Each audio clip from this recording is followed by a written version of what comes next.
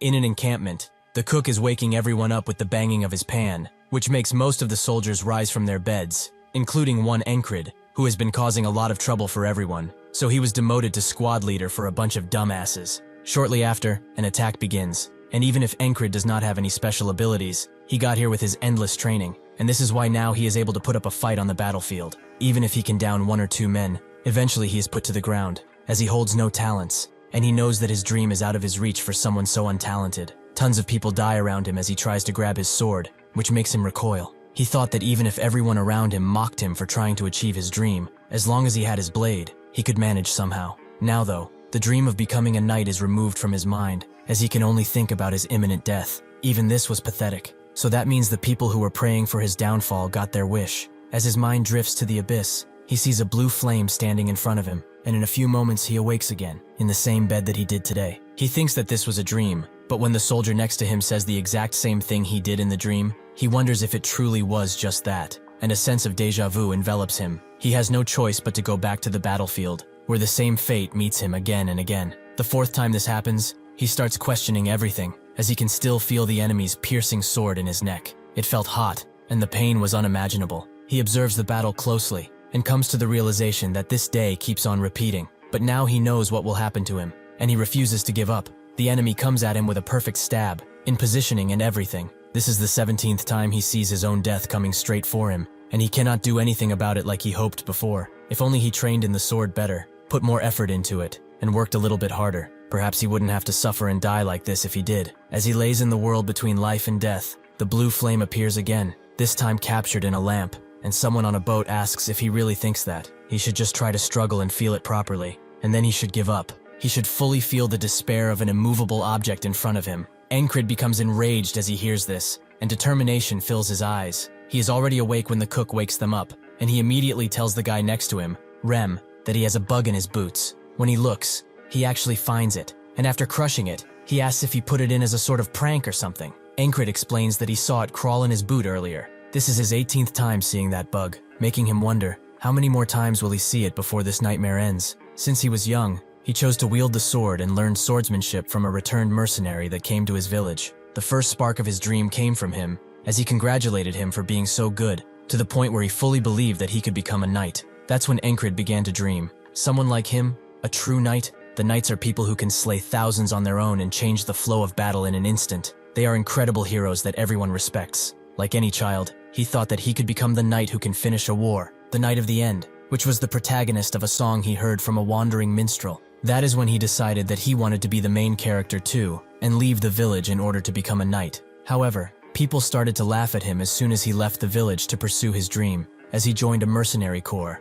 and they were all making fun of how he ran away from a stray dog because it scared him. This way, he learned that his talent is really nothing special, but it was too early for him to give up, so he trained constantly, as hard work is something that never betrays you. Even if he had no talent, Encred believed that with time and lots of effort, even in the most harsh places, he could overcome every limit he had, and thus, he gained a lot of experience. He also gained the strength and endurance to be acknowledged by people around him. That is when hope returned to him, and it returned in full swing. Unfortunately for him, that strong hope was shattered in a moment by a child. There was a 12-year-old boy who requested a duel. He was from the village he was currently resting in. Even with his age and the fact that he started learning how to wield the sword only 6 months ago, he defeated the idiot who spent almost his entire life learning the sword, to the point where his calluses developed calluses. Despair started to befall him. Was his work all in vain? Is there really no way out of being untalented? Encred truly wanted to be a knight, and even if everyone laughed at him for it, saying that it was a hopeless venture, he refused to give up. He spent a lot less time eating and sleeping and started to swing and swing until the sun started to rise and he was completely out of stamina. Even if he hit the tree with tons of attacks, all he could get out of it was a couple of cuts. That's when he thought that even if he could not become his dream, he could at least become an experienced soldier. He screamed out at the unfairness of the world and continued to swing, as this was all he could do. 3 years later, in the present, he is in the Cyprus division, with the 4 companies, the 4 platoons, and below that, the 4 squads. Encred became the squad commander of a second-rate squad, the best position he could achieve after his manic training. Still, it's much better than being a mercenary, as he is a soldier of the kingdom after all. Encred walks up to one of his squad members named Jackson and tells him to do his morning duty for him, as he has to do something. Jackson looks at him for a bit and says that he will have to repay him next time. Rem can't believe that he dared to look at someone of a higher position than him in that way. That guy is going to lose his head one day. Encred doesn't care about that, as he wants to learn the heart of the beast again. Rem is quite surprised by this,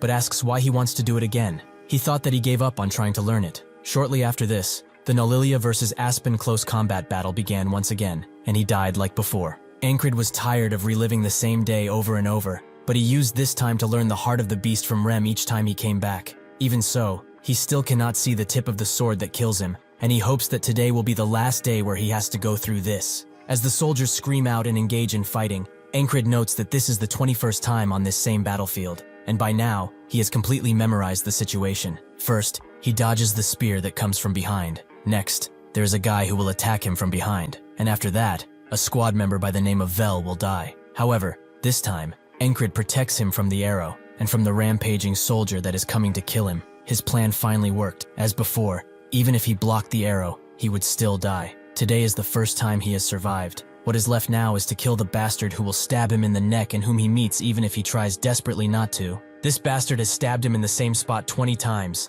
but this time it will be different. He will see his blade. He will survive. Rem told him that since he always closes his eyes when something dangerous comes his way, he is left vulnerable, and to prove his point, he aimed an axe at his neck. He told him that he needed to be brave and not easily agitated. He has to become a bastard who does not know about death, like a beast who is fighting with everything it has for survival. That is the heart of the beast. Encred wonders if he is afraid of death, but he has felt it too many times for that to be true. Death is his friend, as it makes him stronger. For the first time, he manages to dodge his impending doom, and his heart starts to beat out of his chest. He is extremely happy with this, and tries to retaliate, but the expert swordsman in front of him uses a skillful technique and stabs him in the neck once again, ending his life. The boatman greets him again, and says that on this day, he will only feel pain and despair, so he should give up and get on the boat. He should acknowledge himself as weak and be at ease in the afterlife. Unfortunately for him, the boatman has picked the wrong person to challenge, as Encred refuses to go with him, and gives up as he finally sees the tip of the sword he thought impossible to see. Even if it takes him 100 days, he will get out of this loop. Eventually, Encred arrives at the 33rd time he is on the battlefield, and now he can clearly see the first attack that ended his life so many times. But even if he manages to dodge it, he cannot dodge the next one, as his enemy is way too fast. So he falls to the ground, and another death is counted. In his time as a mercenary, he took up a few quests for monster subjugation. It's not like he really wanted to, but he just came to a random village where he was asked to help. The reason he decided to help them was because of his dream, as protecting the weak is what a knight does after all. His reward for doing all of that work was a charm, something extremely cheap for how much he risked his life. But the village elder told him that this would grant what he was desperately wishing for. So Encred wonders now if this is why this day keeps on repeating, just so that he can become a knight. He isn't dead yet, and tries to get up, but the soldier notices and says that he will show him some mercy, since he must be in a lot of pain. Encred knows that this is just a facade, as this bastard is just a monster who enjoys stabbing people. He wakes up in his bed once again and tells Rem that he put a bug in his boot, which he is very mad about, as he didn't expect a squad leader to be so annoying. Encred tells him to stop talking and come outside, as he wants to learn the heart of the beast again. When they go and do that, Encred is able to accurately dodge Rem's incoming attacks, which surprised him, as he didn't expect the skin of his heart to get so thick. Encred says that he just trained, but Rem notes that this technique takes time to learn. There is no way that his family technique could be taught to someone else so easily, but he does not know that Encred has gone through hell and back with it, and the sensation of impending death he felt each time made him much more proficient in it. He tells him that he probably got it by chance, but he wants to spar now, which Rem is pleasantly surprised by and accepts. Even if he masters the heart of the beast, he will just get killed because he cannot land a single strike against that bastard. He continues to dodge Rem's incoming attacks because he doesn't possess any good attack techniques. He only knows one, which is the Valen mercenary sword technique. It's quite anomalous, and it was made by someone named Valen. As the name implies, it's a technique that some speak ill of, and others call it a petty trick. Even so, he has something else he wishes to try. He tries to imitate the stab of his murderer, and he does so pretty well, but Rem can easily throw his sword away with sheer force. Still, for a moment he imitated that stab perfectly. Since he died to it more than a few times, his body remembers it well. Rem says that among what he showed him in this spar, that stab was the most decent, but he should put more impact into it. He tries to explain it the best he can, but he isn't really that smart. So he just says that he shouldn't doubt his attack and put everything into it, to the point where he can already see the enemy in front of him dead. That way, he shouldn't lose grip on his sword. Encred thinks that this was a horrid explanation, but he got it. The difference between his stab and that bastard is that he is not confident in his blade. He must do like he does every time he kills him. Stab with the intent to kill the person in front of him. He tries to do it again but fails, resulting in his death. Even if he has to do it a step at a time or even a quarter of a step, he will advance no matter what. The days continue to pass as he trains and dies. The 11th day, the 123rd day, but finally, on the 124th day, he lets out a strike that Rem has no choice but to dodge, which he calls him crazy for, as he puts so much force into that attack that blood is coming out, and his smile really isn't helping his image. But Encred couldn't care less, as he has finally mastered that bastard stab technique. The first time he tried this technique, he managed to graze the soldier's head, but even if he failed and was stabbed again, he did not blink and didn't even let go of his sword. The soldier said his usual line, that this is mercy, but Encred promised him that tomorrow he was going to die. This made the soldier smile, as the dead have no tomorrow, but he does not know. This time Encred crushes the bug before it goes into Rem's boot and tells him to take his guard duty, making Rem wonder when he became so pushy. This marks the 125th day of the loop. He tells someone called Big Eyes to get him some shin armor, a shield, and a dagger, as he will pay for them later. Big Eyes reluctantly accepts, but he tells him that he is doing it only because he trusts him. Rem comes from behind and notes that the squad commander is becoming a little pushy, but Jackson says that they always push their tasks to him, so this is just revenge from his side. Rem doesn't know what to say, but he's acting weird, like he is extremely tense. As Encred trains, he thinks that every time he dies, he feels a lot of pain, and his mind starts to wander. What if he never wins, even after tens of thousands of tries? What if he can find another way to escape and survive? Would he wake up the next day or still end up in this loop? He is much stronger than before. Isn't that worth something? Shouldn't he be content with what he has? But he steels himself once again. Giving up was never an option. He has to surpass the wall put in front of him no matter what. By learning how to stab efficiently, he proves that he won't abandon the blessing that he was given. With his mind more made up than ever before, he equips all of the equipment he needs and thinks about only moving forward. He and his squad join the ongoing battle, which Encred is prepared for. He is a person with no skills, but he managed to survive all of this because of three things: preparation, luck, and maintaining a cool head. On the 46th day, his left shoulder was completely shattered by a spiked mace, and on the 47th day, he rolled to dodge the mace, but someone crushed his head instead. With this information, he is able to kill the mace guy with a single slash. But on the 71st day, when he first did this, a soldier cut his foot off, so he couldn't do anything to the stabbing soldier.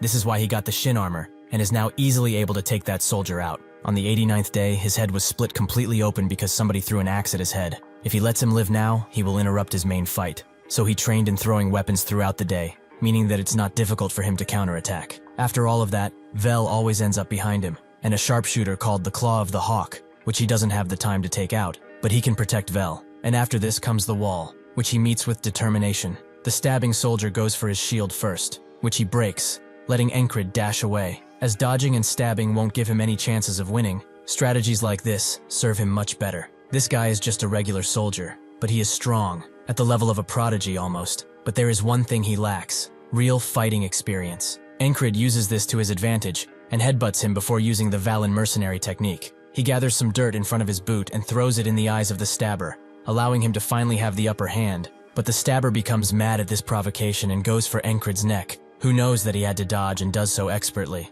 This makes the both of them stand behind each other, and as the stabber goes for another attack, Encred now knows everything about that stab, so he hits his sword in such a way that it completely shatters. At the same time, the Claw of the Hawk aims and shoots another arrow. Encred now has the complete advantage and prepares to stab the bastard with his own technique, but that arrow moves straight for him. That's when one of Rem's axes flies through the air and breaks it, just in time for Encred to finish his revenge. Rem wishes to go for that bastard, but he doesn't have enough time. As the battle rages on, Encred enjoys his victory, and as the stabber crouches down while bleeding out, Encred raises his sword in the air, as this is mercy. With that, he cuts his head off, and finally breaks through the wall that was put in front of him. Suddenly, he is attacked by a strange being and sent flying, which the others identify as a frog. The frog person notes that he spent quite a bit to raise this one, but to think that he would be defeated by a weakling, well, it doesn't really matter, as he will die now. Before he can strike Encred one last time, Rem comes in clutch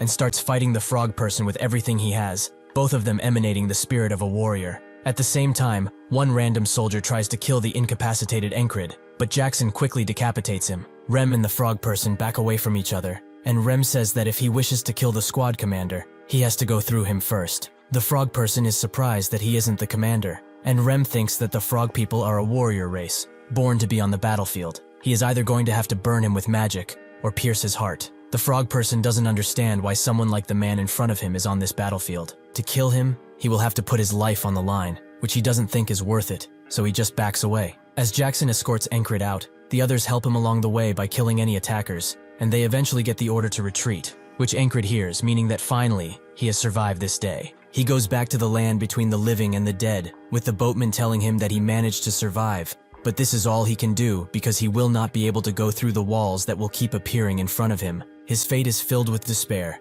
so he should just give up now. Encred slowly gets up and says that for him, walls do not exist to stop him. They exist to be overcome. The boatman likes his attitude, and so he will wait for the moment when those eyes filled with hope will completely lose their light. With that, Encred awakens in the infirmary tent, and Rem, who is beside him, says that he has been sleeping for 2 days. He was actually the one who saved him from that frog bastard, so he better be thankful. Encred didn't know that he was hit by a frog. It's amazing that he managed to live. Rem explains that his bones are not broken, but his head was shaken up pretty badly, so he does remember that they are best friends, right? Encred notes that he never said they are friends, calling him a noble hunter, which makes Rem shut him up, as he can't just blurt out people's secrets without a thought like that when he has nothing to do with it. Anyway, Encred is glad that he was able to get out of that loop alive after so many days. Later, Big Eyes, real name Crace, comes to the infirmary, as he wants payment threefold, as he also paid for getting him in here. Encred wondered why he was in the infirmary when soldiers like him would be left to tend to themselves.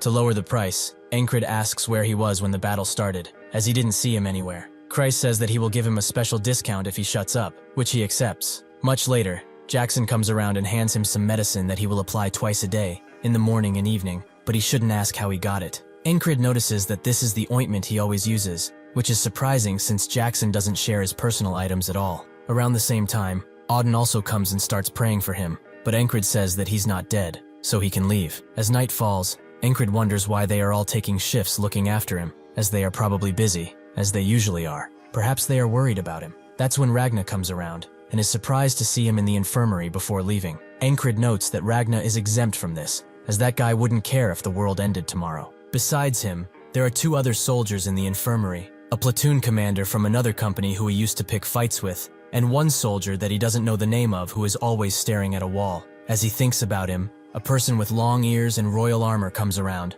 asking for the commander of the 444th Squad, which is Encred. The platoon commander notices that she is a fairy, and she asks which group he is with as a result. He explains that he's Vengeance, the commander of the 3rd platoon in the 2nd company. She then asks if his company taught him to state his race when he meets a superior, which he apologizes for. Encred thinks that this must be the new commander of the 4th company, and he also introduces himself as a result. She has heard that he is leading his difficult squad quite well, so she looks forward to his future contributions. With that, she just walks away, confusing Encred, but she suddenly stops and asks the young soldier who is in the infirmary what his name is. It takes him a while to say it, as he comes up with the name of Krang, but even Encred notices that he just made it up. His attitude in front of a superior is bad too. Is he a noble of some sort? The woman just looks at him and leaves. Late at night, Encred feels almost no pain, and he can put some strength into his body, meaning that he should resume training. Vengeance asks where he is going, and when he reveals that he is going to the training area, Vengeance calls him an idiot, as he shouldn't act tough when he is the lowest ranking soldier there is.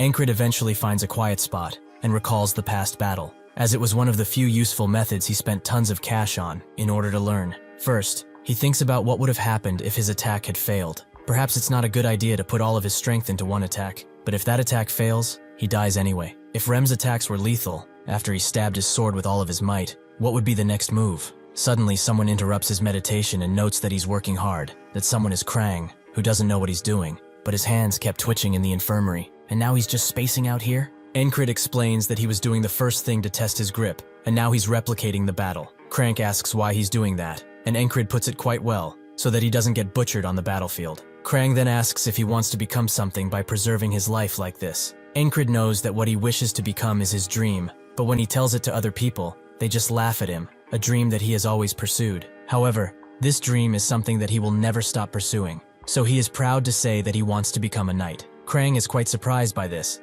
and Encred notes that this is the first time he sees someone not laughing at him for saying that. Krang says that he just forgot, but he suddenly remembered what he needed to do after watching him. If he becomes a knight though, he should at least remember his name. Encred thinks that this is new, as he was never supported up until now. A wandering minstrel arrives at the camp and starts singing songs about legendary heroes, while Vengeance wants his morning rations to come already. Because of all of this, Encred decides to take a walk, where he meets with Jackson, who asks how his injuries are doing. He says that because of the medicine he has been doing well. He's quite thankful for it. Jackson tells him to come back already if he's thankful. Later that night, Krang wishes him a good night, and he does the same, making Vengeance say that they should just marry each other if they are so close. As he drifts off to sleep, Encred thinks that this was a day with nothing important in it. When he wakes up, the minstrel is still singing about Cyprus, and Vengeance is once again complaining about the food, just like yesterday. That's when Encred gets it, and as he walks outside in the same spot, Jackson once again asks how his injuries are. When Encred responds the same way, and Jackson answers the same way, his suspicions are confirmed, and a vision of the boatman comes to mind. While he was sleeping, he died without even noticing. He died like a dog, without even knowing it, but now he's even more determined to overcome this challenge. As night falls, Encred wonders who killed him and why, as the enemy isn't able to go through their defenses so easily, meaning that an assassin did, someone who is probably among them. They know his location and how to conceal their presence. His mind jumps to the fairy, as they are a race that is known for being quiet and nimble. Is this why she came here that day? He must confirm it, as he can't throw out baseless accusations. He just needs to wait. That's when a poison needle stabs him in the neck from above, and he only manages to fall down as the numbness of the poison takes him. He notices that Vengeance is also poisoned, but Krang is stabbed by the assassin, and another assassin comes into the tent as the job is finished, that assassin being none other than the company leader. Encred thinks that even if he was alert, he couldn't feel them. This will be hard to counter. Plus, he will have to face the company commander after he is done killing the commander. It's a truly hopeless situation. He didn't expect for this feeling to return so quickly, but despite all of the trials put in front of him, he came out on top, and so he will definitely find a way to get out. He pulls the sheets above Vengeance and prepares to strike because he assumed that the assassins would have infiltrated by now, but it seems that he needs to be wary of the outside. Vengeance wonders what he's doing, but notes that he must be hunting cockroaches. A fitting thing for him. Encred didn't expect for him to care so much, which gets Vengeance mad, and at the same time, Krang comes inside, wondering if he should come back later and let them bicker. Encred tells him to come in and looks at him while he makes his bed. Considering the assassins took him out in another way, he must be their target. But why? Just who is he? He thinks of not digging into it like his teammates usually do with most things, but since he is involved, he has the right to. He asks what he is, which Krang doesn't know how to respond to, but eventually says that it's not something he can say because it's a long story. Encred just accepts it for what it is, but Vengeance can't believe that he just took that, as he has a feeling that this guy is not from this country, meaning that he must be a spy from another country. That has to be it. Krang gets closer to him and says that he has not and will never betray the kingdom. As he said that, Encred felt something in his eyes, the will and aura of a knight, but he is not one, as he is powerless against the assassins, though now he has confirmed that he is hiding something that he doesn't want to tell. As night falls and they wish each other good night, Vengeance falls silent, perhaps because he is scared of Krang now. The assassins are also about to barge in soon, so he gets up and tells the others that some assassins are going to invade this tent. They better come with him if he wants to leave. The others think that he is crazy, but that's when someone asks how he noticed, and he is hit at a vital point before he can even try anything. The assassin kills all of them in seconds, and Encred wakes up to the minstrel singing again. Since he has no way of letting the others know that the assassin is coming, he can't get them on board. At first he tries to get help from a commander, who tells him to screw off, so he tries to predict the assassin's movements, but he is killed in an instant. Next, he tries to ambush the ambusher, but he is killed without even knowing where the assassin was, as he cannot see him, though they can see his every move. As long as he cannot avoid that poison blade, he will die without being able to do a single thing. The 20th morning arrives, and Encred falls into the pits of despair but crawls right back out, as he has only died 20 times. He needs to think of how to get rid of the needle first, and a way to avoid fast attacks, so he goes to Jackson for it. While they were training, he asked Rem why he was calling Jackson a wildcat. He explained that he only attacks when he's behind someone and then runs off, which reminded him of a cat. Encred assumes that he would win against the assassins, and he can't just take him in since he has no authority to do so, but even if he could, he must pass this wall alone, so he will learn from the best. He asks Jackson, if someone were to stab him in the back, what could he do in order to stop it? Jackson thinks about it and is not sure, as nobody has ever survived his ambushes, something that Encred takes note of. Jackson notices Encred's desperate stare and relents, telling him that he always needs to have eyes in the back of his head. Encred asks what that means, and Jackson explains that it's basically perfect timing. For example, the wagon behind the tents that's just passing by now. Encred is shocked to find that there's actually a wagon behind him. But how did he know? Does he really have eyes in the back of his head? Jackson also says that the wagon is going to come apart, and only seconds later, that happens. Ankrid asks if he's some type of prophet with a hidden talent, but Jackson notes that he just must have spent too much time with Rem to think that. Jackson tells him that he simply followed sound as he heard the axle of the wagon creak from here. If he can efficiently hear what's around him, he can basically predict what's going to happen next. Ankrid is more surprised that he heard something so quiet, as he didn't even hear the wagon in the first place. Jackson leaves him with one final piece of advice. He should keep trying to listen to what's around him and hone his senses to help him isolate sounds better. Ankrid notes that this was a pretty good explanation, too good for someone as lazy as him. Jackson tells him to not get the wrong idea. He is lazy, but he doesn't want to have him on his consciousness for not helping, and nowadays, it seems like he keeps trying to learn new things. After night falls, Ankrid attempts to face his second wall in the face of a sure death. The only objective he must complete is to hear them coming. He hears the footsteps of the guards that are on patrol, the sound of the torches, but no sound of the assassin. He tries desperately to hear him, but he ends up meeting the same fate, and awakes again to the annoying sound of an old tale. Even if he died, his body remembers everything as clearly as day. He remembers what he learned, and the pain he suffered. He goes back to Jackson once again, who tells him that he can get a lot of information from sound, as it can tell him the location of something purely based on the direction, and once he is able to hear faint sounds, his ears will have become the second pair of eyes he needs. He suddenly snaps his fingers and tells Ankrid that sound is a wave. It rings out in all directions, no matter how silent it may be. In the chaos of 1,000 sounds mixed together, he needs to isolate one and maintain it. Ankrid goes to try just that in one of the busiest parts of the camp, and practices what Jackson taught him. He first isolates the sound of the flags flying about. There must be at least 7 to 10 flags flying together. Then he isolates the sounds of the footsteps that are right next to him. He attempts to feel every single sound, the familiar and unfamiliar, whatever they may be. Suddenly Krang appears and asks what kind of training he's doing now, while also calling him Ensi. Ankrid asks about that weird nickname, and Krang notes that it's just a nickname. He must be fine with it, right? Ankrid sure isn't, but he also doesn't care that much. As for the training, he is just sitting around here like an idiot doing nothing, not actually training. Krang finds that strange, as he doesn't seem to be the type of man who sits around and wastes his time, right? Night falls once again, and the same things happen. He is poisoned, and Krang is stabbed to death. This is the 33rd day, another failure. On the 34th day, Ankrid didn't hear a single thing again, and he continued this cycle of failure again and again. What Ankrid needs isn't more experience, divine intervention, or a sudden realization. What he must repeatedly do is what he must do, no matter what. This time, when Krang attempts to sneak up on him, he opens his eyes before Krang can speak a word. Who is surprised that he actually sensed him? He must be training his perception, right? Since he isn't an idiot who wastes time. On this night, as soon as the assassin throws the poison needle, Ankrid dodges decisively and strikes back at the assassin. From now on, the faceless death he has met countless times is no longer faceless. The assassin gets mad and retaliates right back at Ankrid, who can feel that he's not great at combat. Despite his assassin abilities, he can kill him. He looks at the others to make sure they are okay. Vengeance is dead, but Krang is unsheathing his sword and getting ready for battle. Even if this guy is inexperienced, he will not let his guard down, as he is still an assassin and must know all of his vital points. He desperately tries to hit Ankrid and finally gets him with a throwing knife, but that's when the ferry commander rushes in and Ankrid moves his target to her. If he does not attack first, he will most certainly die. This action allows the assassin to throw a bunch of poison needles at Ankrid's unsafe back and at Krang, who has no chance of defending himself. Instead of retaliating, the fairy rushes behind Ankrid to catch all of the poison needles with her cape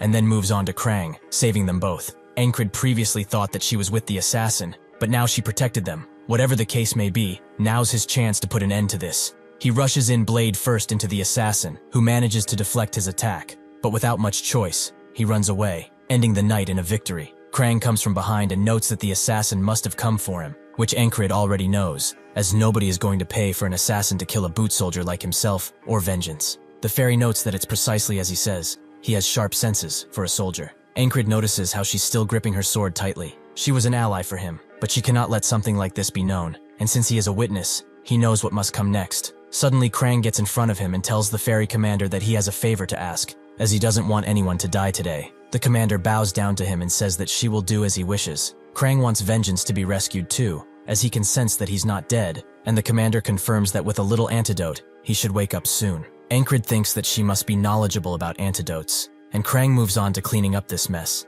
as it's going to be a bother if people find out assassins were in the camp. Ankrid notes that nobody will be suspicious of anything if there is nothing left, which he has an idea for. Eventually, they burn down the entire tent, and people rush with water while they confirm that only 2 survivors remain out of the 3. With this, the traces of the assassins have been removed, and Krang will take care of anything else. He and the commander walk away from the camp in the dead of night, with the commander noting that if that squad leader hadn't slowed the assassin down, he would have died. Did he perhaps change his mind because of him? Krang confirms it, as that man is just too interesting. He has been trying to avoid something like this, but when he thinks about him, he just can't feel anything else. He must have rubbed off on him, but the next time they meet, they will do so in their respective roles. Inside Encred's mind, the hollow scythe of the Reaper disappears, though the boatman comes around and says that he will meet death again in the future. Encred is more confident than ever, and tells him to bring it on. Finally, he beat another repeating day, and managed to wake up the next morning. Now he can sense the presence of most things, but he still couldn't sense that fairy, so he has a lot to do when he gets back. Thankfully, he wasn't injured anywhere, so he can return now.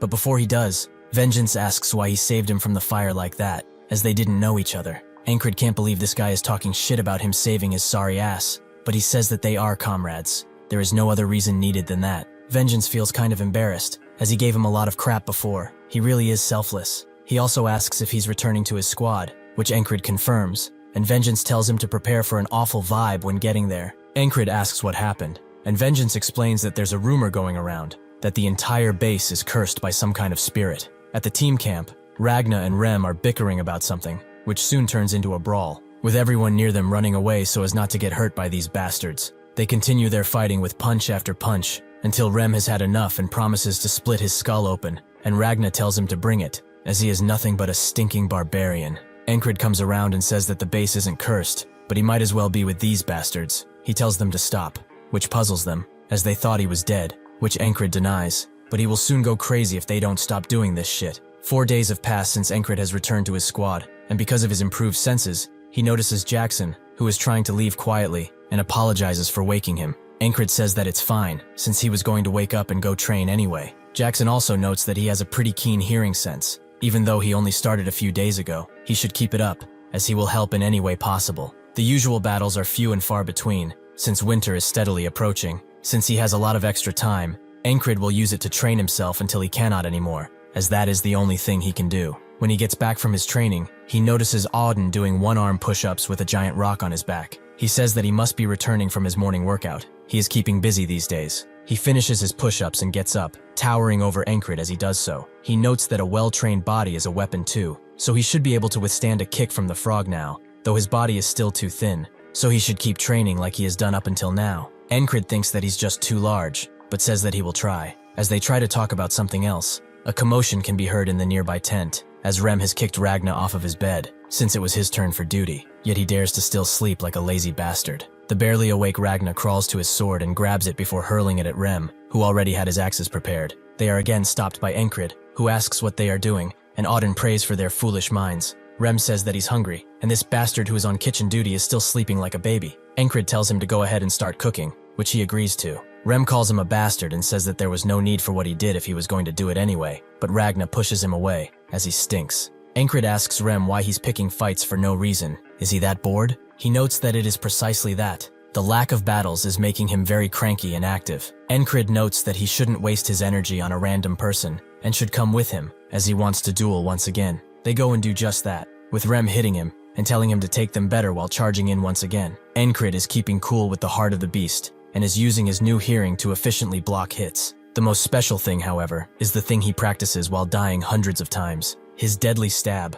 Naturally, Rem dodges, allowing him to grab his blade with one of his blades and grab him with his other hands. He makes Encred fall to the ground with this momentum, ending the fight. He was expecting more from him since he has improved so much in a short span of time, but he has become really boring, as he keeps practicing that same stab again and again. Encred knows what he's talking about, but now he knows that he is different than before. Now, he can repeat everything hundreds if not thousands of times, and still go forward. He beckons Rem for another fight, as he will make sure to destroy him. Rem thinks that this guy's skills are very lacking, but he cannot get enough of those determined eyes of his, so he agrees to continue fighting. Just when they get into position, a downpour of rain arrives, forcing them to retreat back inside. Rem hopes that he won't get a foot fungus because of all this dampness, while everyone is doing their thing, be it praying or sleeping. Christ comes inside too, and wonders how many times he will have to cancel his duels because of dumb rain like this. He's really starting to believe that they have been cursed. Encred asks what curse he's talking about, and Christ notes that it's about the one from the rumors.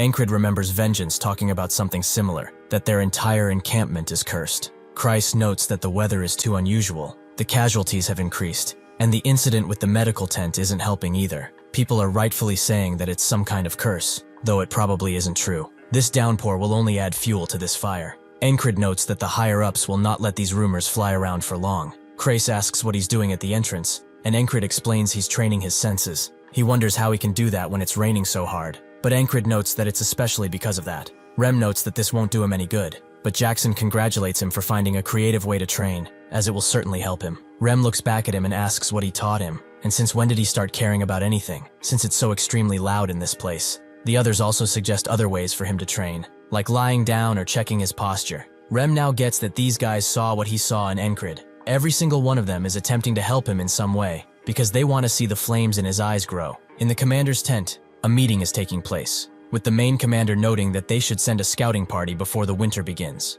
Does anyone have any suggestions for filling in the remaining seats? The ferry commander suggests the 444th squad leader, which the main commander finds kind of dumb. Won't he just hold the scouts back? The ferry commander notes that he could bring some unexpected results to the table, and she recommends him purely out of her ferry instinct. The next day, Encred gets the news that he is being sent to the scout unit. When he gets back to camp, Kreis asks if he did something to piss the commanders off, while Encred is getting dressed up. He notes that he didn't do a thing, though Kreis finds that hard to believe. Encred is still suspicious about the ferry commander. Perhaps she wants to deal with him after Krang has left. Rem comes around and asks if he is really going, as he can help him get out of this whole ordeal. Encred says that he can't use his axe on Superior, like he unusually does, but Rem notes that he wouldn't tell him to do something so harsh. Encred tells him not to actually do it while he's gone, as he has a history of doing stuff like that. Auden starts praying for him constantly, and Ragna offers himself to go in his stead. Encred appreciates it, but the second he leaves the camp, he is bound to get lost, which the others agree with. Jackson explains that since he is going to the tall grass fields,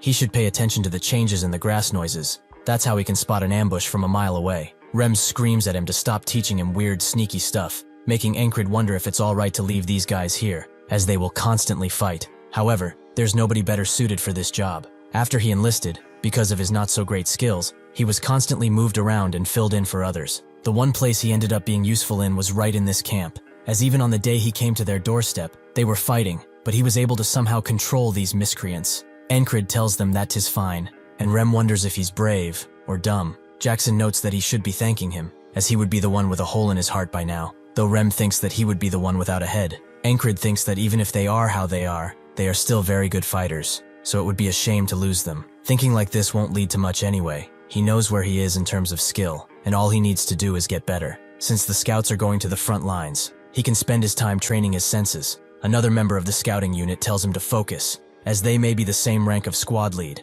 but he is the leader of this scout squad. So if he has a problem, they should fight it out. This is Andrew Gardner, scout squad leader. The others laugh at Encred's expense, as he is from the outcast squad. He probably doesn't even know how to hold a sword properly. Andrew notes that if he does challenge him, he will try to not hurt him. Since he is already useless, he can't be more than that. He then makes a statement to the squad. If the enemy comes, they just bash their skulls in. Simple as that. Encred can't believe what he is seeing. The scout team, which is supposed to be silent, is now creating a ruckus out of nowhere, and the squad leader is also greener than a freshly sprouted flower. Will this mission really go well? Eventually one of them finds some tracks, which Andrew recognizes as new tracks, so they should follow them and have themselves a succulent meal. Encred can't believe his stupidity. As news travel in a group of 20, is he seriously going to fight that many? Someone next to him starts laughing, as that's not a new track, is a gazelle. He begins talking with Encred, noting that the squad leader is kind of obnoxious. Isn't he? This is Henri, a member of the squad. Previously, he was a hunter in a mountain town, and he seemed to not care much about the squad leader. He struck up a conversation with Encred, and they soon became acquaintances. Henry talked about the basics of hunting, which he found pretty useful. He notes that animals have separate paths they walk on in these fields. He will tell him more tomorrow. Because of the leader's incompetence, they spent the whole night searching for invisible news, and the scout squad's day was wasted. While trying to sleep, Encred can hear Andrew bickering with himself, as he must get some results. Anything. The next morning they arrive at a grassy palace, which Andrew recognizes as Green Pearl, or the uselessly tall grass field, as he likes to call it. He tells everyone that they will cross this grass and find the enemy scouts, then bring them back as prisoners and be rewarded. Henry finds this idea kind of whack, since they are supposed to scout first, but Encred notes that it's the leader's command, so they must follow it. As they trek this grassy land, Encred is surprised that Andrew isn't bellyaching anymore, and is actually taking this mission seriously now. Henry finds it strange that there's no animal droppings in the area. Because food is abundant around here, there should have been at least a few.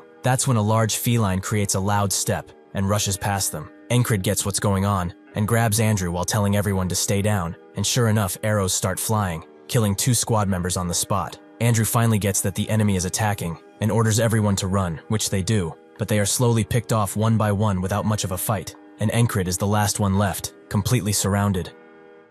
By using Jackson's listening technique, Encrid is able to get quite far from the ambushers and even dodge some arrows, but unfortunately for him, the enemy attacks from all directions, so he dies, while thinking that they must avoid this spot. He tries to tell everyone not to go in there, but Andrew calls him a crazy bastard and threatens to beat him up if he keeps talking crap. Since nobody will listen, perhaps he has to make his way out of this place alone. With that in mind, he tries to run in a different direction at the moment of the attack, but the enemies still get him. Since Encrid has the power to repeat on his side, he doesn't worry and keeps trying and trying. One time he got caught in the open by 20 crossbowmen who put him down like a rabid dog. Then after that, a squad of spearmen impaled him without mercy. Even when he managed to make it to the night, these bastards wouldn't stop searching for him. But this allowed him to notice that their uniforms are green. They must be a squad specializing in ambushes. He surprisingly makes it out of the bush and into a large camp, where he sees something that shocks him right before getting stabbed from behind. But he doesn't even care. Now he has some critical information.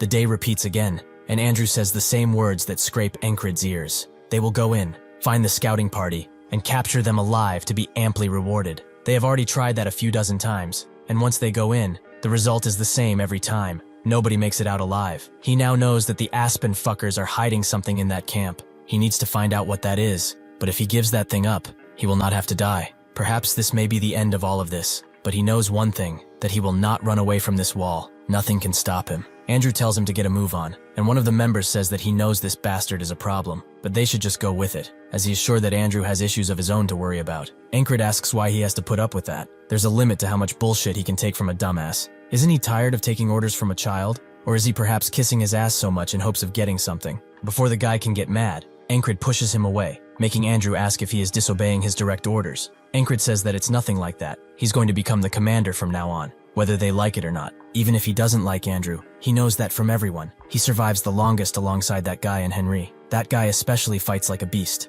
fitting of his appearance. He is the most skilled one in this squad, but he doesn't scoff at Andrew at all, so he has to be some bodyguard for him. Andrew draws his sword and says that he can take command only if he beats him, so he better get ready. Encrid knows that a normal soldier would not have something like a bodyguard, and Andrew seems pretty trained, considering his posture. He has little experience too, given his skill level, so he must be some lord's son or something. However, that doesn't really click, as the son of a lord wouldn't have to be worried about getting results. Perhaps he's a fallen noble. Andrew notes that based on his pathetic skills yet strangely high rank, he must be some sore loser who only trains in hopes of getting paid. He is different than he is, and he has an important mission to fulfill. Before he can say anything else, Encrid says that he talks too much, so he should come here already, as he won't even use a sword to make it fair. Encrid did this because he would struggle against Andrew if this was a normal fight, but now he is obviously mad and looking down on him. This action will give him the opportunity to take over the situation instantly and use it to craft a new future. With one blow, Andrew is on the ground,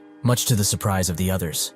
Encrid says that he is the commander now, and he hopes that they won't have a problem with that, because he won't care anyway. Nobody says anything, not even the bodyguard, so Encrid has completed his first step. Later that day, they go through the bush like usual, with one of the soldiers wondering what Encrid is thinking. Suddenly, he asks Henry what his dream is, who says that he wants to marry a beautiful woman who runs a flower shop. Encrid notes that to do that, he must survive today. He asks another soldier what his dream is, who says that his lover just had a baby, so he hopes to raise it together. Encrid tells him that if he doesn't want that child to grow up without a dad, he needs to make it out alive. He asks the other 2 soldiers the same thing, with one saying that he wants to open up his own business, and the other simply wishing to return home. Finally, he gets to Andrew, who wants to fulfill his mother's dying wish, to revive House Gardner. Encrid feels like all of their responses are the same, as they all must live in order to fulfill them. He turns around to face them, and puts his entire sincerity into these next words. They will make it out of here alive. He did this because he needs these guys to trust him, and there is nothing more motivating than remaining alive. So with the enemy appearing soon, he plans to break through first. He suddenly orders Henry to shoot an arrow in that direction,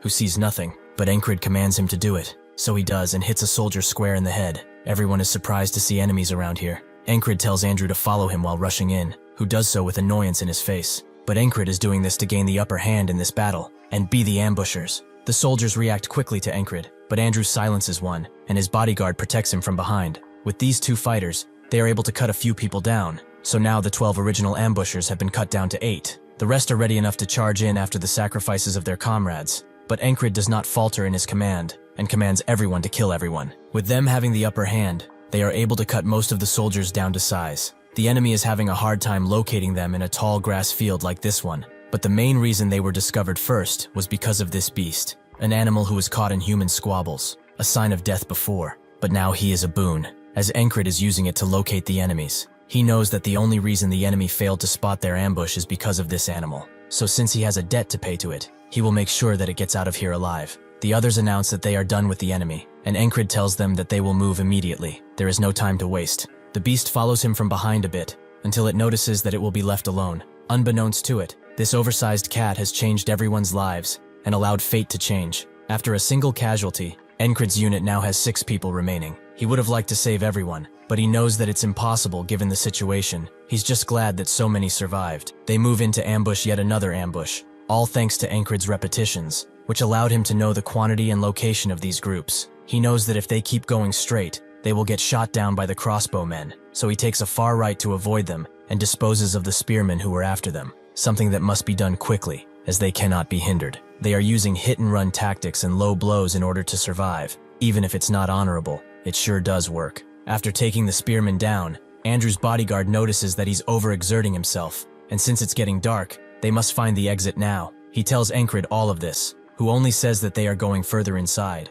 He will also not accept any disagreements. They must obey and follow him. Suddenly, the bodyguard puts his blade at Encred's neck and says that he should act accordingly. He has no plans to follow him to his damnation. Even if he has to kill him and desert him, he will find a way to live. Encred notes that he must also know that it's too late to turn back. After the commotion they made, their retreat will be blocked by swarms of enemies. The bodyguard asks what the alternative is. Follow him into the pits of hell? Encred pushes his sword away and says that he would like to make one thing clear. He wants to survive just as much as they do, probably even more considering what he did. Andrew previously thought that this guy would be some useless bastard, just like his father, who gave up on life and wasted the entire wealth of the house to drink his sorrows away. But he is not like that. He reminds him of someone else. He remembers his mother's dying words. Their house is finished, but even so, she hoped that he would become a person who could lead everyone, so he should earn people's trust by becoming a leader and rebuild this family. Encred is like the person he always wanted to be, so when he says with such confidence in his eyes that they will get out of there, he has no choice but to follow him until they see the end. The bodyguard tries to change his mind, but Andrew says that Encred is now the captain, and a squad always follows their leader. With that out of the way, he tells everyone to crouch down and follow him until he gives another signal. The first step of the method to escape from this place is to take initiative and ambush the enemy to break the encirclement. They did that, so now for the second step, they have to be quiet. This is the critical point Encred has found after many repetitions. Only at this exact time, and at this exact place, can they let the legions of soldiers pass them and come out of it alive. Everything is going according to plan. So now, Encred has reached the final step. When the sun sets, darkness rises, and the reason they failed to escape this place is clear. They eventually arrive at the enemy camp, where Encred wanted to be. The soldiers of Aspen are so adamant about protecting the field because they are hiding something in here that they don't want anyone to know about, something that is life and death to them. So, what would happen when something more important than catching them happened? If that happens, they will definitely find a way out of here and live to see another day. Encred tells everyone that he will set the enemy camp on fire, which the bodyguard thinks is insane, as they are literally in the middle and will probably be surrounded and killed. Encred asks for his name, which he says is Mac. So Encred tells him that he won't tolerate his disobedience anymore. He tries to say something, but Andrew tells him to be quiet, which surprises Mac quite a bit. However, he knows too that they can't do anything else but follow the commander, as the clouds are covering the moon already. Encred suddenly cuts a tent open, making Mac get ready for battle, but it's revealed that there's nobody inside, and Encred moves like he knows what's going to happen, since he is rushing through the enemy camp like crazy. Mac is more confused by the fact that they have not seen a single enemy yet. How is something like this possible when they are in their own camp? Encred suddenly tells them to wait as they get near the middle, as there are some soldiers nearby. He has infiltrated this camp at least a dozen times or so already, but when he noticed that flag and tried to touch it, the entire base suddenly shifted their attention to him and killed him. He explains to everyone that what the other soldiers in the grass field are trying to protect is that flag. That is their main objective here. So what would happen if that flag were to suddenly light a flame? Mac still doesn't get how Encred knows all of this stuff, but that's when he remembers the ferry company commander, as she was the one who appointed him to this position. The reason why this guy suddenly took control of the squad and infiltrated it was to complete a secret mission that was given to him. Encred tells everyone that while they cause chaos, they will also run and split into groups of 2 from now on. One group will be the bait, and the other will start the fire. Thinking he knows everything, Mac volunteers to be in the bait group, confusing Encred, as just moments before he was quite defiant, although this is better for him anyway. He has dragged this squad into this encampment many times already, but has never had this many people, meaning that today is his best try yet, and can probably do it. With that, they begin with Mac throwing a rock at a guard and running away, making the others rush to grab him as quickly as possible. With this opportunity, Encred grabs a nearby torch and rushes to light the flag, but that's when a large brutish man stands above him and strikes his torch down. Encred is shocked, as he did not hear him coming. This is a person he has not seen yet. He is not one of his variables. Where did such a beast come from? The brutish man calls him a rat, but Encred tells him that he's too late already, as the torch made it to a nearby tent, which caught fire quickly. This sends all of the soldiers into a panic, and they all rush to grab some water while some are still after the intruders. Mac has baited away most of the enemies, and he got the attention of the rest, meaning that Andrew has done his job and set fire to the rest of the tents. Now it's time to get out of here. He smashes his foot into the ground and propels his whole body forward towards the unknowing brute. Encred can finally see his way out of here. He can see tomorrow. Unfortunately for him, in a split second, the brute dodges his attack and lands one of his own, slashing Encred's side. He thinks that this was the most perfect stab he could have ever mustered,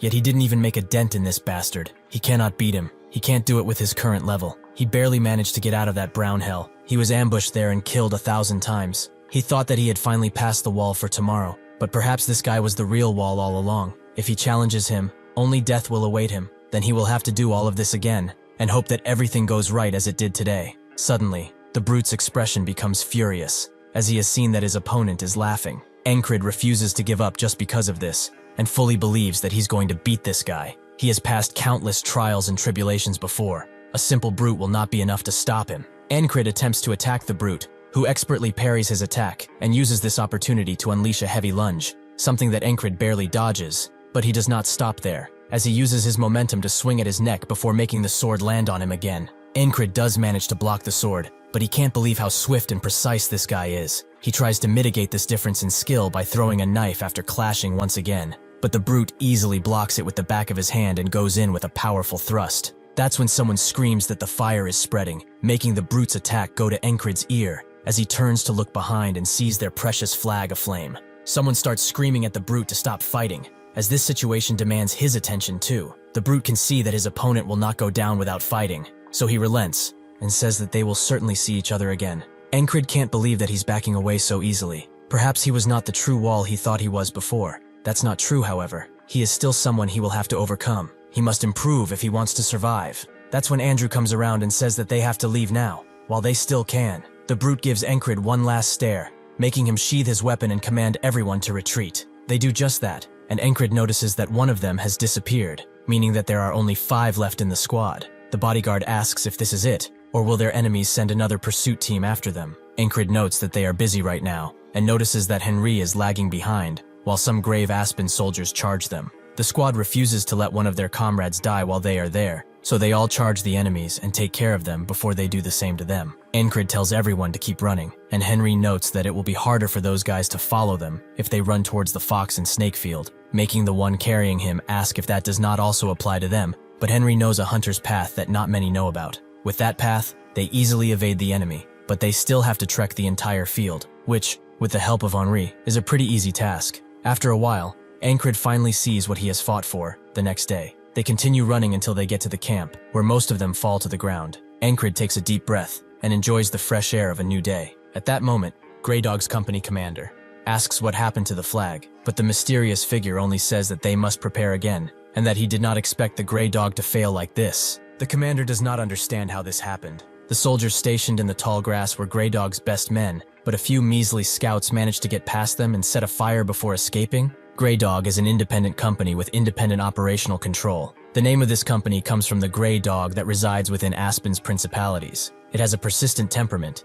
and it has a need to connect with whatever target it decides to hunt. Whether the beast is in love with its target or wants to maul their flesh slowly, the result is the same. Therefore, this company, which is named after this hound, is also called the Persistent Lovers. The commander asks Mitch Hurrier, the one Encred fought with, if his opponent was really that strong. Mitch says that were it not for the fire, he would have killed him. Grey Dog notes that he got lucky, which is also a powerful skill. From now on, I will call him Grey Dog, because he is the commander of the company, so he deserves to be called by the company's name, and it's easier than saying every time the commander. But Mitch vows to not let him slip away again. While tending to his wounds, Encred is still conflicted, as he did not pass the wall in front of him. He wanted to keep fighting that guy, but the situation demanded something else from him. That's when fate connects these two, as Mitch promises to kill that guy, and Encred vows to overcome this wall no matter what. While Rem is swinging his axe out of boredom in the tent, he wonders what Encred is doing, as there is no news of him as of late. He suddenly stops, and wonders if that bastard died. He got a lot better in a lot of ways recently, but he's still a weakling,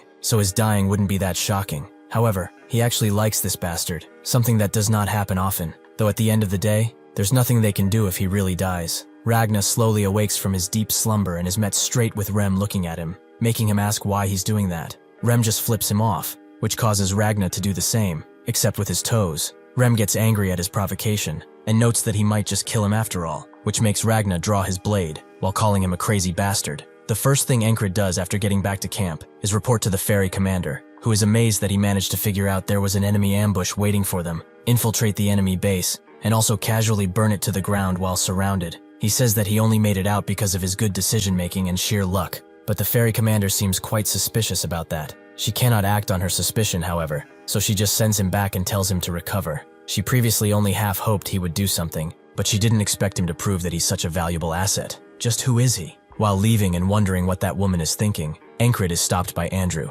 who sincerely apologizes for acting out at the start of their mission. They are all alive thanks to him. Will they be able to meet again though? Encred can't answer that for certain, so he just says that they will meet, but only if fate allows it. Before he leaves fully, Andrew takes one step forward and bows deeply, something that all of them do. Encred knows that he did good. Those 4 that are bowing now are alive thanks to his decisions. But was that really the best he could do? In the end, he still lost 2 squad members, and perhaps he could have saved them too if he were stronger. Because of his repetitions, he is able to climb over his limits, and eventually he will be done with this desperate struggle and follow the path he always wanted, becoming a knight. He will use these repetitions for that cause, and to prevent them, he will get stronger. Suddenly, his deep thinking is interrupted by a bunch of soldiers screaming about a fight, and sure enough, Ragna and Rem are at it again, with both of them looking like they really want to kill each other, even if they are squad mates. Encred never saw those kinds of expressions out of them, not in the countless times he sparred with them at least.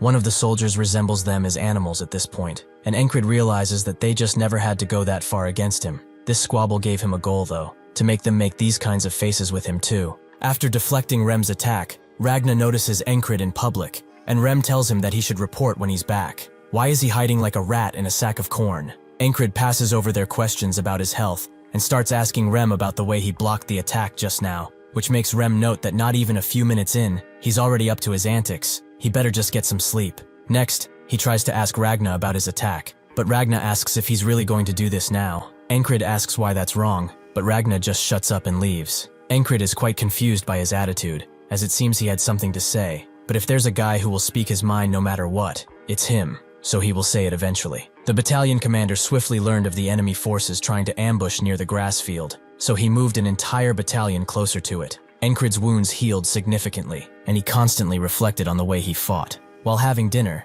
Encred finishes first, making his squad mates ask if he can't just rest a little. He says that he will just train for a bit, making Rem note that if he continues to mess up his body like that, he will croak soon. The next day, Ragna wakes up earlier than usual, because he is awoken by Encred's training outside. He slowly gets up, and drags his sword along while thinking about some things. He's very good with the sword, as getting stronger isn't that difficult for him. He even had a chance to become a knight at one point. However, all of that bores him to death. There is nothing he wants to do as a knight, so why would he spend his time and sweat on it? He cannot find a single purpose behind getting stronger, so he loses his own purpose. Just like that, he came to a standstill, never improving, never falling off. He arrives at Encred's training spot, where his injuries get the better of him, which makes him fall to the ground. Ragna can see just from this that he learned his fundamentals wrong, which are a must if he wants a proper start to getting stronger. With all of the shortcuts he made up for his awful fundamentals, becoming powerful for this guy is impossible, even with training. However, he still has one question for him. Why is he putting his body through such hardship and trying hard like that? He decided to ask him now, why does he do this? Encred's answer is simple. He just wants to become stronger. Ragna then asks what he will do after that, and Encred answers swiftly again. He will become a knight. Ragna feels like a knight is just someone who knows how to fight. Does that really have meaning to him? Encred explains that the knight he aspires to be is someone who decides for himself what is wrong and raises his sword for it, for honor, for the sick and downtrodden, and for the ones he cherishes most. Ragna begins questioning himself because of his words, as strength really is just a tool. What is a knight then? Or better yet, what is a sword? What does he want out of this short life of his? Well, pondering it like this is dumb, so he will just walk that path himself. He gets closer to Encred, and he comes to him with a proposition. Would he like to learn the way of the sword? Encred immediately accepts Ragna's offer, who thinks that he shouldn't have proposed such a thing, because he feels lazy about it already. Still, that determined look on this guy's face might prove quite interesting. He notes that he knows Rem taught him the something of the beast, right? That, and his stab. He must get rid of everything, except those two things. Encred asks if he also has to get rid of the Valen mercenary technique, which Ragna confirms he really has to get rid of in particular. If he doesn't, even if he does learn a new technique, he will return to his habits, which is just human nature after all. If that happens, he should just give up now. So it's time to choose. Either forget everything and begin anew, or remain complacent in his mediocrity. Encred immediately chooses to start fresh, which surprises Ragna, and he asks if he's sure. Encred just asks what he must do first, which makes Ragna think that he's not normal at all. He explains that he has a good sword technique, so he does not need to have a lighter blade like he does now. He would profit a lot more from a longsword, so they should swap. Encred asks if handing his sword over is okay, but Ragna doesn't care. It's not that special anyway. He begins instructing him on how to wield it,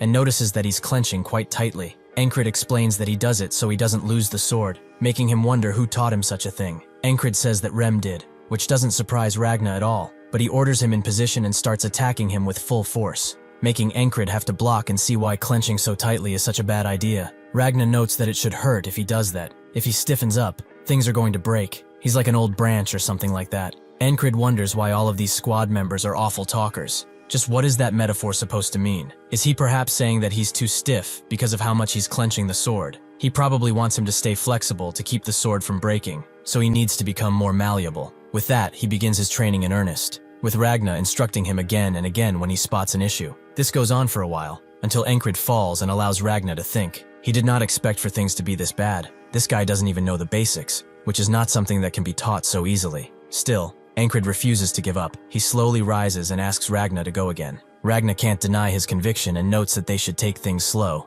Baby steps are the best after all. That's when Rem arrives, and asks what they are doing here, skipping meals and disappearing like that. He asks Encred if Ragna is giving him a hard time. Does he want him to deal with him? Encred asks what's going on, as he's not usually dressed up. Rem tells them that they are being called, as the enemy forces are gathering in the distance. Every soldier gets ready and in position, but Ragna wonders if teaching Encred those things was a mistake, as he's still new and can't fight well with them. He just might die because of that, meaning that he will unfortunately have to look after him. Encred really wanted to learn more from Ragna. In the distance, a familiar flag flies, as the enemy approaches, and the warlock notes that this is the end for them. As soon as he says that, the entire area is covered in a mysterious and heavy fog, making people unable to see each other. That's when they all hear a certain sharp noise coming towards them, and only Encred recognizes that they are arrows, so he tells everyone as such. But some do not have the opportunity to defend. The ferry commander realizes this is no common fog. They have been completely had. The warlock laughs in their faces, as getting this spell ready was a hassle. He had to offer the blood of tons of animals, and collect the cleanest water from the purest lakes, while also constantly casting rain spells. Once they activated this spell, it obscured all vision, and unless they get under the casting point of the spell, that being the flags, this will be a one-sided battle. This is called the Fog of Annihilation. Mitch comes next to him and sees that he's quite satisfied, which the warlock confirms. He barely managed to get this working, especially after they lost a flag. This makes Mitch think about his opponent. He has to find him and teach him a lesson in manners. Encred dodges the incoming arrows the best he can, and someone behind him warns him to keep his head down, which he recognizes as Ragna. The one in front of him cursing out the enemy is definitely Rem. Even if he's so close, he can't see him, meaning that they cannot fight like this at all. Only when an arrow falls right next to him does he realize that his breath is getting strained, and he is getting stiff, and his legs are refusing to move, meaning that he cannot use anything that Ragna taught him. He didn't expect to get all of his lessons on the first try, and even Ragna said that he should go back to his old style, since he doesn't have this new style down and will make a lot of mistakes. Even then, Encred knew that only death awaited him if he tried, so he had to resort to some more drastic measures. He rushes through the fog, allowing an enemy to impale him with a spear. The enemy thinks that this guy is over with, but he is spooked when he sees the determined smile on his face and finishes him off quickly, allowing Encred to go back to his teachings. If he's honest, Ragna is not a good teacher. Because he is a genius, things are more obvious for him, and they are hard to put into words. Even now he wonders what he did wrong, as all he commanded him to do was swing downward. Encred knows that he's not making fun of him. He's just like that, and asks where he should center his gravity. Ragna doesn't know how to answer, something that Encred expected. His explanations are quite lacking, but observing and listening are his strong suits. So he will remember his stance, no matter how many times it takes. He eventually arrives back in the fight and can deflect arrows, but he is still too stiff, and chooses to let himself die once again, so that he can continue learning. He does that until the 31st day, where he becomes capable of flexible movement. Ragna notes that his steps have become quite fluid. Where has he learned that? Anyway, with that he should be able to learn the basics. The 3 basic attacks are cutting, stabbing, and slashing. He should use the edge of the blade for defense, and if the sword is of good quality, he can use the sides too. The shortest distance between him and his opponent is called the line of attack, so using the sword is about blocking his opponent's line while extending his. He should draw his opponent in his head the best he can and reach out to him with the sword. The next time he goes into battle, he can easily dodge the enemy's spear that was always ending him, too easily. Unfortunately for him, 3 more await him behind, but it's fine, as little by little, he is starting to change the usual today. He successfully learns how to parry and dies again. He also successfully learns the diagonal slash. These things add a little bit more at a time, and even if he dies, he doesn't care, as his progress is steady. This time, when he fights Ragna seriously, he is able to use all that he learned to successfully defeat Ragna, who sees an entirely different person in Encred, because he has truly changed. With this, he thinks that he can't improve anymore with his talent, and despite Ragna's screaming, he still charges in. His body, swift and easy as a feather, is able to dodge the enemy. This is the road he must take in order to become a knight, and even if he experiences the most pain anyone has felt, he feels gladness and joy. This is so fun that he could go insane from it. He goes back once again, to the time when Ragna asked him if he wanted to learn the sword. He immediately agrees that, like he did all of these times, he will die as many times as it takes for him to achieve his goal. After testing him a bit, Ragna realizes that he's good. Too good, in fact. Has he been fighting like a second-rate mercenary on purpose up until now? He's got all the basics down. To him, it seems like he needs more experience in the field, rather than more training. With those words in mind, Encred goes through today tons of times. Must be over 200 by now.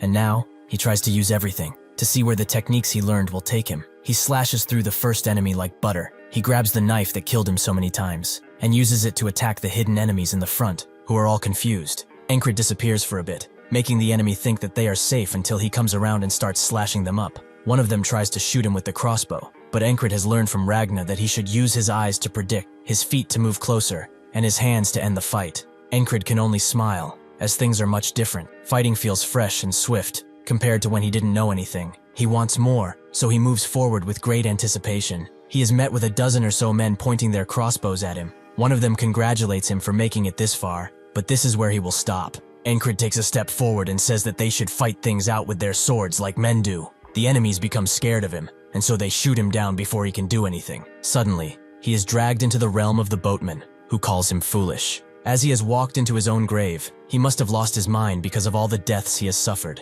Encred wakes up again, wondering why the boatman appeared, just to curse him out for dying so many times. Rem asks why he has such a blank stare on his face, making Encred think about him. He is the first one to call out the spell whenever it happens, and the enemy formation lacks any tact. They are only there to protect the flags. To find out, he asks Rem if he knows anything about spells. Rem asks why he would like to know, and Encred excuses it as just making conversation. Rem asks if he even knows the difference between magic and spells, but Encred only knows that magic is more common, which is true. Rem explains that a spell requires some type of medium, something that is very important in casting spells. They cannot exist without a medium, not like magic does. Encred finally gets it. The fog appears because of the spell that uses the flag as a medium, so when the flag breaks, the fog disperses too. He asks Rem if his tribe uses spells too, which Rem has seen a few times, but there are not many actual spellcasters around. Most of them are hexcasters, warlocks as they are commonly called. Encred suddenly leaves, as he has somewhere to go, to train.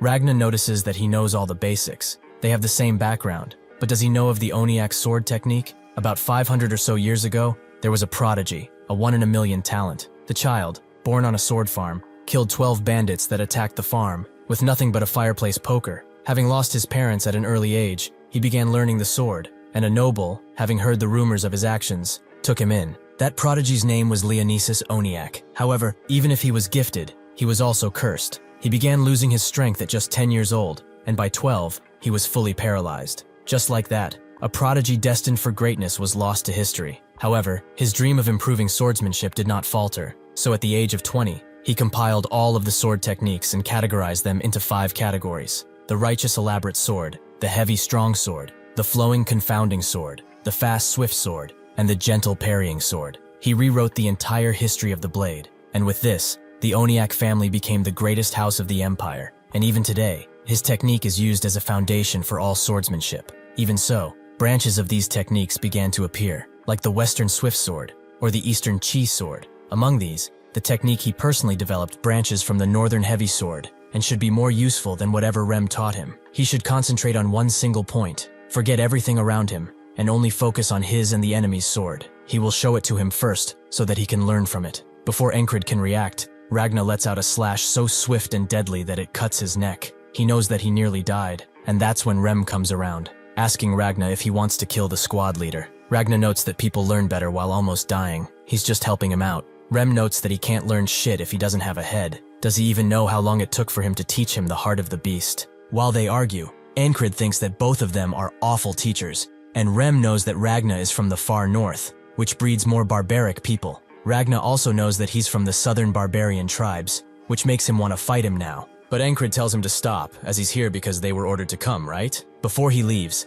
Ragna tells Encred to remember how alert he is when he's about to die. If he succeeds in concentrating on a single point, he will be able to do anything with the sword. As they get ready for battle, Encred thinks that this technique is quite similar to the beast heart that makes him numb to death, though there are some different key points. He needs to experience it to learn it, and as for the medium of the spell, he will just have to get rid of it and escape. With that, he adds another objective besides learning. He will destroy that flag. He knows that if he used his squad it would be easy to get there, but he will go forward first until he knows that he cannot any longer. Concentrating on a single point proves to be useful, as he died a lot of times because of how unprepared he was. To survive the assassin ambush, he trained his ears. To survive the battlefield, he learned the heart of the beast, but concentrating is proving to be difficult. Ragna tries to teach him again by just showing him. He should have felt the tip of the blade slow down or something along those lines. Encred still doesn't get it. Is the heart of the beast interfering with this? Ragna explains that everything else should fade besides his opponent's blade,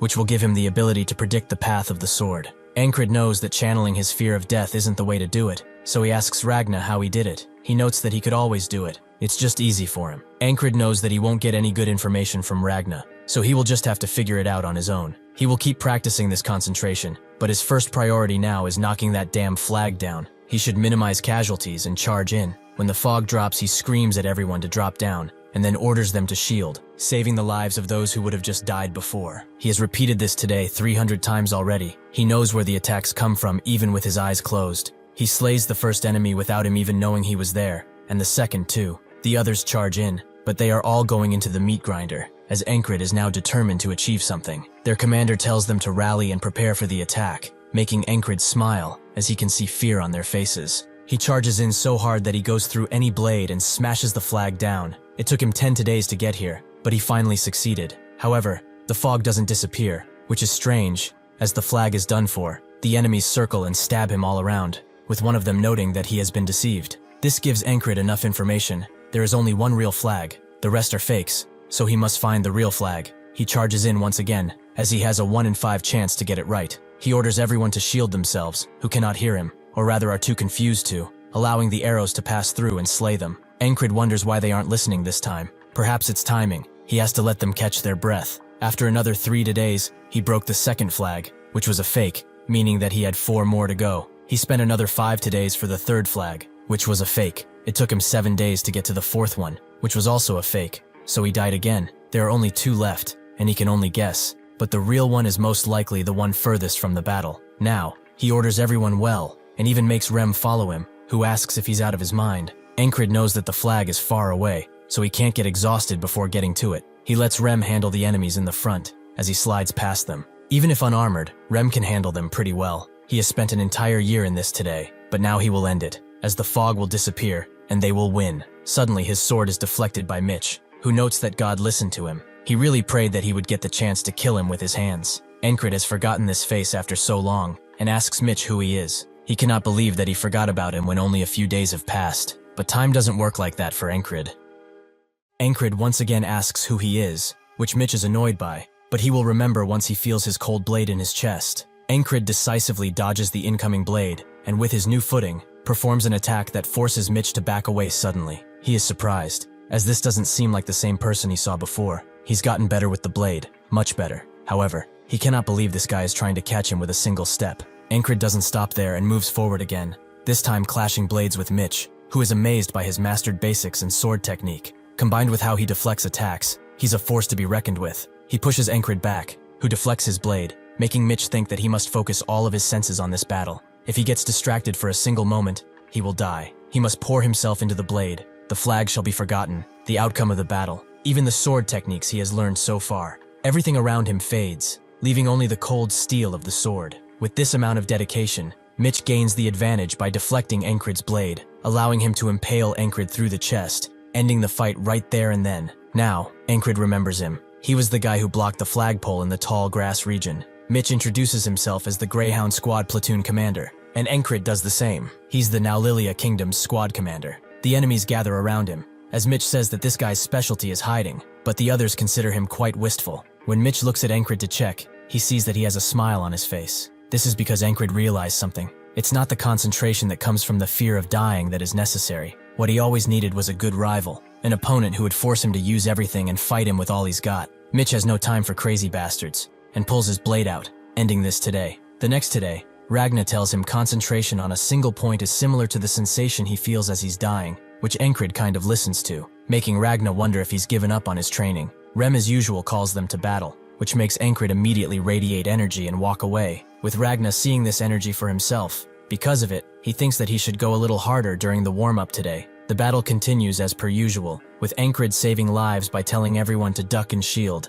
just as the arrows come flying through. He doesn't stop there, however, as he tells Rem to follow, and before he can ask if he's insane, Ragna says that he's coming with, making Rem ask if he got an arrow to the head. Ragna tells him to move forward if he doesn't want one right now, and as Encred inches himself further and further away, both guys butcher the enemy in front of them, trying to make way. Encred takes the same path as he did before, and meets Mitch just like before. Only this time he recognizes him and says that it's so very nice to see him. Mitch is surprised that he came specifically looking for him, but Encred says that he shouldn't be. He came because he fell in love the first time they fought. Mitch notes that this is the first time someone has come looking for him specifically, with Encred wondering if he's upset, but Mitch prepares his blade and denies such things. Encred tries to enter the same state of concentration as Mitch, where he can only feel the blade, but he is once again defeated with a blade through the chest. Mitch notes that he lost pretty easily. Did he really think he would win with only those skills? As Encred slowly dies, he thinks that his attitude is all wrong. What he's trying to achieve cannot be intentional. He must be absorbed into the fight naturally. He repeats today, and he is defeated. He does it again and again. He will continue to do it until he has grasped the feeling. The 18th time, he can see the blade coming his way. The 28th time, he can enter a state of concentration at a moment's notice. And the 48th time, he reaches a revelation. When Ragna tries to teach him that feeling, Encred finally sees the blade for what it truly is, and he becomes lost in its beauty, allowing him to deflect Ragna's attack with ease. He asks how he was able to assimilate what he told him so easily, but Encred isn't even hearing him now. Pure concentration means completely controlling both body and sword. His power and technique have developed so much that he cannot compare them to his past self. Ragna asks where he's going, and Encred notes he's just going to meet the platoon commander. It's time for him to overcome today. When he reaches the ferry commander, she asks what he wants, so Encred reveals that he remembers seeing spells during their recon mission. The Aspen soldiers were calling a creepy old man the spellcaster. The ferry commander is intrigued and asks him to elaborate further. Encred told her everything that they might need to win this battle, so when the fog comes now,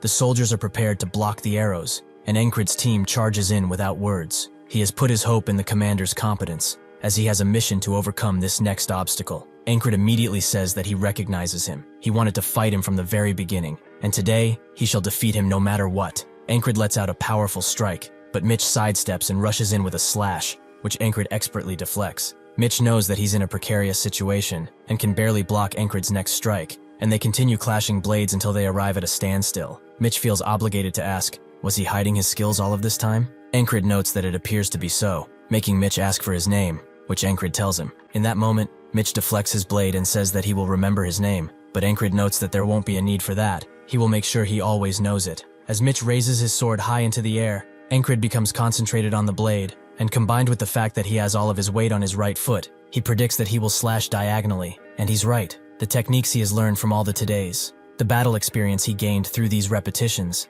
it all culminates here. As Mitch strikes, Encred does the same, and they both nip each other's necks. But Encred doesn't stop and makes his slash go towards Mitch's neck, who can barely dodge. He was sure that he would kill him in a few movements, but he's actually struggling against this bastard, and that's something he will not accept. Since his flowing sword techniques are more suited for parrying, he needs to attack properly, so he will use the best technique he has. He hilts himself into the ground and rushes the blade from the bottom, which will create a huge arc. That's why this technique is called the wheel cut. Encred already knows of this ultimate technique. He has experienced it firsthand countless times, and he was always struck down because of it. But this time, he is ready and parries the attack perfectly. Mitch is shocked to say the least, even if his face does not show it. The Hurriers, which Mitch belongs to, are one of the 3 main houses that reign over the Aspen Kingdom, and House Hurrier represents brute force, meaning that they will recruit anyone who shows talent for the sword. Mitch was also recruited from a regional house, and after adopting the Hurrier name, he proved himself with his skills,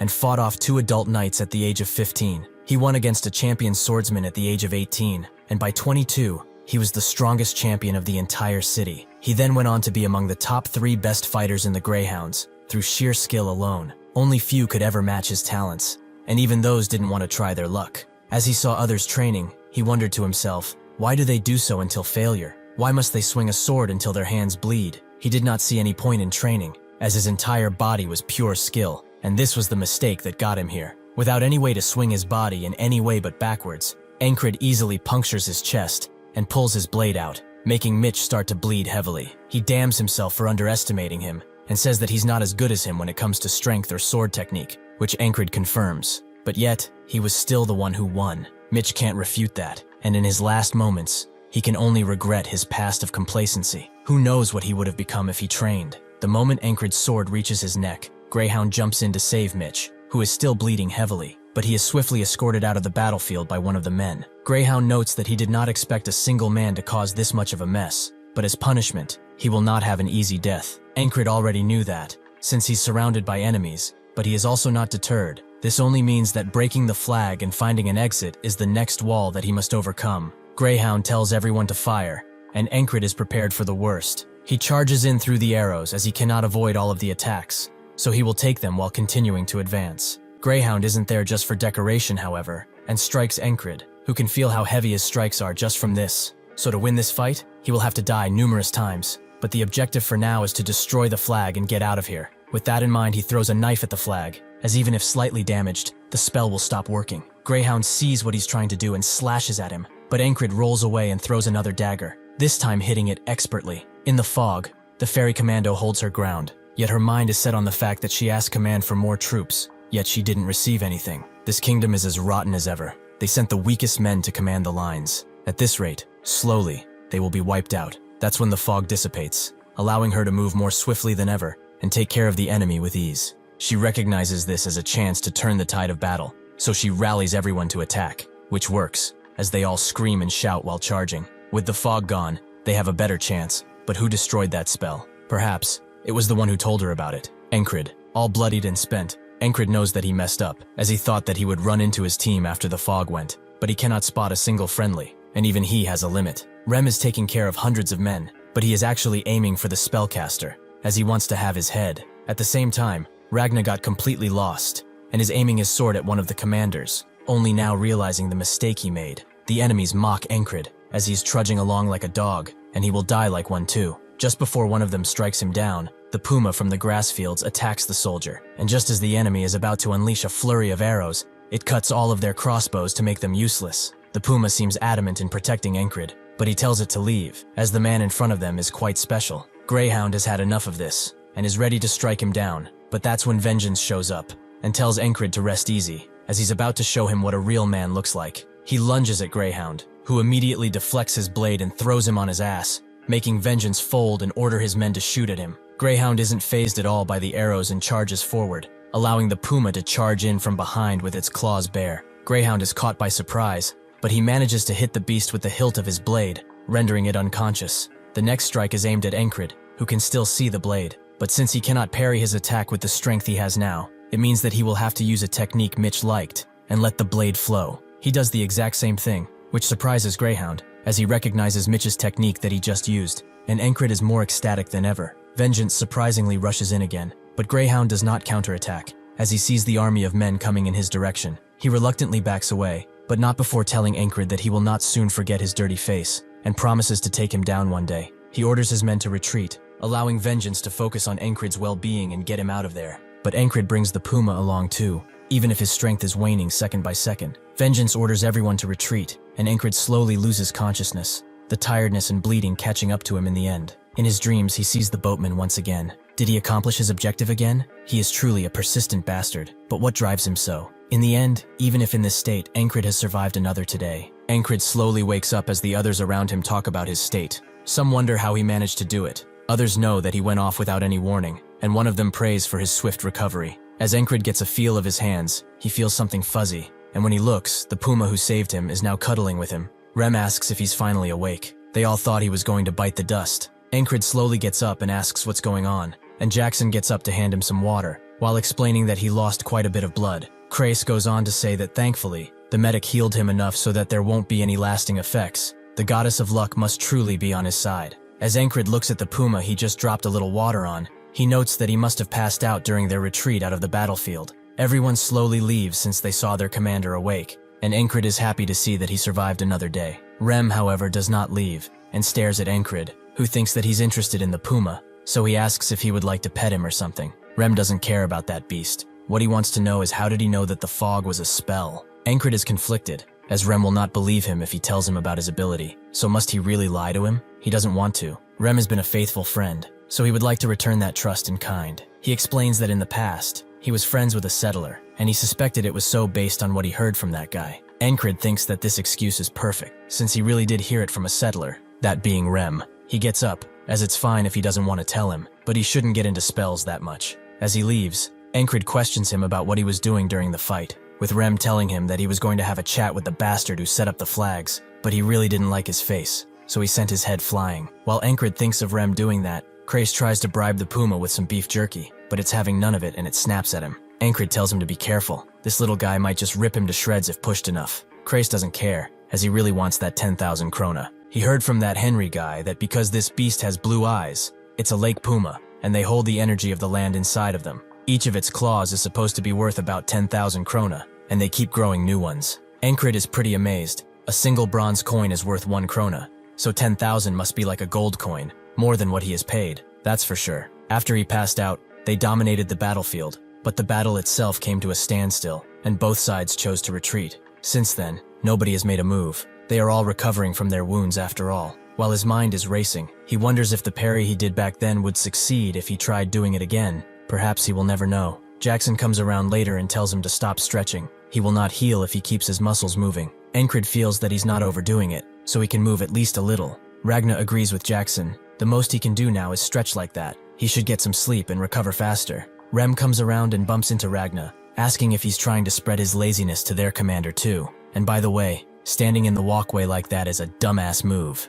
Ragna immediately goes to fetch his sword so that they can have a fight, which prompts Encred to ask something about it. He managed to actually use a technique he had never practiced before. He only saw. Is that a normal thing? Rem feels that it is. If he was using the heart of the beast, he could actually sense what the enemy was doing, so he would be able to understand how they swing their sword and how much strength to use. Ragna also agrees that it should be easier since he learned the basics. He also succeeded with single-point concentration, so he must have seen more than in the past. However, he actually got pretty lucky, as at his level, something like that will succeed after 100 real battles. Encred now understands. The day that has just passed wasn't a single day for him. It was hundreds of days of overwhelming struggle. He got stronger through his hard work and determination, not just through memorizing patterns as such. No matter how much talent he has, he can get stronger, and he will. While Ragna and Rem butt heads, Encred asks them both for a duel. Rem notes that most people call him a madman, but that title should be given to him, while Ragna asks how he hopes to duel in his condition. Suddenly, the ferry commander appears, who says that duels are not to be participated in while he's in such a bad condition. She also asks if he was the person who broke the spell.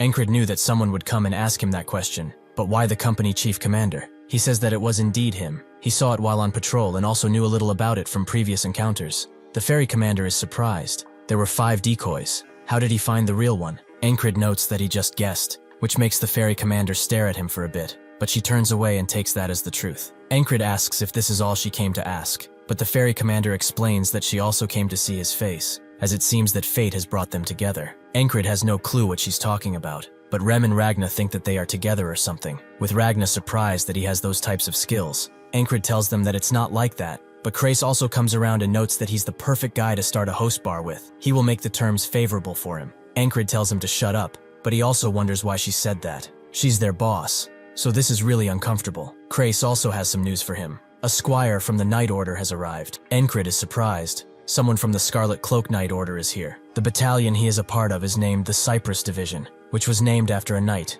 and that Cypress is a part of the Scarlet Cloak Knight Order. The knights are people who are extremely skilled, which is true even across the entire continent. That is why a Knight Order has a lot more people besides the main knights. They have squires, servants, and students. Once a squire has proved himself to his knight, they become a proto-knight, and far above that, there are the knights, who have surpassed their human limit. Squires do not fight often without their knight, so this squire is probably about to become a proto-knight. Suddenly the bells ring, and everyone gets ready for battle. Krace thinks that they were probably waiting for this guy if they are heading to battle right now, and Rem tells Encred to get some rest. He really does need it. Encred is not bothered by his wounds. He wants to see that guy in action. He wants to compare himself to him. Rem sees the glow in his eyes, and tells him to come with if he wants to see him so much. It's not like they are going to do much anyway. Everyone gets lined up for battle shortly afterwards, but Encred is most excited. He will finally see a small piece of his dream. He can finally see what it takes to become a knight. The squire walks alone to their enemies, who immediately get into position to fire their arrows at him, but he does not flinch even once, and walks steadfast. The enemy commander tells them to fire, making hundreds if not thousands of arrows fly towards the squire, who waits until they are close enough. After that, he crouches down and gathers wind at his feet, which Ragna recognizes as determination. After charging enough, the squire sprints through the arrows and arrives directly at the enemy's front line. It's filled with shields and spears, but the squire is not stopped, as with one strike, he takes out that entire front line and sends his enemies flying. Encred is astounded, but also frightened. Even the commander doesn't know what to say, but he has nothing to say, as the squire starts cleaving through them left and right without mercy. Everyone starts to retreat at the sight. They will not needlessly sacrifice their lives, but the commander tells them to hold the line, before his head gets chopped off cleanly. As the squire stands on the head of the commander's horse, everyone has different opinions about him. Rem is not surprised by how skilled he is. They are called war specialists for a reason, right? Ragna feels that he should be able to at least hold the line against him, and Jackson notices that the enemy had at least 5 chances to stop his advance.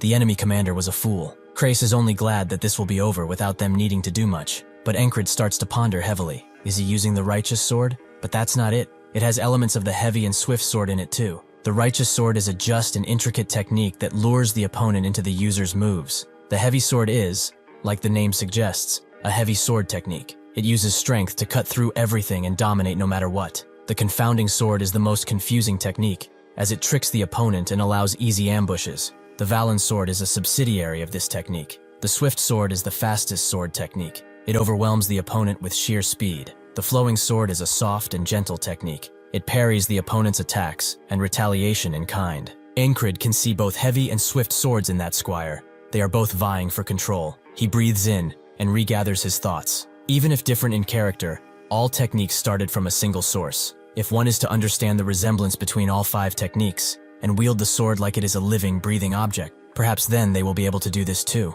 He closes his eyes as the army charges in, with Rem and Ragna noticing that their squad leader is meditating. Rem smiles and tells them that the squad leader is about to overcome something, so they will allow nobody to disturb him. Encred knows that nothing changed, despite his understanding. Understanding is nothing. It is only a wall, something that exists only to show how much he has to climb. Soldiers fly past him into battle, but Encred does not move. Instead, he climbs the obstacle inside of his mind, and he will do it to the very top. As the screaming and wailing of the fight rages on, Encred continues to climb. As their soldiers continue to push the enemy, Encred continues to climb. As the soldiers scream out in victory, Encred has finished his climb. He knows that this war is coming to an end, so the following seasons will be quite busy. In the Principality of Aspen, which is controlled by the 3 main families, Aspen, the sovereign, damns the empire, as they broke the gentleman's agreement to not bring in any knights. Grey Wolf, who is actually named Hurrier the Almighty, and Atkins, the administrator, are also present. Atkins explains that they used the frog general they sent out as an excuse, and since the frogs do require a nightly response, they have no excuse either. Aspen damns that bastard of a frog who did as he pleased, but Atkins notes that it was to be expected. Frogs generally do what they want, no matter their excuse or motive. However, this would have not happened if the spell they wasted resources on had succeeded. Aspen becomes enraged at the Greyhounds. They must pay for this insubordination. Hurrier knows that this will not end well for them at all. After such a lengthy war, the Aspen forces headed back, and so did Encred and his team. They all went to Border Guard, which is the kingdom's remote fortress city. Because it's close to Aspen, this place is heavily militarized, with 1 in 5 people being a soldier. A ceremony is held, praising everyone for their will and determination, which has brought them this victory. They will also reward the common soldiers who have proven themselves most useful, be it on the battlefield or out. The first one to be called out is Encred, as he destroyed that foul spell of the Aspens, so he shall be rewarded. Everyone starts mocking him as he climbs the podium. They call him weak, and think that he did something with the commander to get this reward. Suddenly, someone from behind the trash talkers tells them to shut up, with another familiar face telling them to not talk down to that person. To them, Encred is much more than that. He is a true man. Encred receives quite a hefty sum of cash, which makes Crace immediately ask what he's going to do with it. Perhaps he will spend it on drinks, or women, or perhaps both. Encred notes that he wants a good store, more specifically, the best blacksmith in the entire city. Crace walks with him all the way to the smithy, wondering how he can spend all that money on a damn sword. If he doesn't like the standard issue one, he can just pick one out from the battlefield and be done with it. He does that too, and they work fine. Encred does not mind him.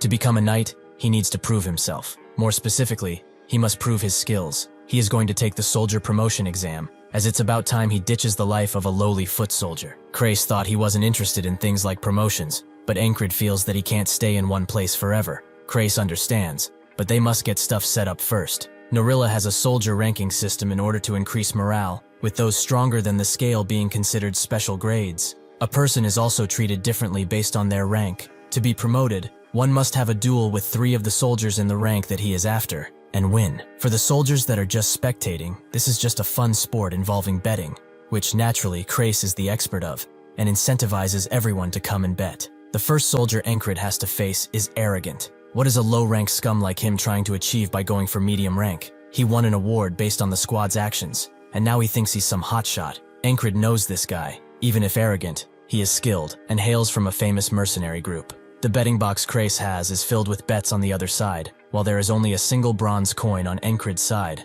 prompting the gamblers to wonder who put that coin there. Crace notes that they won't know until the results come in, so they should sit down, as the match is starting. Encred only got stronger by dying over and over, but in this fight, there is no risk of death, so he only has one shot. He steels himself. He will look ahead and not lose focus, which is a pathetic skill, but it's the limit of his hard work. He knows that in the past, he wouldn't have stood a chance against someone like this, but he will not be conceited either. He will fight like his life is on the line. The arrogant full charge in with his sword aimed high. Encred thinking that he will try to do the parry he learned in the previous battle. Perhaps he can win if he does it. Surprisingly enough, however, Encred blows the sword out of the arrogant bastard's hands away in a single stroke, who is more scared about his fingers. Encred doesn't know what to say, so he just ends the fight by hitting the bastard with the butt of his sword. He wonders why this guy is so weak, and a gambler is mad at Crace, as he probably was the one who bet on his commander, right? Because he knew how strong he was? Crace actually is shocked too. He only put that bronze coin in there because he took pity on him. Encred wonders if that guy just let his guard down, but even if he did, the duel ended too quickly. He shouldn't be so weak if he's a medium rank. He doesn't have time to think about that, as his next opponent arrives, who tells him to not get cocky just because he won one duel. Encred knows this guy too. He is heavy infantry, the strongest in their battalion. The heavy soldier starts by trying to distract Encred by waving the tip of his spear around, but then he only thrusts forward, allowing Encred to just cut the tip of his spear, rendering it useless. He thinks that this is just a trick. This guy must have something else lined up. Judging by his face, however, it seems that this really is just it. Encred kicks him in the gut, ending another fight. Everyone is shocked that he won 2 fights in a row, and Crace calls forward the next challenger. Who wants to duel him? Nobody wants to budge. Not even those who trash talk to him. Andrew thinks that he can win since he trained with Mac every night since they last met, but Mac tells him to not go, as he's gotten too strong. Not even he has a chance to beat him. With that information, Andrew sits down and observes the situation. Suddenly, someone pushes the main trash talk to go. That's someone being Rem, who has heard everything he said up until now. To prove he's not scared, the trash talker agrees to go, even though he's sweating bullets. Encred only felt struggle up until now, so that is why he did not notice. That stabbing bastard in the first today he suffered through, and the assassin in the next one. Combined with Mitch Hurrier, and even the squad members he trains with daily, he just had it rough until now. He knows that his old teacher told him to not underestimate his opponent, which he felt was irrelevant to him, as he never thought there would be a time when he could look down on someone. The trash talker asks what's with his face, but Encred is only happy. He has become strong enough to dominate his opponent. He charges in with his sword, hitting heavily. In Norilla, strength is the most respected thing, so using this bastard, he will prove to everyone he is strong. He breaks his sword after a few hits, and then stops before slashing him apart, proving himself for good. The trash talker pissed himself too, and now everyone recognizes Encred as the Spellbreaker. He really destroyed that flag. Suddenly, Andrew gets up and starts chanting Spellbreaker, while also forcing the others to do it. The eyes that were looking down upon him now admire his strength, as they all chant his title, the Spellbreaker. Krace congratulates him, as now he's medium rank, but Encred feels it's too early for any celebration. He has to get to high rank first. Krace is surprised that he's still going to climb, and that's when someone stands up, noting how interesting he is. The others around him notice the eagle patch on his clothes. He's a border guard, the ones directly serving the crown. He is called the Border Butcher, and he earned that title too. He approaches Encred and notes that he would like to duel him too, just a friendly one, nothing too special. While everyone is watching, Rem knows that this is going to be difficult for Encred, who knows that the border guard is equal in strength to Aspen's greyhounds, meaning that he might actually be stronger than Hurrier. However, this also makes him wonder what will even happen if he fights someone without the risk of dying. Will he improve? He invites the man to come, who is amazed that he's not more fearful about going against someone from the Special Forces. After watching his fights, he's far more interesting than expected. The low-ranked soldiers cheer Encred on now, repeating the same thing. The true kings of battle are in the infantry. The man thinks they are a bunch of idiots, as the border guard is infantry too, and cockiness like this is not healthy. He must humble them right now, by using the gentleman in front of him. Even if his attack is swift, Encred can see his blade, and manages to deflect it. The man is surprised to see such concentration from a foot soldier, and grabs him, thinking that with this, he has nothing left to do. Encred, however, grabs his hand, allowing him to rush with his sword from above. The man knows that he will meet death if he's hit by something like that, so he finds the chance to dodge the attack, and retaliate in kind with a deadly strike of his own.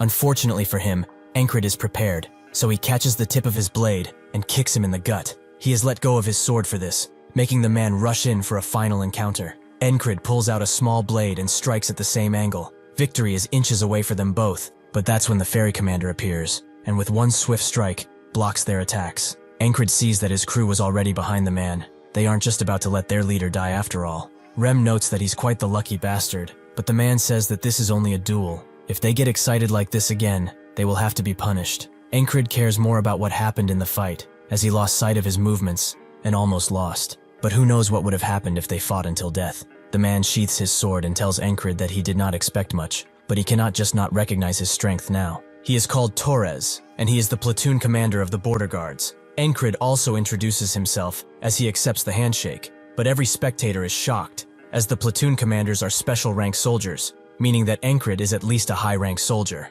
Everyone celebrates this fight, but Encred really pays them no mind, which Torres likes. He has a feeling that they will see each other again soon enough, so this is goodbye for now. With this, Encred feels one step closer towards his real objective. That same day, Graham, the first company commander of the heavy armored infantry, invites him to their company. This is the third time Encred has been invited. First it was the second, and then the third company, perhaps because he broke that spell. Graham explains that his company is an important element of this battalion. He knows that this offer is pretty important, right? Encred knows that he will be among the elites as soon as he accepts, but he refuses, which makes Graham ask if it's about the 4th Company commander. He will talk with him if need be. Encred tells him that it's not that, and since he has such a sincere face, he will not press him any further. Encred suggests that he send Rem his way, but nobody wants that crazy bastard in their team. Thanks to him, they survived the last battle, so he should keep at it. Krace is amazed that he's getting so many offers. Should he begin packing his bags or something? Encred tells him that he's not going, but this only makes Krace wonder why he's rejecting every offer. Right now he will get treated well, no matter where he goes. Before Encred can answer, Torres comes inside, wanting to ask something important of Encred. He should come to the border guards. Encred knows that this is an amazing offer, even better than the 1st Company, and Rem feels the same. He would be a fool if he would reject this offer. Torres has realized as soon as they fought that he yearns for a tougher fight. If he comes with them, he will make him train and challenge his body to its limits. His coming to the border guards means that he will realize his full potential. Everyone on his team is resigned to their fate, and so Encred opens his mouth. If he's talking about a hellish place to train in, there's no other place like this. Encred does not simply want to reach his full potential. He wants to overcome it, little by little. The seasons change, which is unfortunate for Rem, who, despite being from a tribe, hates the cold so much he wishes he could fight it. He tells Encred to get him some hot stones immediately, but this only makes him think of how useless this guy is while not in battle. Auden tries to get him to warm up his body by moving and training, but Rem refuses to get rid of his blankie, making Auden ask Encred if he would like to train, as he will surely thaw his frozen muscles. Encred excuses himself, as he's on patrol duty right now, so he gets out of the cabin, but not before Rem screams at him to get some hot stones. Encred is also surprised by how the season changed. At first it got a little chilly, but now it's fully winter. He goes to a populated area, where he meets with the other guards to patrol, a thing they do because of the lack of fighting. The two introduce themselves from left to right. They are Jack and Bo. Today they will be working as a team. Encred feels something peculiar about these people, like he has heard their names before, but he lets it go for now. Jack feels honored to be on duty with the Spellbreaker, and Bo heard that he got promoted really quickly. To be able to go from the lowest to one of the higher ranks is amazing, but Encred says that he only got lucky. Jack wants to see how strong he actually is, so he invites him to a duel, which Encred accepts. After a while of walking, Jack feels that someone cursed him to have to go on patrol in this weather, with Bo agreeing that it's pretty cold. But Encred does not get why they are so close to him. As they continue their walk through the market, a small hooded figure appears out of the shadows, and suddenly slips towards Encred. He tries to grab the person, thinking that they are just a kid, but the hooded man suddenly pulls a dagger and stabs it directly in Encred's chest before he can ever react. Jack and Bo play it out like he's drunk or something, hiding him from the crowd directly. These three are working together. The hooded person asks if he's surprised, but he should know, the Greyhounds never forget a target. Encred can see that this is a half-fairy, probably an assassin sent by Aspen for breaking the spell. The assassin pulls out his knife brutally, leaving him to die, and Jack tells Rotten to get out of here, as their mission is a success. Encred remembers them now. They were the wounded recon soldiers, according to Crace. He said that they were hurt a lot, but now he can see that it was an excuse to make contact with Aspen. In this situation, he's 4 against 1, and he will conquer it. Now though, he falls to the ground, bleeding out from his wound and dying on the spot. He wakes up once again, violently getting out of bed, which confuses Rem, but Encred only wanted to get up with more energy. He swiftly goes outside, where he finds Auden bathing himself in cold water, causing steam to come out of his toned body. Encred asks about his training method to heat up the body, which Auden confirms exists. It's something essential in wintertime. It also allows a person to be ready for anything, which is a bonus. With this in mind, Encred asks to be taught it, as he saw Rotten pull the dagger out, but he could not react, because his body was not prepared at all. He also should have noticed how Jack and Bo kept really close. He will probably take those two guys out first, but that half-fairy might do something unexpected. Auden cheers him on. His muscles will be really sad if he can't keep this position. Jack and Bo introduce themselves, Encred going through the same introduction, but now Jack is more impressed that he doesn't have his coat on, which Encred excuses by simply saying that he's training. His body is now prepared thanks to Auden's rigorous training. He knows that soon he will come face to face with Rotten, so before he can get too close, he attempts to smack the ones behind him, but Bo dodges, allowing him time to unsheath his sword. Encred knows that Rotten will either run or attack. Before anything happens, he has to take care of these two. Unfortunately for him, Rotten has another card up his sleeve, as he throws a knife in his direction, hitting Encred in his vitals. He, however, is impressed to be able to hit him at this distance, and through so much crowd, he has skills. He cannot deny that. Encred heard it, but it already pierced his heart by the time he heard it. It's designed to be faster than sound. In this situation, he must face close and ranged enemies all at once, which quite excites him. How will he prepare for this? Rotten stabs when he is close, and throws the daggers when he is far. This wall that he must conquer is not really a hard one to understand.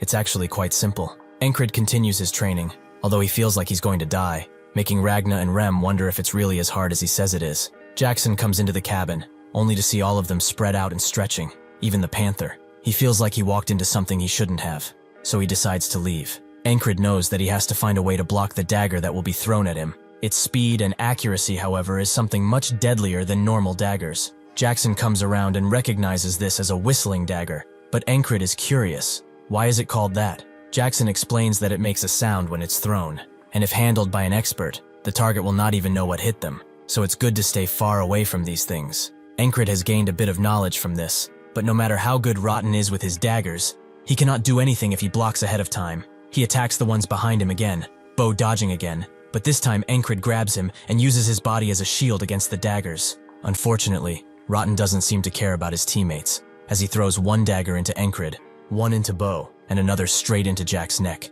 Encred is amazed that he was able to throw 3 at a time, but to kill his own people. Perhaps he never thought of them as such in the first place. Rotten crouches down to his level, impressed by his determination, but persistent lovers like the Greyhounds never forget their target. Encred says that thankfully they do not, which makes Rotten believe that he's a crazy bastard.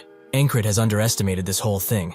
Even if simple, this wall is still a wall after all. The boatman knows that he is enjoying this, but he should laugh while he still can, as soon he will realize why this is all a curse. Encred wakes up and swiftly gets out of bed again, thinking that this is actually a blessing in disguise. He goes to Jackson and asks about the whistle dagger, who wonders where this question even came from, but Encred wants an explanation of them. Jackson relents and tells him that it's basically multiple thin blades pressed into one, which causes that whistle sound when it flies. At one point, it was called the dagger that can only be heard, as it's really difficult to follow with the human eye. Encred asks what would happen if he wanted to dodge it, but Jackson says that he can't. Encred asks what if he had to, which makes Jackson ask in turn, does he really have to? Encred confirms as much, making Jackson ponder where the hell he even heard about all this. He explains that there's not really a point in seeing an already thrown dagger. He has to watch the hand of the thrower first, as the path it takes is dictated at the moment it's thrown. There are naturally ways to hide that throw, but a skilled eye can still spot them. Encred asks if he could learn something like that, but with his current skills, Jackson notes that he won't really be able to do anything. Encred knows that he's just talking shit about him, but Jackson asks if he wants to be taught how to throw daggers. If he's not confident though, he can forget about it. Encred knows that this is an opportunity, so he decides to learn. Later he meets up with Jack and Bo, remembering what Jackson said to him. The moment he throws, he should relax his entire body and focus as the blade leaves his hand. Seeing and dodging it is basically the same. As soon as Rotten shows up, Encred unsheathes his sword and instantly kills Jack, with Bo not offering much resistance either. Everyone around him runs away in a panic, allowing Encred to focus on his real opponent. He can see him switch from relaxed to focused. He can avoid dying instantly if he protects his heart, so that's what he does. Encred does manage to block the first dagger using his hand, but the second one goes directly in his chest. They are incredibly fast, and even if it was only for a split second, he saw it. In that split second, he saw the dagger come to him. Rotten approaches and prepares to say the same line, but Encred already knows. Persistent lovers never forget their target. As Rotten wonders how he knows, Encred is glad that he's getting better. A few more visits from this guy, and he will know all of his dirty little tricks. On the next day, Encred eliminates the two behind him as quickly as possible, and then focuses solely on Rotten and how he rotates his dagger. He can see its trajectory now, so he blocks it with his arm guard. Rotten can feel the anxiety of his advance, and Encred dodges to the side, thinking that the attack will come from the other direction, but Rotten swiftly changes its course and stabs him in the heart. He is amazed by the fact that he can adjust its course according to the enemy. This weapon, even if it took his life so many times, is absolutely incredible, and he wants to wield it. In his next life, he practices with daggers, Jackson asking what he's even doing, but Encred only says that he's training with whistle daggers. He knows that what he has is not a real whistle dagger, but he will have one soon enough. A part of his homemade dagger breaks free, almost taking Jackson with it. On the 8th today, Encred successfully dodges his delayed attack, but unfortunately, it seems that he has another problem. A sharpshooter eliminates him from behind, meaning that he must keep him in mind the next time. On the 9th day, he successfully takes him out with a dagger, but this only delays his death, as Rotten throws a dagger at him that he cannot dodge. Encred continues to train until he can throw daggers pretty well, but he feels that besides the basics, he's missing something important. Jackson notes that he got everything down, but where did he learn to throw like this? Encred can't say that he learned from him, so he lies. He saw someone throw one before and he just copied them. Jackson thinks that he must be a genius to do something like that, but no matter. Has he heard of the throwing blade technique? It was created by an assassin called Georg, and the name comes from his weapon, the whistle dagger. Georg strived to create a blade without sound. Thus he created a very thin, single-bladed knife, but it was too difficult to handle, which led to the production of the whistle dagger they know today. Encred didn't expect for the dagger to have such a story, but Jackson thought that he would already know about it, since his stance is perfectly suited for the whistle dagger throwing. On the 10th day, Encred decides to change the route, which Jack is against, as they will be punished if they don't do their jobs well. Encred says that he's the highest-ranked person here, and since he will take responsibility, there's nothing to worry about. He can hear the two whispering about this change of plan, which they really don't like. Encred knows that the market is the perfect stage for the assassins. He does not need to play along with their games anymore. Jack notes that they should really return, but Encred asks what they got from betraying their land. A bunch of gold coins?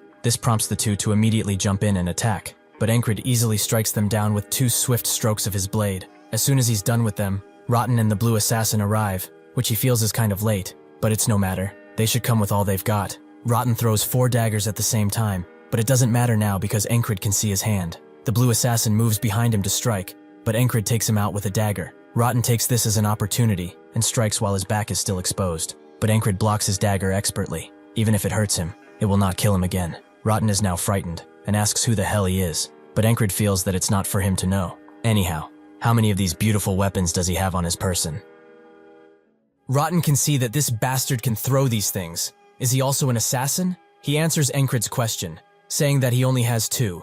He is quite jealous that he only has 1, but Rotten tells him to not joke around. He's really sick in the head. He should also know that as soon as he throws the one in his hand, he will die. Encred understands, but they will find out only after the fact. Encred can't see his hands, but can see his arm, so if he keeps his posture and his eyes ready, he can easily dodge those daggers. Encred can immediately notice that Rotten is throwing 2 at once, so he swiftly dodges and throws one of his own, which only damages Rotten's cloak. Even if he said that he has 2, Encred knows that he probably has more, but so does he. Encred throws his last dagger at Rotten, who can barely dodge, but is actually quite mad that he lied. He readies his blade, and so does Encred, surprised to see this bastard actually pull a blade out. There's no rule teaching the assassins to only use long-ranged attacks, but his problem is that he doesn't recognize this attack, as it's low and very fast. Unfortunately for Rotten, it doesn't matter anymore. He grabs his hand with extreme swiftness and announces that this is the end. With a chop to the forehead, he ends Rotten's miserable life.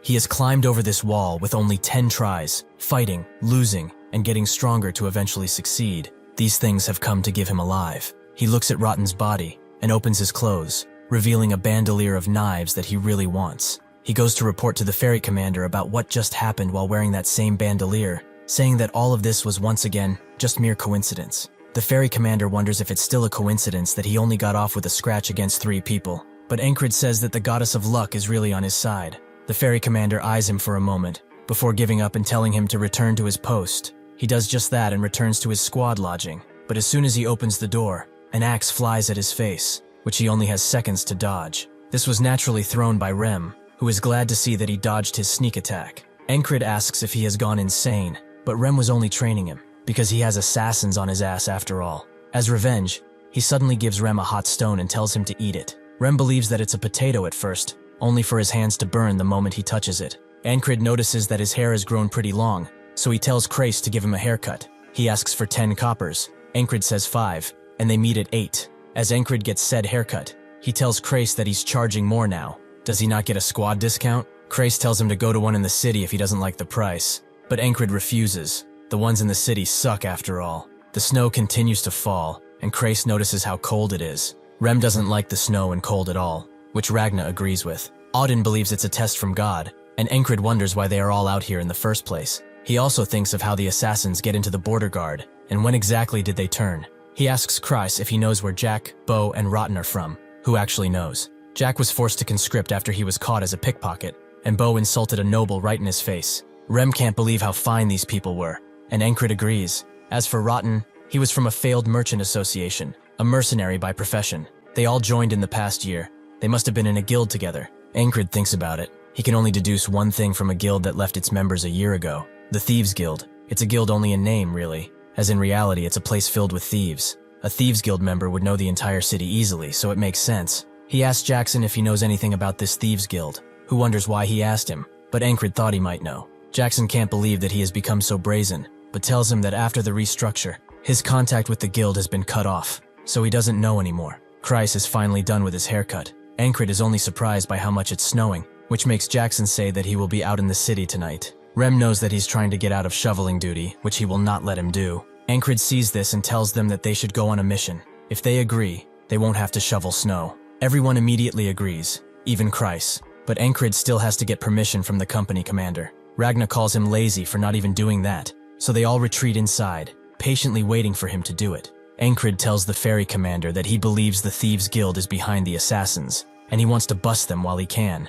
They both look at each other, as the ferry commander feels something strange about this request. Is he sure that he's not doing this to skip snow duty? Ankrit denies that fact, although he cannot believe how sharp this woman is. As the squad walks through the city, Kreis wonders where the Thieves Guild thing came from. He's probably talking about the Gilfin Guild, but does he even have any info on them? Ankrit does not. That is why they are here to get it. He tells Jackson that they will wait at the inn while he finds out where they are. Jackson asks how he's supposed to do that, but Ankrit tells him to figure it out. Kreis really doesn't like that order, as it's extremely vague, but Jackson understands, making Kreis believe that perhaps he is the weird one here. They arrive at an inn, where they all have a bunch of food. Kreis asks Ankrit what he will do if the Gilfins are innocent, but Ankrit doesn't really care. Even if not involved with those assassins, they are still criminals, and they need to get cleared out sooner rather than later. Kreis has already become acquainted with their server, Leysa, and whispers something in her ear. Ankrit does not pay it much mind, but wonders where Jackson is, as he's late. Even though he has skills,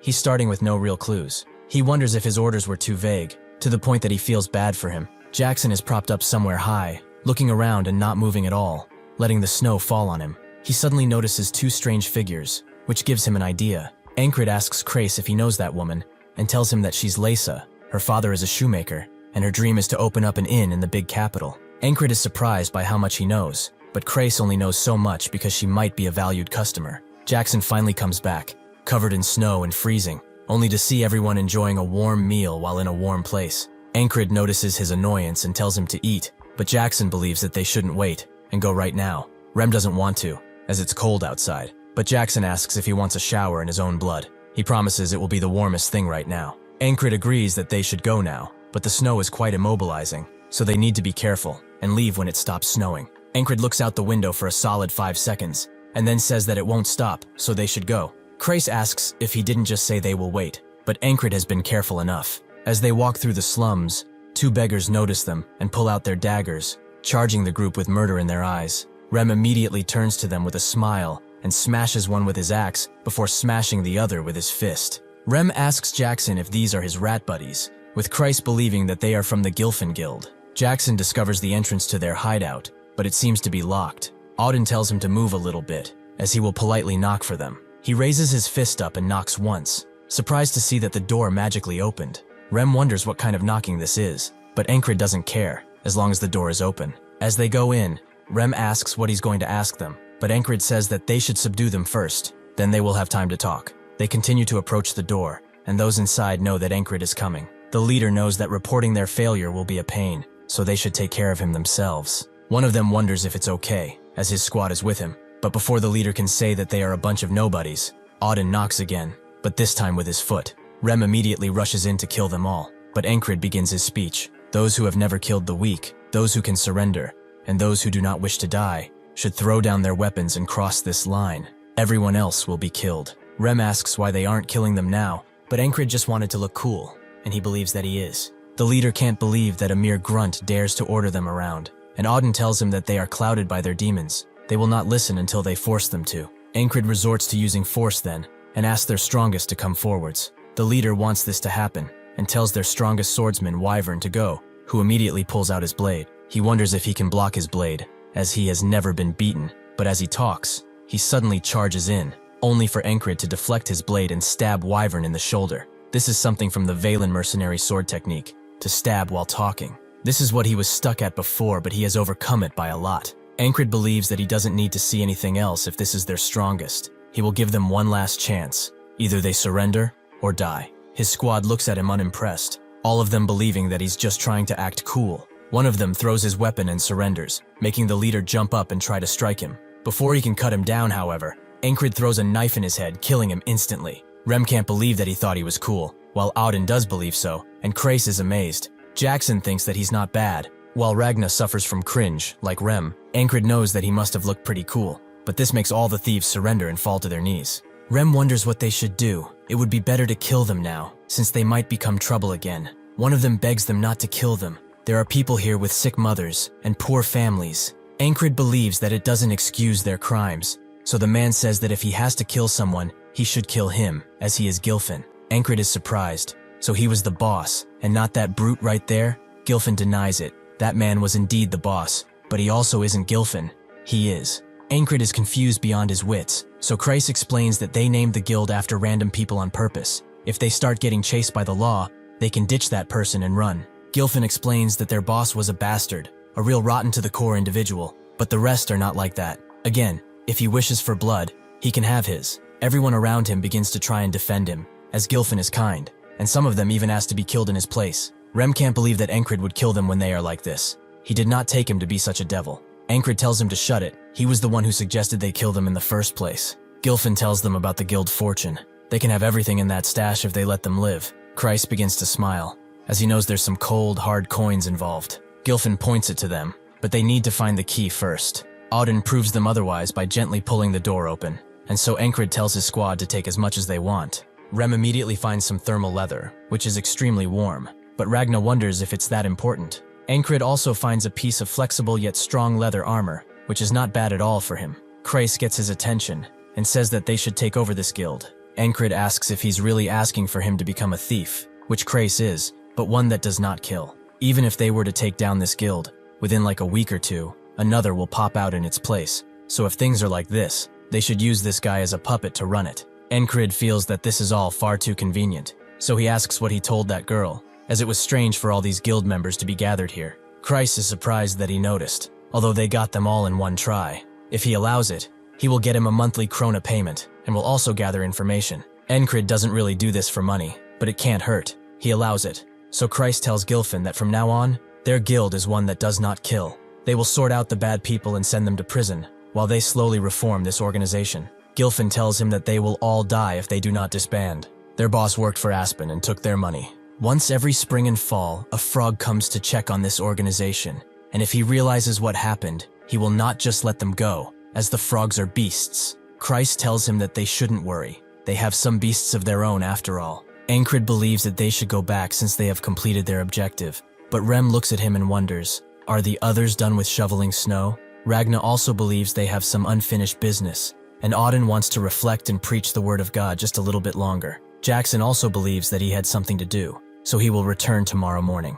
Encred understands and apologizes. He did not see that they were all so busy. The next day, Encred reports the return of his squad, and also the fact that they have destroyed the Thieves Guild. The ferry commander asks if he had fun skipping shovel duty, but Encred hasn't a clue about what she's saying. She has heard that he liked to duel, so they should spar right now. Encred accepts, but as soon as he tries to unsheath his sword, he gets knocked down. The ferry commander tells him to get up, but when he tries to pick up his sword, she knocks him down again. Encred is amazed by her sword's thinness. It's almost like a whip. This continues until Encred is left out of breath, leaving the ferry commander confused. She has seen this man respond instantly, almost like he came from the future, but now, he acts like a grunt. She really does not know who he is, but it is still true that he broke that spell, and took down 4 assassins. She sees that it's snowing again, so she will be watching him, this time more diligently. Encred believes that he's pathetic. He has trained so much with the sword, but he has never done anything with his bare hands. He has finally realized what he is lacking, something that requires the use of body and limbs, that thing being martial arts. He goes to Auden while he trains, who tells him that the most important basic of martial arts is a trained physique. Encred looks at him as someone demands to know who pulled an entire tree out, but Auden says that he has a method of training that pushes the body to the extreme. It is called the isolation method, which will be very painful, to the point where he might as well be dead. Encred tells him that this is his specialty, but after doing it for some time, his whole body feels like it's going to collapse. Auden tells him that the fundamental principle of the isolation technique is overloading. His muscles become stronger as they are being torn. Encred can barely stay up, but Auden believes that he can do it for at least 10 seconds. He can see that this is his limit. He also asks if he does not regret starting sooner, as he needs to grow his body for quite some time before he can properly learn martial arts. Encred does not have the time to regret. The past is the past, and now he is only thinking in the moment. If he was not, he wouldn't have ever made it past the first wall and probably gone crazy. He asks Auden to teach him something else while he does this, who is amazed by his diligence and work ethic, but that's why he respects him. Since he asked, however, he will return to the post, on all fours today. As he trains, the Panther watches him diligently, seeing the effort that he's putting in. Later that night, Encred comes inside completely beat, making Rem wonder if someone is bullying him, but he was only just training. As he lays down, the Panther lays down with him, prompting Rem to say that he needs to give it a name already. Encred tries to name the Panther Heather, or Blackie Blue, which the Panther absolutely hates. Rem understands it. Those names should be considered abuse. Encred thought that Blackie Blue was cute, but he will have to think of a name since it's going to stay. After falling asleep, Encred wakes up in a mystical realm, which makes him think of the ferryman, but this does not seem like his vibe. Suddenly a woman appears behind him and she only tells him one thing. Her name is Esther. Encred wakes up from the dream only to have the same woman by his side in bed. She is naturally embarrassed, but Encred only wishes her a good night and hugs her tighter. The next day everything is back to normal, and Rem asks if he's going again. Isn't his body feeling sore from yesterday? Encred is actually feeling pretty light, but that's because Esther has used her magic on him. She needs this man to free her from her curse. She cannot have him die while he throws around his body. Rem asks if he met with the priest or something, but that's not it. Encred says that he dreamt about some woman. Rem is surprised, as he didn't take him as someone who would dream of women. But how was she? Encred thinks back, and says that she was pretty. Esther is glad that his eyes are working fine.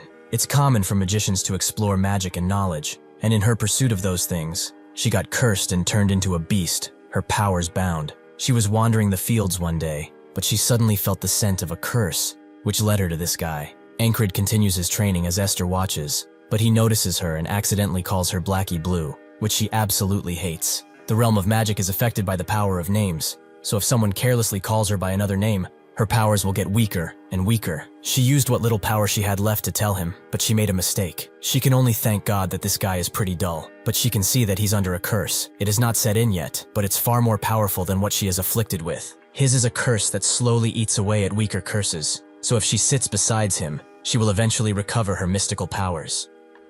Encred continues his training, now fighting Auden one-on-one, and even though he is able to dodge some attacks, most still hit him, proving Auden's blinding speed. He explains that for martial arts, his body must always be ready. Just like with swordsmanship, the training and techniques are all meaningless if he is not fast, and even though he's as fast as an old turtle, his body is changing. He also really doesn't want to quit, judging by his expression. Just like that, 1 month has passed. The green begins to sprout through the melting snow, and Encred continues his training. He fights with Rem, who can't believe how much he has improved, but he is glad, as now he can finally have a proper fight with him. Later that evening, he invites Ragna to a training session, who says that he's still lacking in adaptability after it's done, but his fundamentals are top tier. His muscle memory should allow him to do this even in his sleep, but it will require endless repetition, which is not at all easy. Encred tells him not to worry after catching his breath. Repetition is his specialty after all. After his training is done for the day, he retreats to his bed, where he thinks that all this training is great and all, but some real-life experience would also be pretty good. At that moment, he hears a rustle come from the left, so he immediately catches the knife that was coming for his neck. Jackson congratulates him for improving so much. He certainly won't die in an ambush anymore. Kreis tells them to go outside if they want to train. They are kicking up all the dust in the cabin. Encred asks why he's so early. Shouldn't he be out earning money right now? Esther gets out of bed with a purr, and Kreis immediately moves in her spot to see if he can find a claw, as that's worth 10,000 krona. Someone suddenly knocks on the door. It's the ferry commander, who asks Encred to come with her. He immediately says that the snow is gone, but she doesn't care about that. She has a new mission for him. He must take care of it on the mercenary soldier board. Encred knows about this. It's a policy that runs alongside the soldier ranking system, allowing people in the cities to hire soldiers as mercenaries. It's a lot cheaper than normal mercenaries, and has better trained people who are more polite, so it's pretty popular. He wanted to test himself, so he has no reason not to accept. At the same time, a guard is going back to his bed, glad that he is off today for today. It has been straining on him since he has been doing it non-stop. He suddenly spots the ferry commander, and Encred, who asks how many squad members he will have to take. She explains that there will be 3 in total, but he should only bring 1 squad member with him because she will be the 3rd. Encred is surprised that she's actually coming to a mission herself. He wants to know why. The guard walking next to them knows about the rumors. Those two are often together. Perhaps they are even dating. He leans in closer only to hear the ferry commander ask if he's uncomfortable with them doing a mission together. This touches the guard's heart, and more rumors start to spread because of him. These rumors escalate further and further, some saying that they were together even before the army, until the point that it said they already have kids together. The next morning, as Encred is training, he hears other soldiers talk about his relationship with the ferry commander, most agreeing that they look good together. After he goes back to the bunks, Rem immediately laughs at him, noting that he's finally home. He asks how many months it's been. The baby surely is going to come soon. Encred, with a rather annoyed face, says that he has heard wrong. These are all baseless rumors. Kreis tells him to not be shy as they will find out whether he likes it or not, but Encred denies it again. Ragna is glad for him. If he keeps her by his side, they can train together, while Auden prays that his future with her is blessed. Encred feels rather bullied by his own team, and Rem asks when they are going on his little date. It will be weird being the 3rd wheel, but he has to do it. Encred is confused at first, but he must be talking about the mission, which he is not bringing him on. Rem is confused. Who else is he bringing then? Jackson confirms that he's ready, and says that they should get going, But as they leave, Rem screams out, "How can he choose that rat and not him? Has he gone insane from the training?" Encred notes that this is a tactical decision. He would be the first guy to throw an axe at the commissioner if he got mad, so he would rather not have to deal with that. After they are outside, Jackson asks if he brought him only because he wouldn't make so much trouble. So Encred tells him that besides that, he takes these kinds of missions often, so he would be of help, right? Jackson understands, but he wants to give him a nice piece of advice. He should not give all his heart to a woman, as it will come back to hurt him in the future. Encred looks him dead in the eyes and says that he has no need for advice in that department. After they meet up with the ferry commander, he asks when the commissioner will get here, who says that they will come soon. Encred knows that she heard the rumors and that this will be rather awkward. Sure enough, she asks if they have done something for so many people to think that they have children together. Encred denies anything while Jackson lets out a snicker, making Encred ask if he dares to laugh in this situation. The ferry commander asks if these questions are making him uncomfortable, which he denies. She asks if it makes him glad, which he doesn't know how to respond to, and then she asks what he likes so much about it. Encred really would like to know why she is asking him all of this so suddenly. But suddenly the commissioner arrives. The ferry commander is quite annoyed, as this was getting quite fun. Encred doesn't know what to think anymore. Was that really a joke when she was basically expressionless? Their mission is to protect the child of a wealthy merchant. In the process of deciding which heir will inherit the Roquefried Trading Company, they have been hired to make sure they don't try anything funny. As she descends the carriage, Encred thought they would be dealing with some fat toad, but it's the opposite. The woman introduces herself as Leona, heiress to the Roquefried Company, and their protection target. As they walk, Encred finds it weird that not a word has been spoken since the greeting, and what little communication they have only happens through her maid, who is telling them that they will get a room in the inn, and then wait for the other heirs. They really just hired them as guards and nothing else. He remembers what Auden says. Identifying the age, body stance, and gaze of a person is all useful info. Figuring out the enemy's strategy is a skill in itself. Encred begins doing just that, spotting that the guard in front of him is left-handed and also has heavy footsteps, meaning that she's pretty armed. Just that sword is telling him that she's strong, but nobody here seems to be as strong as a special rank. Even though he feels like the analysis is lacking, it will have to do for now. Jackson believes that they should partake in a game since they have a ways to go. They should identify sounds. With that invitation, they both begin reciting what they hear first, but Jackson seems to have the upper hand. He is trained in this after all. After they get to the inn, Leona and her guard go into her room upstairs and order them to stay below. The ferry commander sits down next to Jackson and Encred to join their little game, but this moves Encred out completely, as he cannot hope to compete against these two. However, the things they are saying no longer seem to be a game, as someone is coming to them, dagger in hand and ready to strike. As the assassins pull up, it doesn't take long for them to react, as they both suspected this ambush.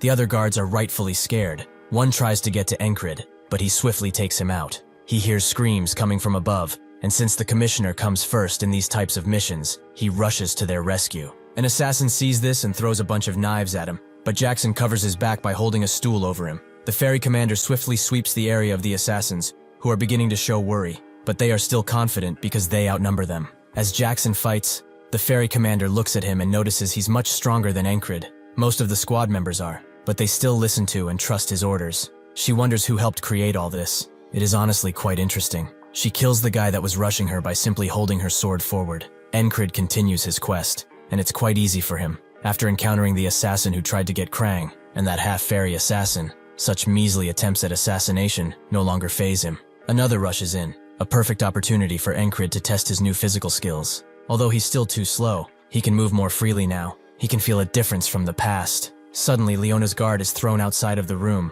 allowing Encred to move in and see that an assassin is over Leona, with a maid desperately trying to defend her. Encred would like to use the whistle daggers, but he's too close and stopping him is not a guarantee. Perhaps he can reach them if he tried, but to walk so quickly requires power, and he has only seen it once. He tries to perfectly imitate that person. Even if he can replicate that power just a little bit, it would be enough. Sure enough, he lunges forward at top speed, and before the strike lands, he gets in front of them. He is struck by the cold blade, but even if it hurts, thanks to the leather armor he got, he did not get cut. Encred believes that they should talk downstairs, so he tackles the assassin and throws him out of the window, landing the assassin straight on his back and knocking the air out of him. Encred is glad that he managed to cushion the fall somehow, and since there are no more enemies on the second floor, he can focus on this guy. Even if he suffered that fall, he still rose up. That takes grit. He asks Encred if he's a border guard, which he is not. The assassin is glad. It means that there's no reason why he should lose this fight. Encred observes him. seeing that he has swords of different lengths, but that does not damage his balance. He probably uses the flowing sword, so responding would be difficult. The assassin vows to kill him, and then that woman, but Encred tells him that he talks too much, making him charge in. This is Encred's first fight in a while, against a pretty strong guy. He is happy, however, as he has loads of things to try. The assassin transforms his positioning, making Encred recognize this as a Valen duet. He dodges the first strike that flows into the second and then the third. They both back away before the assassin moves in once again, but Encred dodges this time too. The assassin is confused. How can this random soldier avoid his strikes like this? Encred is impressed by his skills. He could not learn what he just did because he lacks talent. Judging by his speed and accuracy, he's as good as that stabbing bastard that killed him again and again. The assassin moves in with rage in his eyes, but Encred can see his blade and its trajectory. He's about to try and double swipe at him, but this allows Encred to move in with his blade and stab him in the chest before he can reach him. He was going for the heart, but he did not hit it. He pulls his blade out of the assassin, thinking that he must improve, perhaps training with Ragna or Jackson. The other assassins run away out of the inn, Encred immediately preparing to run after them, but Jackson appears and says that his fight drew a lot of attention. Encred points at the guys getting away, but Jackson doesn't really care, as they were not hired to chase after criminals. Since they are gone, the commissioner is safe. The ferry commander also arrives, saying that he didn't do bad. Encred asks if she's well, so she teases him. He is quite worried about his lover. She's not going to be able to sleep with these butterflies in her stomach tonight. Encred stares at her with a sorrowful expression, and unfortunately, Leona has heard this, so she asks if they are in a relationship. Encred immediately denies such notions, but the ferry commander asks if all of this was a joke to him. Encred doesn't even know what to say anymore, but can only think about what the hell is wrong with these people. Leona asks for his name, so after she gets it, she thanks him for his protection. He will be properly compensated in the future. Encred says that it's fine as he bows. It was what was asked of him after all. The next day, more guards arrived in case of a second attack, and the few assassins that were captured were sent to the army. Encred sits alone at a table and wonders who they are, as some of them were pretty skilled. They were probably sent by the other heirs or something. Leona descends from her room and sees Encred, surprised to see him up so early. Encred explains that this is his shift, so he has to abide by it. She suddenly sits next to him and asks him to come to her side. She will give him a chance to join their personal forces. She is asking because their Roquefred company leaves little to desire at this point. Their key partners include but are not limited to the shepherd of the wilderness of the Beastlands, the Black Leather Guild that is famous for hunting dragons, and even the Glacial Rangers, who are the defenders of permafrost. Additionally, the Roquefred map, which outlines key routes and regional specialties, is valuable enough to let those who choose to sell it without wanting anything more for the rest of their lives. All this power is too much to leave to the stupid sons of the previous owner. She must grow this organization, and she needs talented people. People like Encred, who are talented enough to save her from sure death, and with a personality that does not require additional rewards. A position such as this is wanted by many, so he must not be different. She promises everything he wants, as long as he joins her. Encred refuses immediately, but when Leona wants to ask why, Jackson arrives and says that it's unsightly to ask after being refused. The ferry commander comes down too, saying that it's unbecoming of her. Leona understands, and since the other heirs will arrive at noon, she bids them farewell to prepare. Jackson didn't expect him to seduce a rich heiress too. Are difficult women his type? He really has to stop going around seducing every woman he sees. Encred denies all of that, but the ferry commander is hurt. She didn't expect him to be a two-timer. Encred has had enough and apologizes, but it appears that his tastes have changed. Jackson and the ferry commander are shocked. They did not expect a comeback, but the other guards seem to have heard this, and now believe that he is an asshole who doesn't appreciate his woman. It seems that in this game of fake relationships and love, he remains the loser. As the sun appears over the horizon, Kreis appears too and has heard everything. He spent a night with the commissioner, right? The guard can't believe that he scored a rich woman now and that he's such a heartbreaker. Encred asks if he's here to make fun of him, but Kreis has come to report about the Gilfin Guild. He has to stay on top after all. Encred says that it's good he came. He has something he must do. He is still interested in the assassins who got away. He must catch them and see what they are about to do. Rinos Roquefred, the previous owner of the Roquefred Merchant Association, was said to be an honorable man who has a sharp sense for business. He considered his stepdaughter Leona his successor because she shared that same sharp sense and intellect, but he could not bear to push his son out of the race. Because of his indecision, the Merchant Association remained without a successor as he passed away. As his son is being escorted, one of his men says that the assassins have failed, and it's because of him, because he did not leave it to them. This is Paulide Roquefred, son of Rinos Roquefred.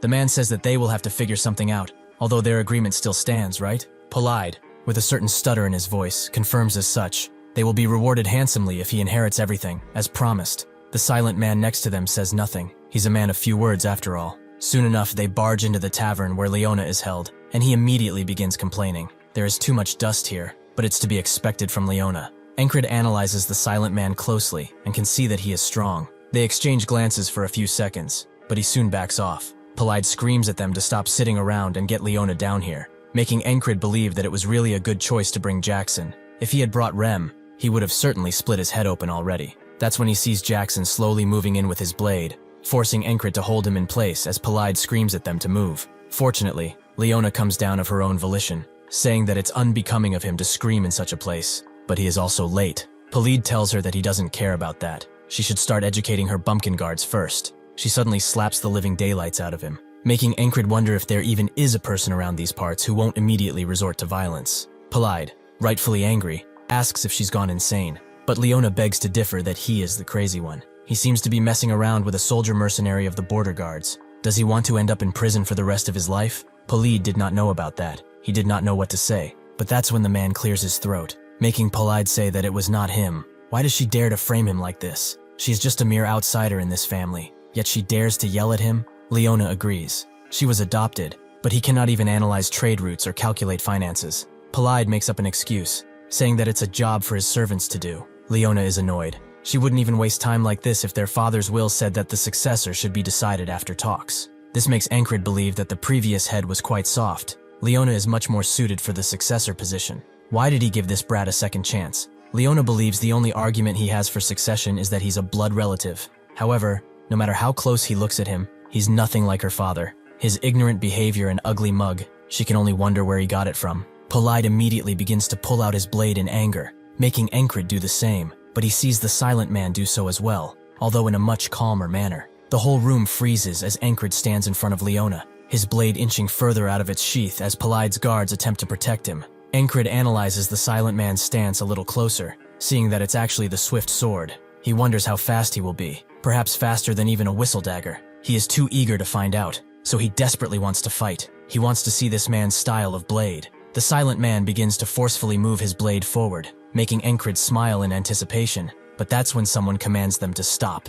The border guard have arrived under direct command by the crown. They will consider their actions treason if they do not put away their blades immediately. Polide is scared by them, and Encred does as he is told, but he is annoyed that he did not get a chance to fight. Jackson remembers what he said, but if they are both honest, he's the weirdest one here. Torres says that hired assassins were foreigners, so they are taking over this case. They have confessed that they were paid by a merchant association. Surely he did not hire them because of the inheritance dispute, right? Polide is spooked, but the man comes in his defense, asking if the confessions mention any specific merchant association. There probably is no evidence pointing at them. Torres likes that he talks a lot. He must think that they are stupid or something. Leona comes forward and makes an offer to him. They should find more evidence to identify the true perpetrators of this attempt. He should lock both of them up until he finds someone responsible. Polide did not agree to this, but Encred is confused. Why is the victim asking to be locked up like this? Torres explains that those captured were grunts with no real information. They just kept repeating that they were told to do it by their boss. Leona says that they still have people to interrogate, as a few of them escaped. One of them might be that boss, so shouldn't they try to find them? The leader asks what happens if they still can't find the ones behind this after all this, but Leona supposes that it's theirs to take care of. It's not prudent for her to discuss this matter with them, so they will return to the city under the condition that they all return if he summons them. Encred sees this as a misplay. They won't be able to protect Leona if she goes to the city, and her bodyguards won't be able to take on Polides, especially that rapier guy. She will immediately die if she does this. She's a smart woman. She knows this already. The only question is why she's even doing it. Leona is a merchant at heart. She will not ask them to do something without compensation. She will give this to whoever catches the people who got away. Her maid gives her something wrapped in a cloth, which is revealed to be the fourth work of the Carmen collection, Carmen's stiletto. This is their reward. Jackson becomes very motivated by what he has seen and volunteers to take this case. Encred is surprised to see him like this. Just why is that dagger so special? Polide starts to scream at Leona for even bringing such an item to this backwater place. Does she even know how much that thing is worth? Leona calmly tells him that it's hers, and she can do whatever she pleases with it. All the while, Encred asks Jackson about the stiletto, who is surprised that he does not know about it yet. He goes on to explain that it was made by a legendary weaponsmith called Carmen, who was originally a slave. but he got out and worked as an assassin to enact his revenge, using the 7 weapons that he made. The 4th among those weapons was the stiletto. There are people who would offer up their families for that thing. Since it has come to this, Torres explains that everyone will be held here by them. Nobody will leave this inn unless they let them. Encred tells Jackson to not worry about the stiletto, as he has sent Christ to get that runaway, so they should hear from him soon enough. As Polide continues to bicker, the silent man gives Encred a look, who also looks back. With that, he leaves, and nothing really happens until night falls, and everyone is basically stuck in the inn's area. Polide wonders what will happen if the assassination attempt leads back to them, but his assistant tells him to relax. They cannot do anything against the border guards anyway, so they have to wait. If they, as siblings, cannot figure out who becomes the successor, then the decision will be left to the investors. That's the moment they need to use. Polide does not inspire confidence with his tone, although he agrees he has sent word out to all of them that if they select him, they would be handsomely rewarded. The silent man looks out of the window and sees Encred doing his usual overbearing workout, seeming just as dedicated as before. After he is done, Torres says that he's surprised he still continues with that arduous training regime. Does he not consider this the perfect opportunity to have some time off? Encred would think the same if they were equal, but he is not a genius like him, so time truly matters. The stuff people like him learn in a week, he needs a month, or even a year to grasp. This is why he cannot waste time, and he doesn't want to anyway. He will use each day to create a better foundation for his future. One of the border guards begins to wonder, is he the odd one here, or are they the lazy ones? Torres is puzzled by this too, so he gets up and tells Encred to calm down with his attempts at getting stronger. He's pretty strong enough already. They only drew because he did not expect that from him.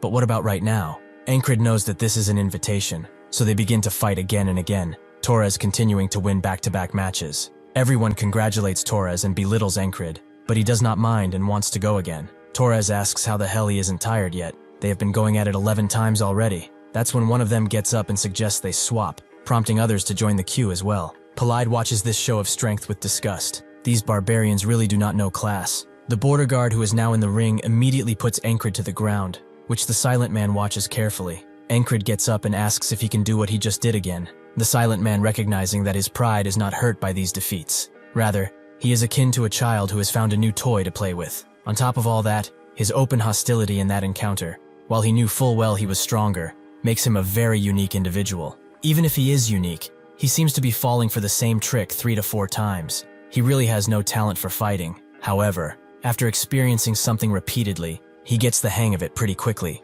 and retaliates in kind. The border guards are all excited to see him finally win, and the ferry commander is saddened to see that he's going around charming everyone, a truly bad man. Leona asks if they are really dating, which the ferry commander denies. They are actually married, and even though they did not hold a ceremony, there's probably a child coming soon. Encred really can't stand this anymore. He would rather she stay inside of the inn. Suddenly, the silent man speaks, and asks if he could join in too. Encred gives him a look, and Torres wonders what he's thinking. The silent man has learned his name. He has no talent that is worth sharpening, yet he feels the desire to teach him. He cannot hold himself back anymore. The man Encred was fighting with says that he's in a different boat than them, so he should just sit and watch. But Encred denies that. He has been waiting for this opportunity. This makes the silent man smile with anticipation. All the while, everyone watches them get prepared. Jackson watches from above and can see that the silent man, even though brandishing just a wooden stick, is extremely dangerous. He gets prepared to jump in, as this might evolve into more than just a friendly spar.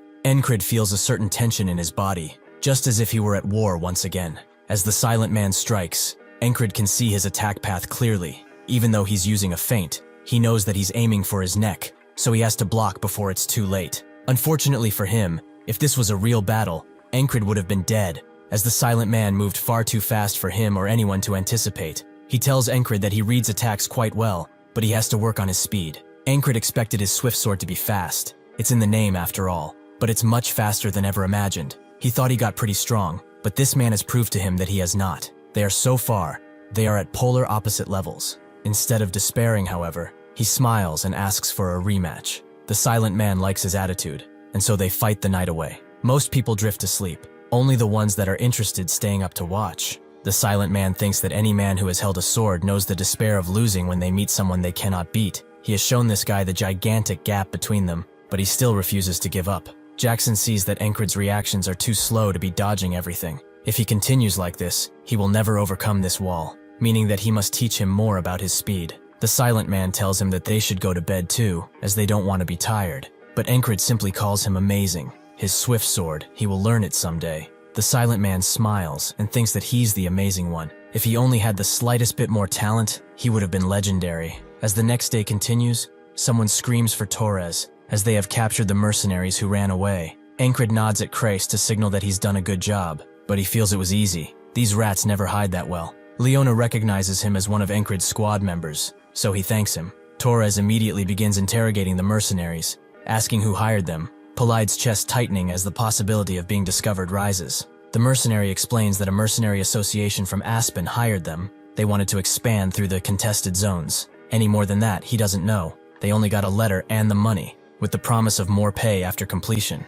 Leona says that what comes next must be up to them, right? Torres is torn. She seems moderately satisfied with this. Was she not hoping for her idiot brother to be behind this? Leona was enough to offer up the stiletto, but alas, she can't personally interrogate them. Torres knows what she's beating at. It's their job to break these criminals. So he tells them that they can go. He will report what he finds out. As they escort Leona's carriage, Jackson looks with glee at the knife, with Encred telling him to not let it be seen in public. He has never seen this guy so happy. He's like a kid in a candy store. Crais tells him to not fall in love with Leona, as she's quite the scary woman. But Encred never had this intention. Crais also thinks that it's weird, no matter how one thinks it. Polide is behind this. But he had a little encounter yesterday after they found those guys. A random guy came up to them and recognized him not only by his squad and name, but also by his title of the Gilfin Guild boss. He said that he worked for Leona. They already had tabs on where those mercenaries were and knew everything about the Gilfin Guild. They wanted to pay the military to let them go, and told them to say what they said at the inn. Encred does not get why. Will Leona be at a disadvantage if Polide was known to be the one behind this? She says that it's quite a relief her brother is not behind this. It would have left a really bad record on the previous leader's achievements. Encred wonders if it was out of sheer loyalty for her father, but she guesses that he's not interested in things like this, so she will let it go. Encred asks if this is going to be fine. They won't be able to protect her outside the border, so if Polide attacks, she's on her own. Leona tells him not to worry. It's already taken care of. Right as they arrive at the town gate, a group of soldiers wait for them, with the leader standing at the front. He identifies himself as the Rocafried Merchant Association Guard Commander Mattis, and he's here to escort the new leader of the association, Leona, who has been voted unanimously in favor by the stakeholders. They all fall to their knees in front of her, with Encred thinking about what she did. She was held here on purpose, and managed to get a vote going with the shareholders in the meantime. She used loyalty, decisiveness, and information all to win. She really is a scary woman. Leona would like to ask him to join her again, but that would be undignified. He has the gift of making people root for him. He hopes they can meet and help each other in the future. Encred accepts her handshake and agrees. Polide jumps out of his carriage and asks the guards what they are doing. How dare they betray his father when he raised them from the dirt? Mattis tells him to stop dishonoring his name. He doesn't even deserve to be called his skin, because of how much of a dumbass he is. The people in his carriage think this was a failure, but the silent man says they got something out of it. They now know that the leader of the Rocafried Empire is a cunning woman, and about the existence of a soldier who might shake up the world soon enough. When they were training, the silent man told him to lower his blade, as he admired his strength and the effort he puts into it. But he does not have any talent. At this point, it's just plain depressing. Encred hasn't heard that in a while, but he never listened in his past, and managed to get all of the way here. The silent man just walked off without saying a word, and that is the last day they met. At the encampment, Encred wakes up Rem, who tells him to not even say his name, as he's going to hang out with that cat bastard anyway. Encred explains that he wants to train,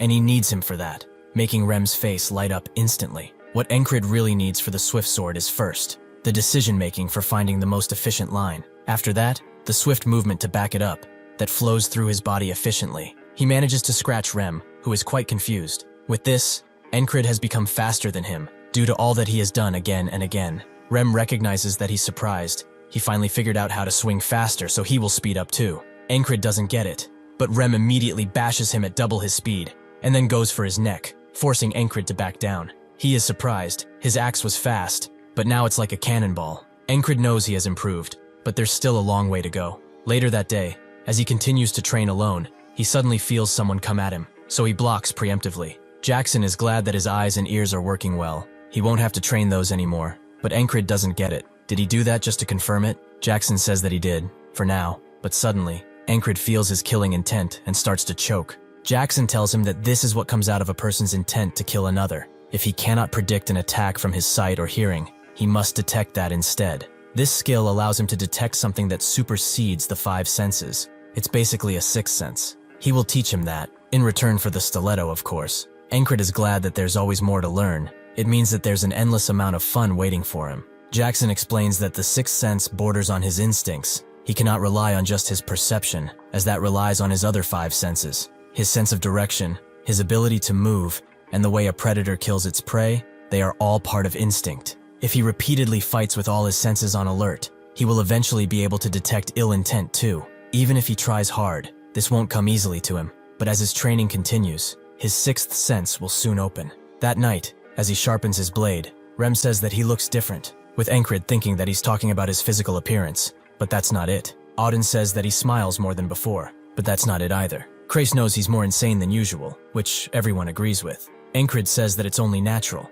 He's the only normal guy among lunatics. So he seems insane, that's all. As they go to sleep, Rem sees Esther getting into bed with Encred. She sees that he put his body through hell once again. He's training enough to die every single day. He would have collapsed long ago if it were not for her magic. She cannot have him die, as that will not break her curse, so she decides to enhance his clothing too. Just like his ability to repeat the same day, Encred trains again and again, never getting tired of it. He knows that this will improve him, and that is enough of a reward for him. However, it seems that he's having difficulty with his sixth sense training, not quite getting it, and making the others disappointed. Rem tells him to forget what he said about him being different. He has not changed in the slightest. Auden is weirded out, as he improved a lot in a day, and Ragna thought of him as a genius, but it seems like that was just a fluke. They all know that there's no better way to learn than the real thing, but Aspen will be quiet for a bit, so he should go and hunt a commissioned beast or something. With that, Encred goes to the quest board. He thinks that those guys must really want him to prove himself since he's not improving. Suddenly, someone hands him a paper,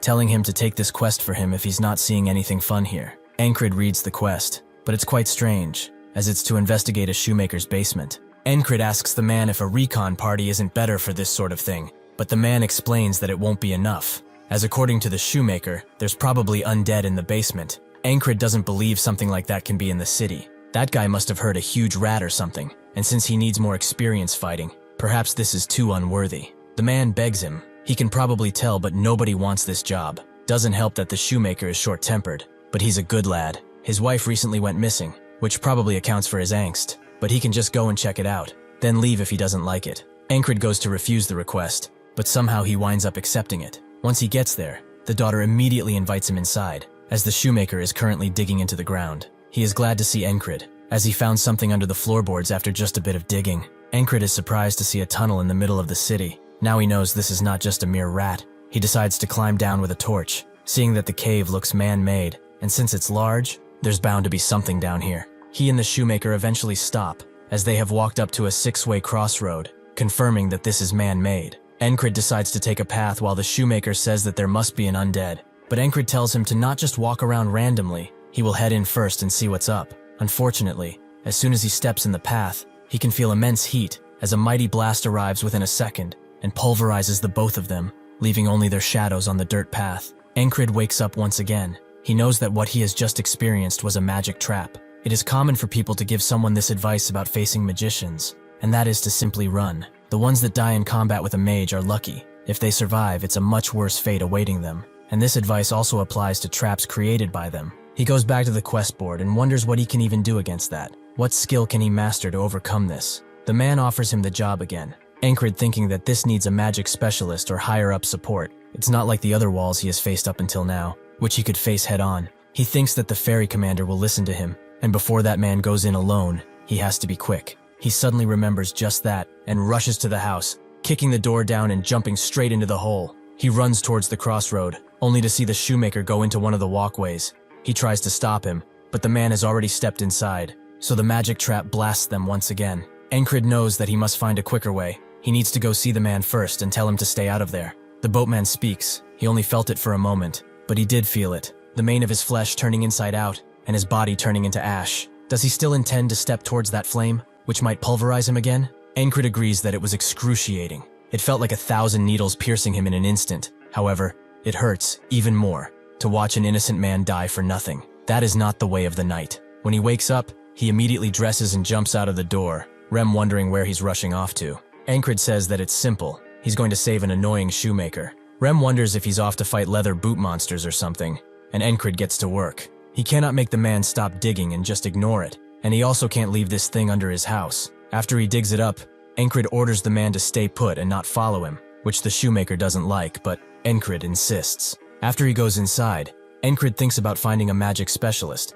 but that will take a long time, and who would even listen to him? This is a mysterious trap that he has no info on, so someone is bound to die exploring it. He must find as much information as he possibly can, even if it costs him his life. He already knows one of it is rigged, so he decides to test it with his body, but repeating today feels like cheating, so he winds up looking for a better way. He looks for a hint, something that can tell him where the traps even are. As he does that, he wonders how many times he has died already, and what kind of pain he felt each time. When he thought that he already lost, when was that? When he felt a blade pierce his throat when his opponent knocked his blade away, or perhaps by simply feeling murderous intent. He remembers what Jackson told him, that it's something that wants nothing more than his demise. As he walks, he feels a sharp axe come from behind, and just as he steps, he feels it. The axe easily cuts him in half, but he's smiling as he has felt it, the trap's murderous intent. Encrid goes back to the shoemaker's house, his mind filled with detecting the murderous intent of the trap. He decides not to just walk in. Instead, he walks back and forth until he gets a good feel for it.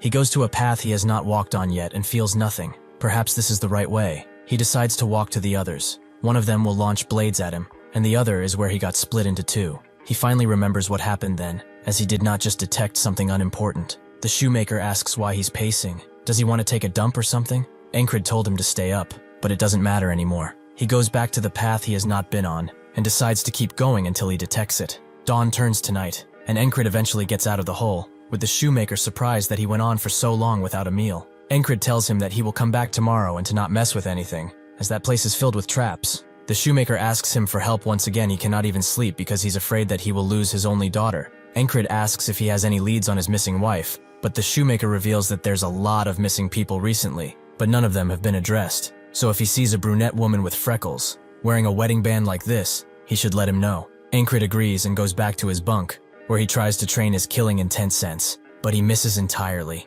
Rem chalking it up to him spending too much time with Mr. Bootman. With that, they both go to bed. Encrid recognizing this as the first time he ended a repeating today without dying. What will even happen? Will he just continue the days? He decides to find out by just sleeping, but fate does not let go of him, and drags him back to today. Encrid explores the caves again, this time deciding not to sleep at all. He sees the dawn of tomorrow almost go over the mountain range after a long time, but as soon as he closes his eyes, he wakes up in today, with Rem saying the same thing. Now he knows that he must pass this wall to pass today, but that's fine with him, as he had no intention of facing tomorrow without overcoming this. 20 days pass, Encrid forcing his body to listen, as this is different than normal fear. It's something that he must feel, the impending death that is hurling itself towards him. 40 days pass, and he lets go of the torch. He does not need it anymore. 50 days pass, 60 days pass, 70 days, and the horrifying outcomes he faces no longer scare him. Next round, he is ready, as he has trained with Jackson, who was surprised that he figured all this out in just a few days.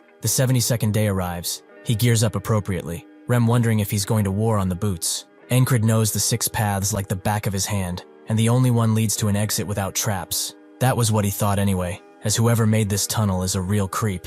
There are traps in all of the paths, meaning that a safe path does not exist, but there is still a path. The only way to get out of this, though, is just not to stop in the traps. On the first path, there's a laser that instantly kills him if he makes a wrong step, and is probably the easiest to go through. He takes a deep breath and tries to take a step, but the sharp pain of the blast makes him quiver. He decides to move his step a little to the left, and when he finally takes it, nothing happens. He has taken the first step, allowing him to take another, and then another. He is fully focused, and his 6th sense has opened. He sees, no. He feels the steps that he must take, and eventually he succeeds. Once again, he has overcome a wall, the zombies that are coming for him no longer phasing his mind. Actually, he's quite glad to see them. This is an amazing present.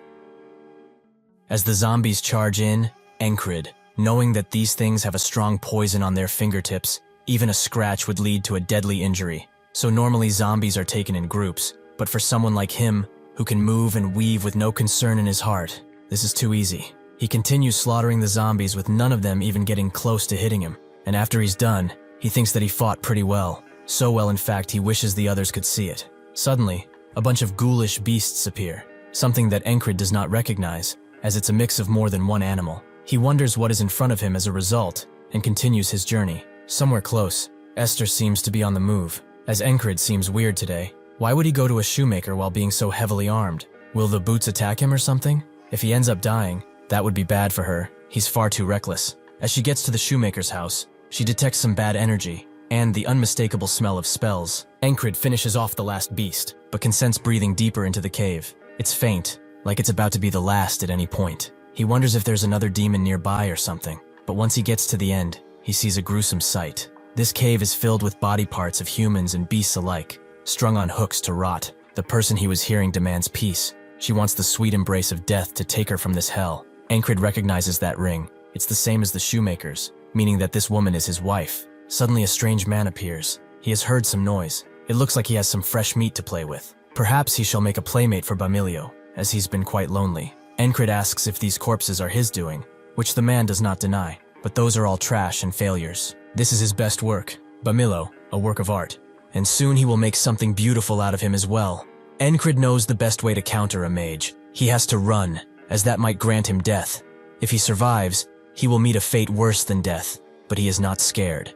Even if he has to try 1,000 times, he will end his miserable life. He throws a flying knife towards him, which bounces off his magic shield, but allows Encred to move in with a silent strike. The magician, however, easily pushes him away, and in the corner, Esther watches. She knew there was a magician afoot. She has not managed to gain too much power, but if she gathers all that she has now, a small fry like that bastard is nothing. The mage shoots a deadly gust of wind towards him with one simple movement, making a hole in his cloak as he dodges. Even if Encred can't see or hear it, he can feel his murderous intent. The mage is surprised he dodged, but Encred goes further than that, and moves in while recognizing all of his movements. A long time ago, he asked his squad mates about what he should do if he had to face a mage in combat. Rem told him to shoot an arrow, but that would honestly be pretty useless considering their speed. Jackson advises that he kill him silently while he is not attentive. Auden just told him to get up closer and personal, but even that fails because of the shield. Ragna told him not to be so scared. Everything that has ever breathed can be killed. Encred descends upon the mage with full force. This invisible shield makes his whistle daggers next to useless, so he will just smash it open like an egg. The mage wants him to come. He has prepared a strike for when he is most vulnerable, which is now. Esther watches closely as the attack gets closer, but soon relaxes, as she knows Encred won. The shield suddenly comes apart, leaving the mage defenseless, so Encred swings his blade with so much force that he almost cuts him in half. For this wall, he did not have to die even once. The mage falls down, and so does Encred's blade. It took a beating with this, but it served him well. The impact was so strong that he could feel it in his bones, but he wasn't hurt. Perhaps this armor really is that great, and can do much more than block simple cuts. He looks at the shoemaker's wife, and no longer senses her breathing. It has stopped. He has trained his sixth sense so much he could take down a magician, but this is no victory. What he was set out to do, he failed in. As he shamefully walks away, Esther comes in, calling the magician a fool, who lost only because he did not use his creation. This is a flesh golem, created to supplement the physical abilities of a magician, one that will wake up with only a few knocks. She will make good use of it, since he did not. Encred swiftly reports everything to the ferry commander, who is shocked, and knows that if news about a civilian being experimented on right in the middle of the city spreads, they will not be able to contain the chaos. Encred thinks that keeping things hidden is best too, but the ferry commander warns him that his contribution would not be recognized as a result. Encred doesn't care for that. The lives of the citizens are far more important. They soon got to work repairing the tunnels, the people given some bogus story about the Thieves' Guild, one that the shoemaker himself also believes. He comes to Encred with a gift for all that he has done.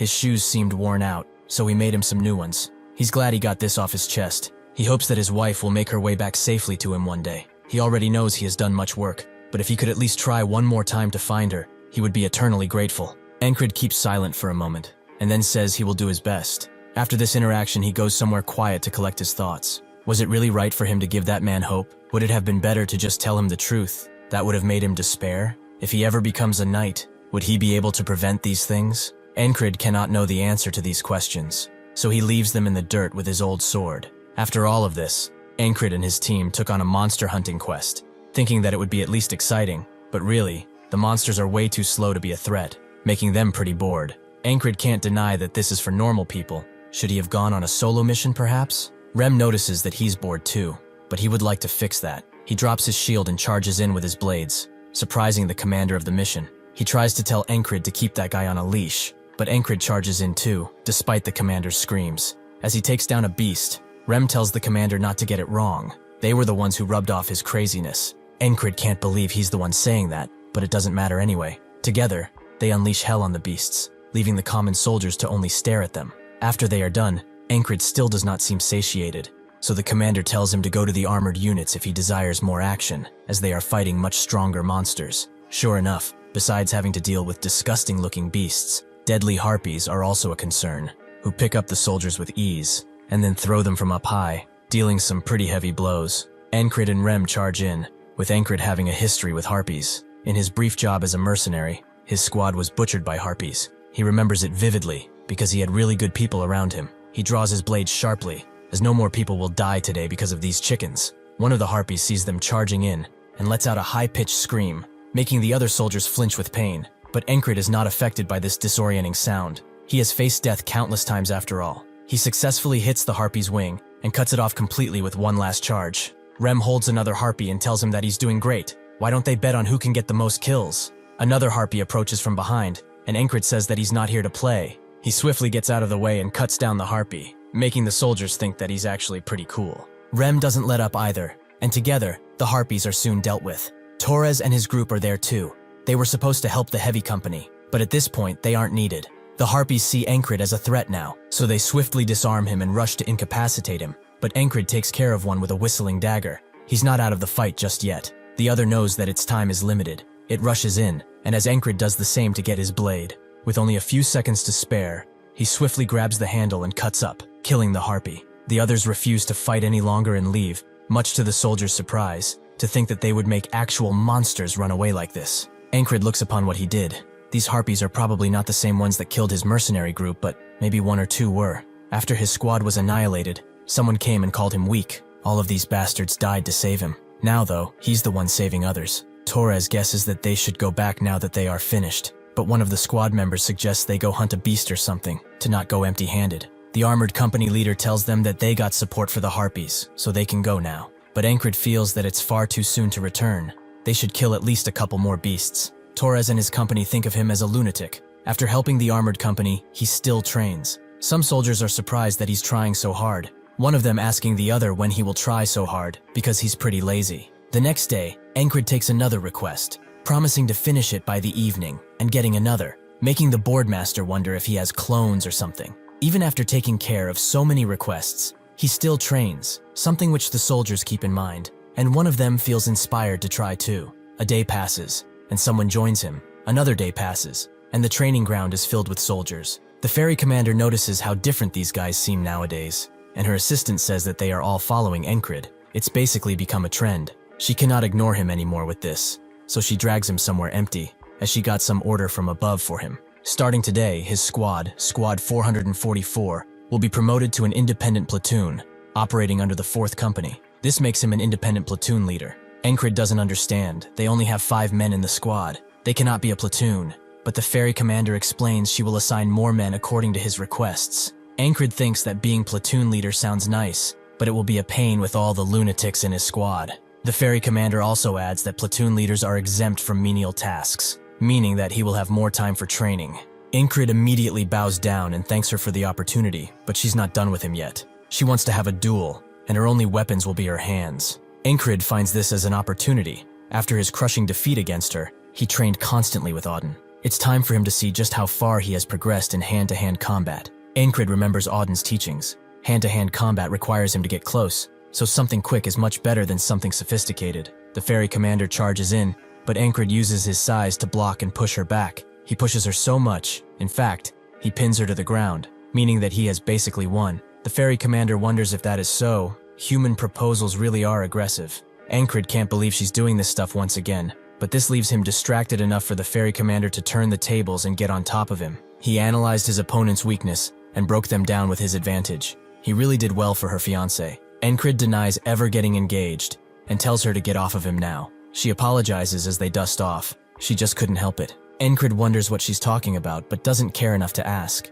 As the cold dies down, the battlefield readies to wake up, and an all-out war will soon begin. The Aspens have begun to mobilize, desperate to rectify the dishonor they incurred from that defeat. With this advent, the army of Norelia began preparations too. A new battalion commander shows up, Marcus, who Christ recognizes as the warmonger. He being here means serious business. He is one of the key officers in the Cyprus division, and unlike his predecessor, he's a great tactician, while being experienced with real battle. He knows that the Aspens are not weak enemies, and their armies are filled with weaklings that only puff off their numbers, besides the heavy armored corps and the border guards. Among these people, there's only one that caught his eye, the platoon commander, the one everyone calls the Spellbreaker. He's been pretty heroic since the last battle. He cannot know if it was skill or blind luck, but he will soon give him the chance to prove himself and how useful he is. Because of this, he and his squad get sent to scout along the Penhanil River, something which Rem finds extremely boring. Encred doesn't care because he's training, they've got a lot of free time after all. Kreis recognizes this area,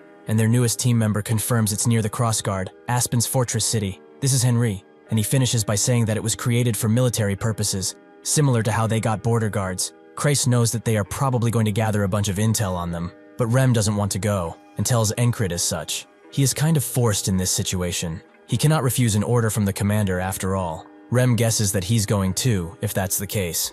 But suddenly, someone else comes, announcing that the battalion commander has ordered them to obey his commands as the new squad leader. Andrew is confident that they will follow his orders, but suddenly Rem approaches, showing off his barbarity, and asking why a little insect is in their corner. Andrew says that he's the new squad leader while shaking, making Auden mock him for it, but Ragna can't believe that such a brat is their squad leader. Andrew won't let up. If they have a problem, they should fight it out. He volunteered so that he could fight by Encred's side. He's never going to leave. Rem likes how feisty he is. Auden simply wants to loosen up his joints a bit, and Jackson guesses that a finger is enough. Encred tells them to go easy on him, but his bodyguard begs him to stop this. He asks why. It seems like they are all getting along pretty well, at least in his book. If Rem offers a duel to someone the first time they meet, it means that he likes that person, but the bodyguard thinks that he would likely murder that person too. Andrew continues to try and fight while his legs are quivering. All the while the bodyguard demands he stop provoking them so much. Henri asks Encred if he knows much about the geography of the river they are going to. It's quite a dangerous area, so he will tell him what he knows once they set out. That night, Encred sets out, brandishing his new armor. He meets up with Torres, who guesses that he's going out on duty. He has seen him around often. He also heard about his promotion, so congratulations are in order. They are the same rank now. Encred can't compare himself to the king's finest, but Torres feels that nobody cares about such a thing.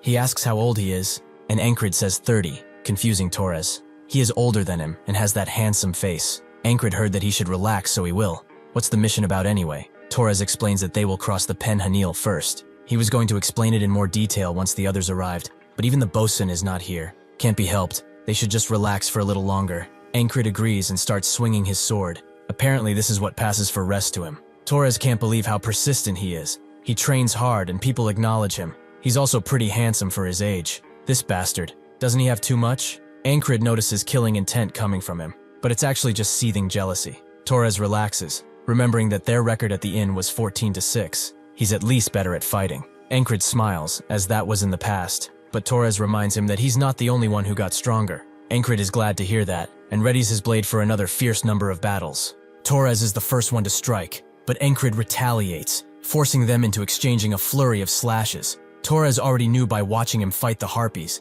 but this bastard has gotten unimaginably strong.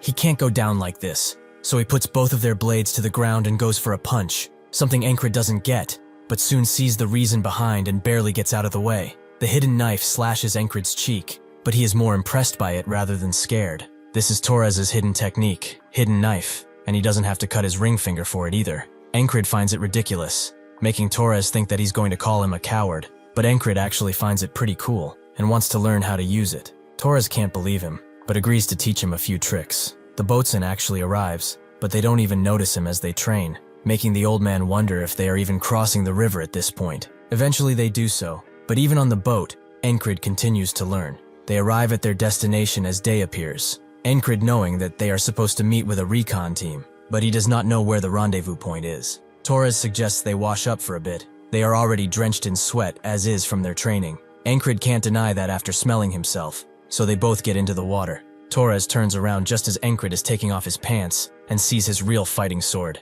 He's now even more jealous. His fighting spirit is completely gone. Encred doesn't get it and asks him to charge if he's ready, but Torres wasn't telling him to spar. Suddenly a woman speaks. She has been looking for them all this time, and yet here they are, taking a bath without a worry. Encred is surprised by her presence, as he did not detect her or the others. She explains that they must get near the crossguard before the day closes, so they should hurry up and get out. Torres asks how he's supposed to do that with her watching, but she doesn't care what she sees, so they should just come out. Encred does so first, allowing her to see his fighting sword, something worth looking at. Torres notes that her eyes are obvious, but she promises she was looking at his abs. She introduces herself to Encred as Finn.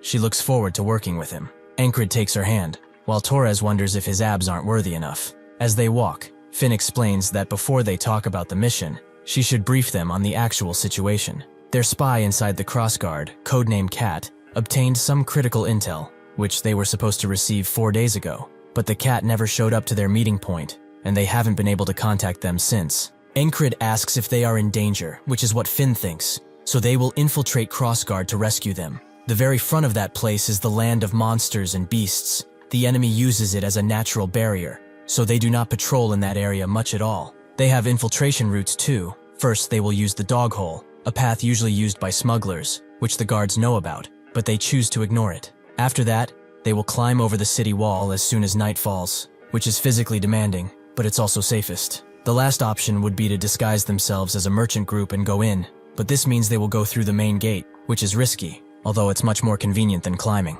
Her platoon members are to stay at the meeting point in case Cat actually shows up, so only the 3 of them will go into Crossguard. The difficulty is about the same no matter what they choose, so he can choose. Encred thinks she made it sound easy, but they all know it won't be so simple. Torres thinks she should choose since she knows the situation best, so Finn chooses the dog hole. They will be departing in the morning. After night falls, Encred continues to train, but the most he can do is throw a rock a few inches from him. Torres wonders how he even learned swordsmanship with those skills, but he will get it eventually. He just needs patience. Finn arrives at their sleeping spot. She wonders why they skipped dinner, but what is he doing playing with his hands? Encred says it's training, so Finn tells him to fuel up for it. One of her members actually dreams of becoming a chef, and the jerky he made is amazing. Both Encred and Torres agree that it's incredible, and Finn suggests they ask him for more. His parents run a shop at the border guard too. They should visit it to eat. She also tells them to not go and sleep over on that spot, especially under that yellow rock. Encred knows that there's a viper there already. He learned this from one of his squad members who was a hunter. Finn is surprised about how well prepared he is. She likes that in a man.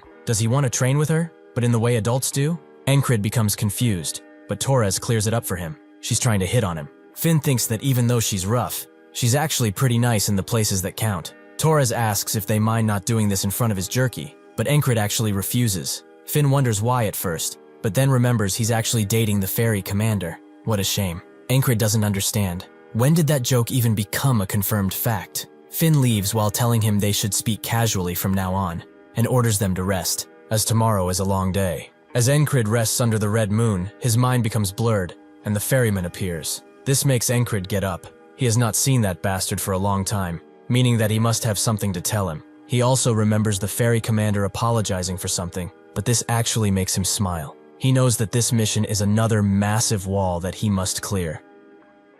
Torres doesn't get why they are infiltrating at day, so Finn explains that the guards are not clueless, even if they are turning a blind eye. Encred agrees that they are catching them off guard because they would not expect anything now. Torres feels like he only exists to take the blame, but anyway, Finn notes that they should go. As they move, Encred analyzes Finn, as she's a ranger, so it's imperative that she move quietly, with as little equipment as possible, because they scout ahead of anyone else. He notices her footsteps that barely make any sound, and wonders if he can do the same. Suddenly, a bunch of guards appear in front of them, clearly coming here for them. Finn tries to signal the retreat, but there are guards behind them too, and the commander tells his men to kill them. They all get prepared for battle, and the crossbows fire, with Finn being the only hurt. They all get to taking out as many guards as possible, but Encred knows that Torres and Finn are not used to fighting against such a large force. They will not be able to fight at their full capacity. Sure enough, Finn is too focused on a target on the ground, and Torres is defending too much,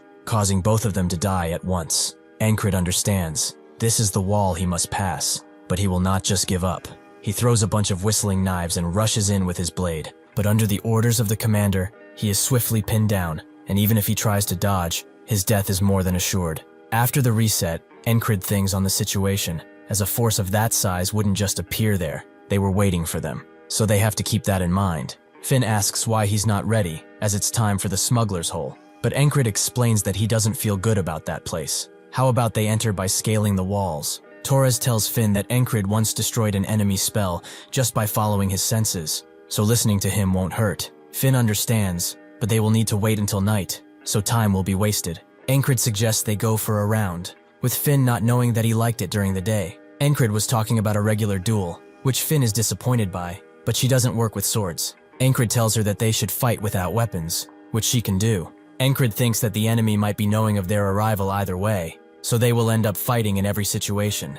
It will be good to know how capable the team is, and to get some training in while he's at it. Encred asks if she wants to attack first, but she beckons him forward, making him charge in with a punch that leaves him open for a kick that he blocks with his other hand. Finn seems to be backing down, but charges in with a kick instead. Encred knows this is dangerous, so he thinks that he will use the same tactic as the fairy commander and charge her because of his superior size. But as soon as he pins her to the ground, she catches his hand and puts him in a leg lock. Torres sees that she clearly won and stops the match, with Encred thinking that even if small Finn is packed with muscles, there's a reason why she prefers barehanded combat after all. All in all, she's the perfect training partner, so he asks if she wants to go another round. Finn says nothing but makes a face, making Encred repeat that he meant to spar, but Torres just asks them to stop doing this in front of him and everyone else. As the day sets, Finn notes that they will soon go, but wonders if Encred will go out like that. He asks if there's something wrong with his attire, so she explains that he's got too many weapons. He's going to pass out from exhaustion before he climbs the wall.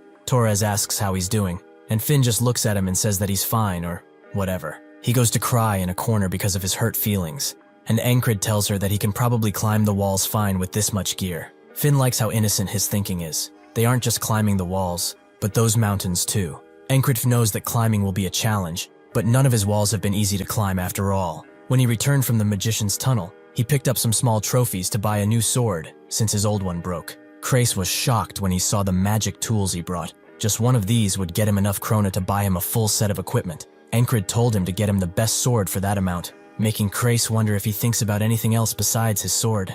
Encred is doing this because to a person that lives by the sword, their blade is the only lifeline they have. Heading out without a sword is not an option.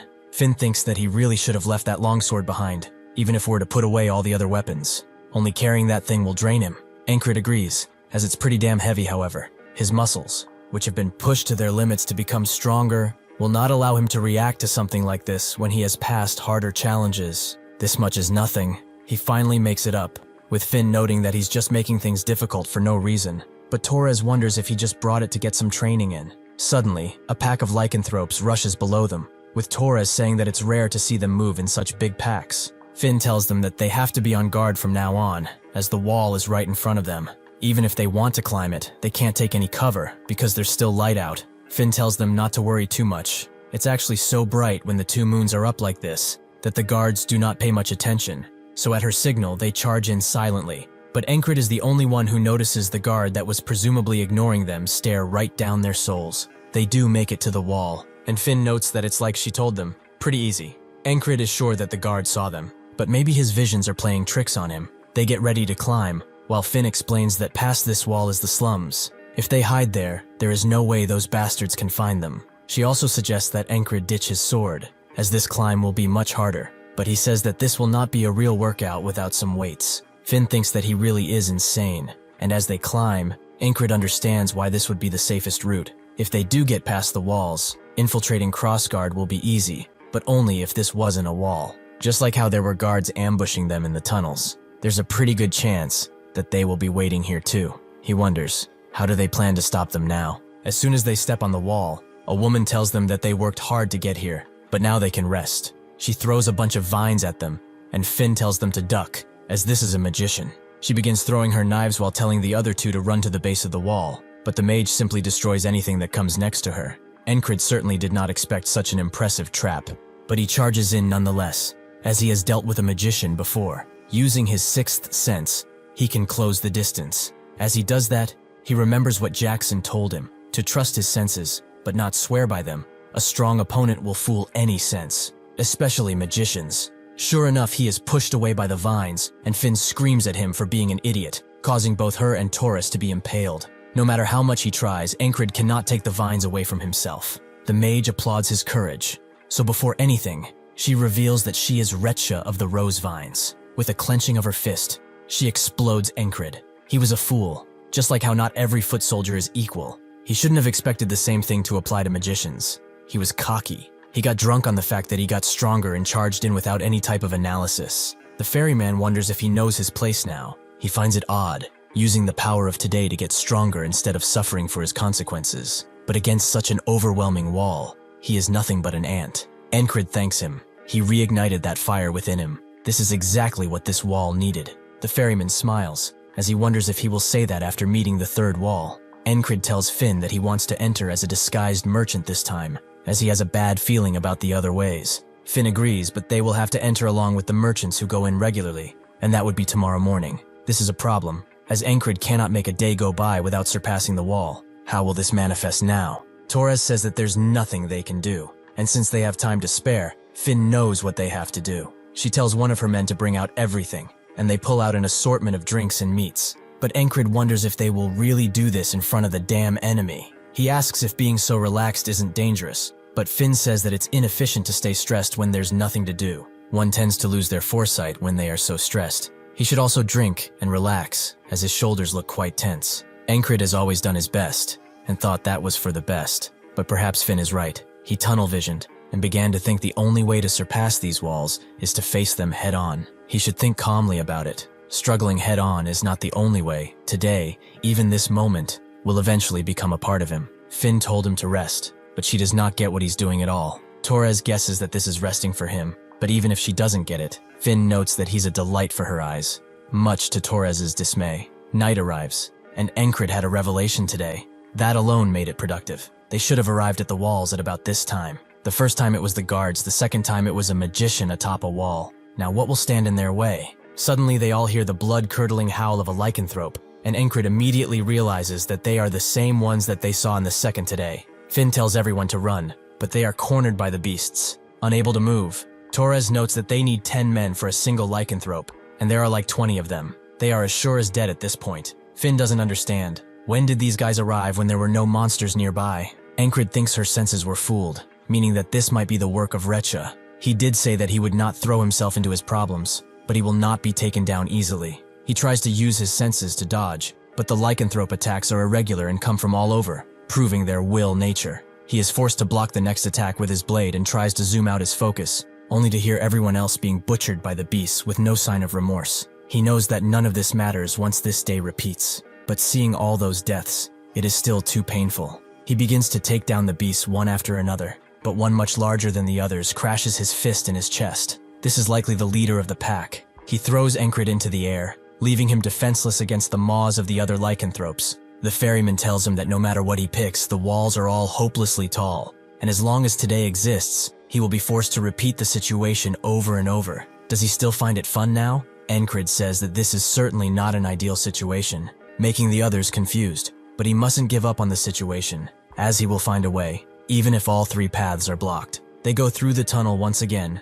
as Encred thought what could be done if they get surrounded, and there is nothing to do. He will not be fighting one-on-one like Torres and Finn might like, and even if he gets surrounded like this, he cannot do much. The best move is to avoid getting surrounded in the first place, so he uses his instincts to find where the ambushers are. Unfortunately for him, his senses fail him, and they get killed once again. He guesses that there is magic here too, so he climbs the wall once again and asks Recha if the magic planted in the crawl hole was her doing. She cannot believe that the others got caught properly. Captain Roger was not doing his job, it seems. With that, she kills him, and he continues his training with the hidden blade. Although it's not working well, he knows that once a mage is involved, one cannot use their senses anymore. Even that simple trap becomes dangerous, and since their enemies are all obsessive lovers, they cannot shake them off easily. The same goes for the lycanthrope. He has to fight many all at once. Can he even make up that difference? As he charges in, though, he thinks that this is no good, as he's just lashing out once again. He doesn't have to rush his thoughts, as this is a rare chance to fight in real combat, as much as he wants to, and no matter how much he dies, the knowledge he gathers will always stay with him. The ferryman wonders how long he's going to keep playing around. If he doesn't want to be stuck here forever, he should pick a wall and just crash into it. Encred explains that the more he repeated it, the more he felt it. All 3 paths are solid walls, so it's a shame he just has to choose one. Then the next day, Torres sees Encred training with the hidden blade, which he is now able to expertly take out. He wasn't able to do that yesterday, so how did he do it now? Encred notes that it took 30 days to achieve this, and ignores Torres when he asks what he means, as he built up enough skill. This is his 70th ninth today. Now he will cross the wall and move to tomorrow. He knows that there's still some time until they go through the hole, and asks one of Finn's men to make him a small pouch that he can strap on his wrist. The soldier agrees, and Encred moves on to Finn. As those boots, there is something different on the inside, right? Finn confirms as such. They got extra cloth to muffle footfalls, as there are a lot of sensitive beasts around these parts. Encred notes that they should all wear them, even Torres. As they walk through the hole, Finn wonders if he worked as a ranger before, as even without the boots, it's hard to walk so quietly. Encred kept practicing repeatedly. To survive this stage, he had to find the ambushers first and create an opening, but finding something in this darkness is not easy. However, they have an expert in that field right here.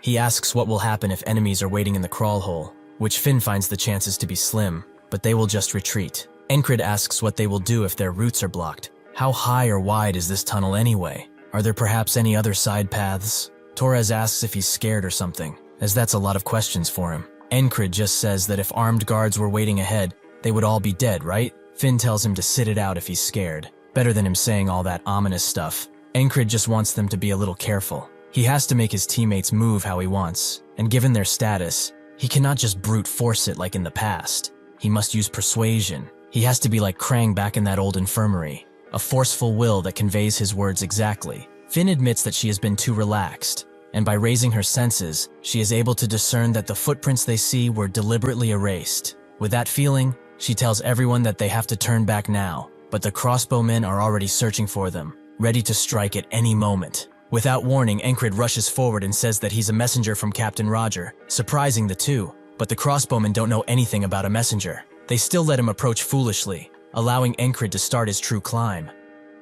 Roger is the name of the commander he learned from Resha, and since these guys cannot make out his face or uniform in the dark, they naturally believe him when he says that a monster attacked the city. This one mistake allows him to close the gap between them, and once they figure out who he is, it's already too late. He slices one open before grabbing another and using it as a shield, not allowing the others to shoot their crossbows. Encred entices them. Are they even trained? Can they not handle 1-foot soldier? The other two wonder what the hell he's doing as he keeps yelling and yelling incessantly, angering Finn because she cannot hear anything else. But that's when she gets it. The darkness combined with the chaos of the situation and his nonsense creates a perfect opportunity for her to strike unnoticed. She did not expect him to be so smart. The soldiers eventually notice that someone is behind them, but they cannot do anything as Torres joins in, allowing them an easy slaughter because of the darkness. The crossbowmen refuse to die like this, so they shoot Encred's hostage and prepare to shoot him down as well. Encred thinks that the stalling lasted longer than expected.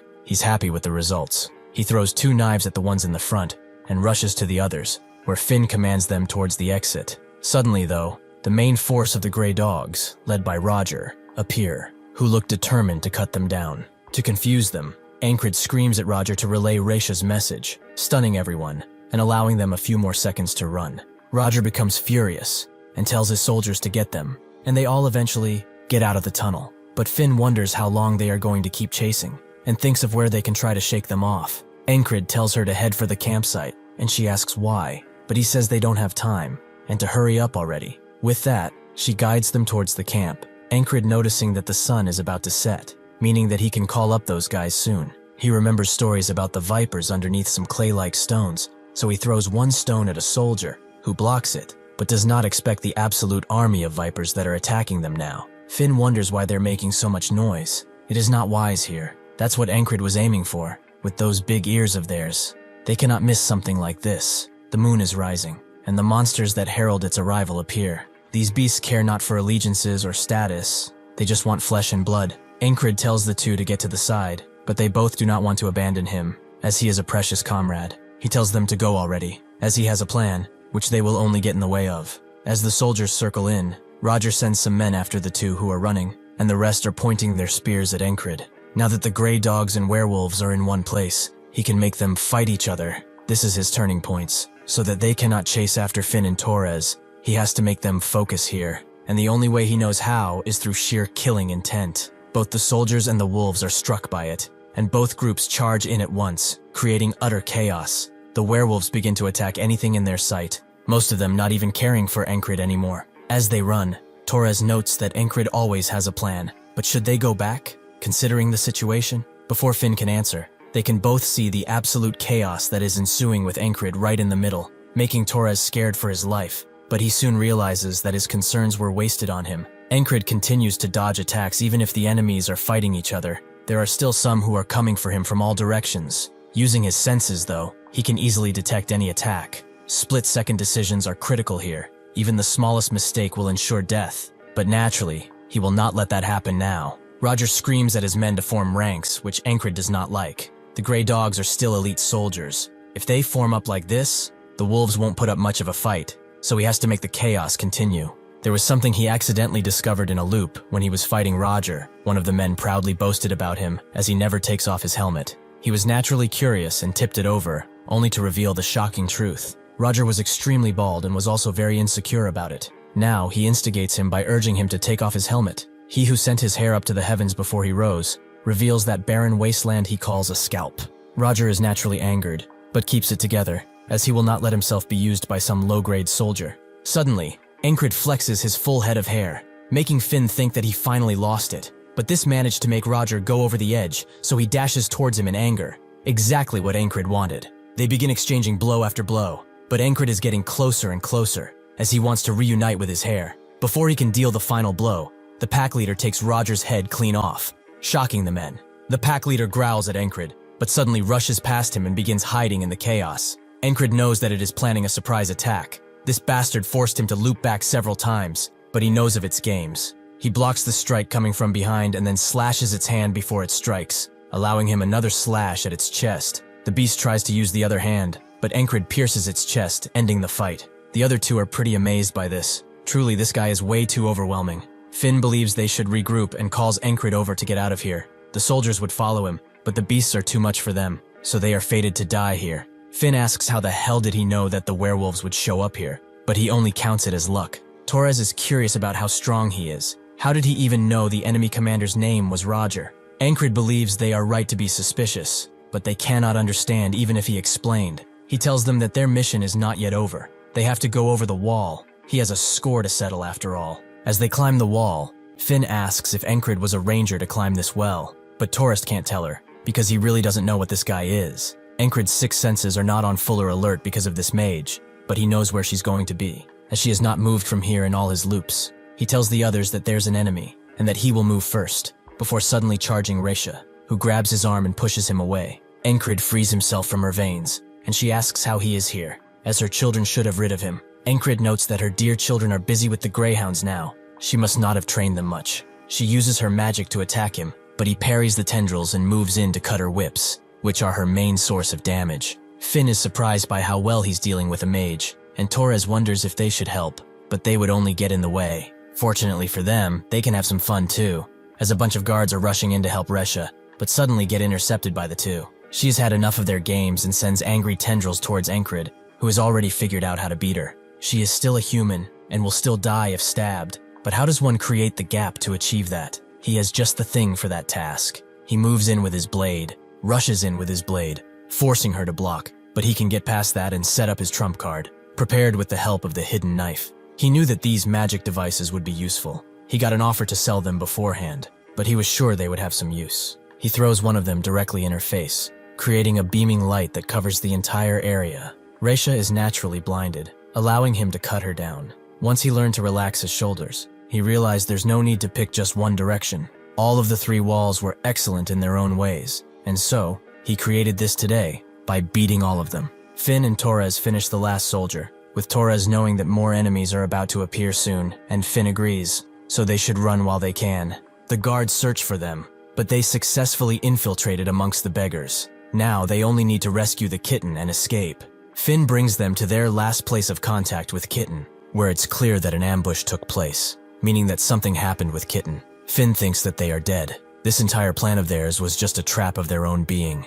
Encred believes now that the letter they got from Kitten was written by Aspens to lure them here and kill them. The guards are still adamant on their search, screaming and shouting about searching everywhere. But even if Finn suggests that they escape now, it will be a huge gamble. Considering the amount of guards present, Encred has a method for them to get out, and they soon start a fire to attract as much attention as possible. Now that he has done this a fair amount of times, he has learned some techniques, to the point that he's a full-blown arsonist. He really needs to train more with the blade to make up for it. With their escape, it's time to return to Border Guard. In the castle, Someone of higher prestige gets informed that the intruders escaped, which surprises him as they set up tons of traps. He did not expect for Raisha to die easily. This plan was perfect, a perfect opportunity to kill some rangers and spies, dealing a heavy blow to the enemy. It's fine though, they still have tons to do, so they should go and prepare for what comes next. This is Aspen's genius strategist, Abner. On the boat back home, Finn and Torres are beat,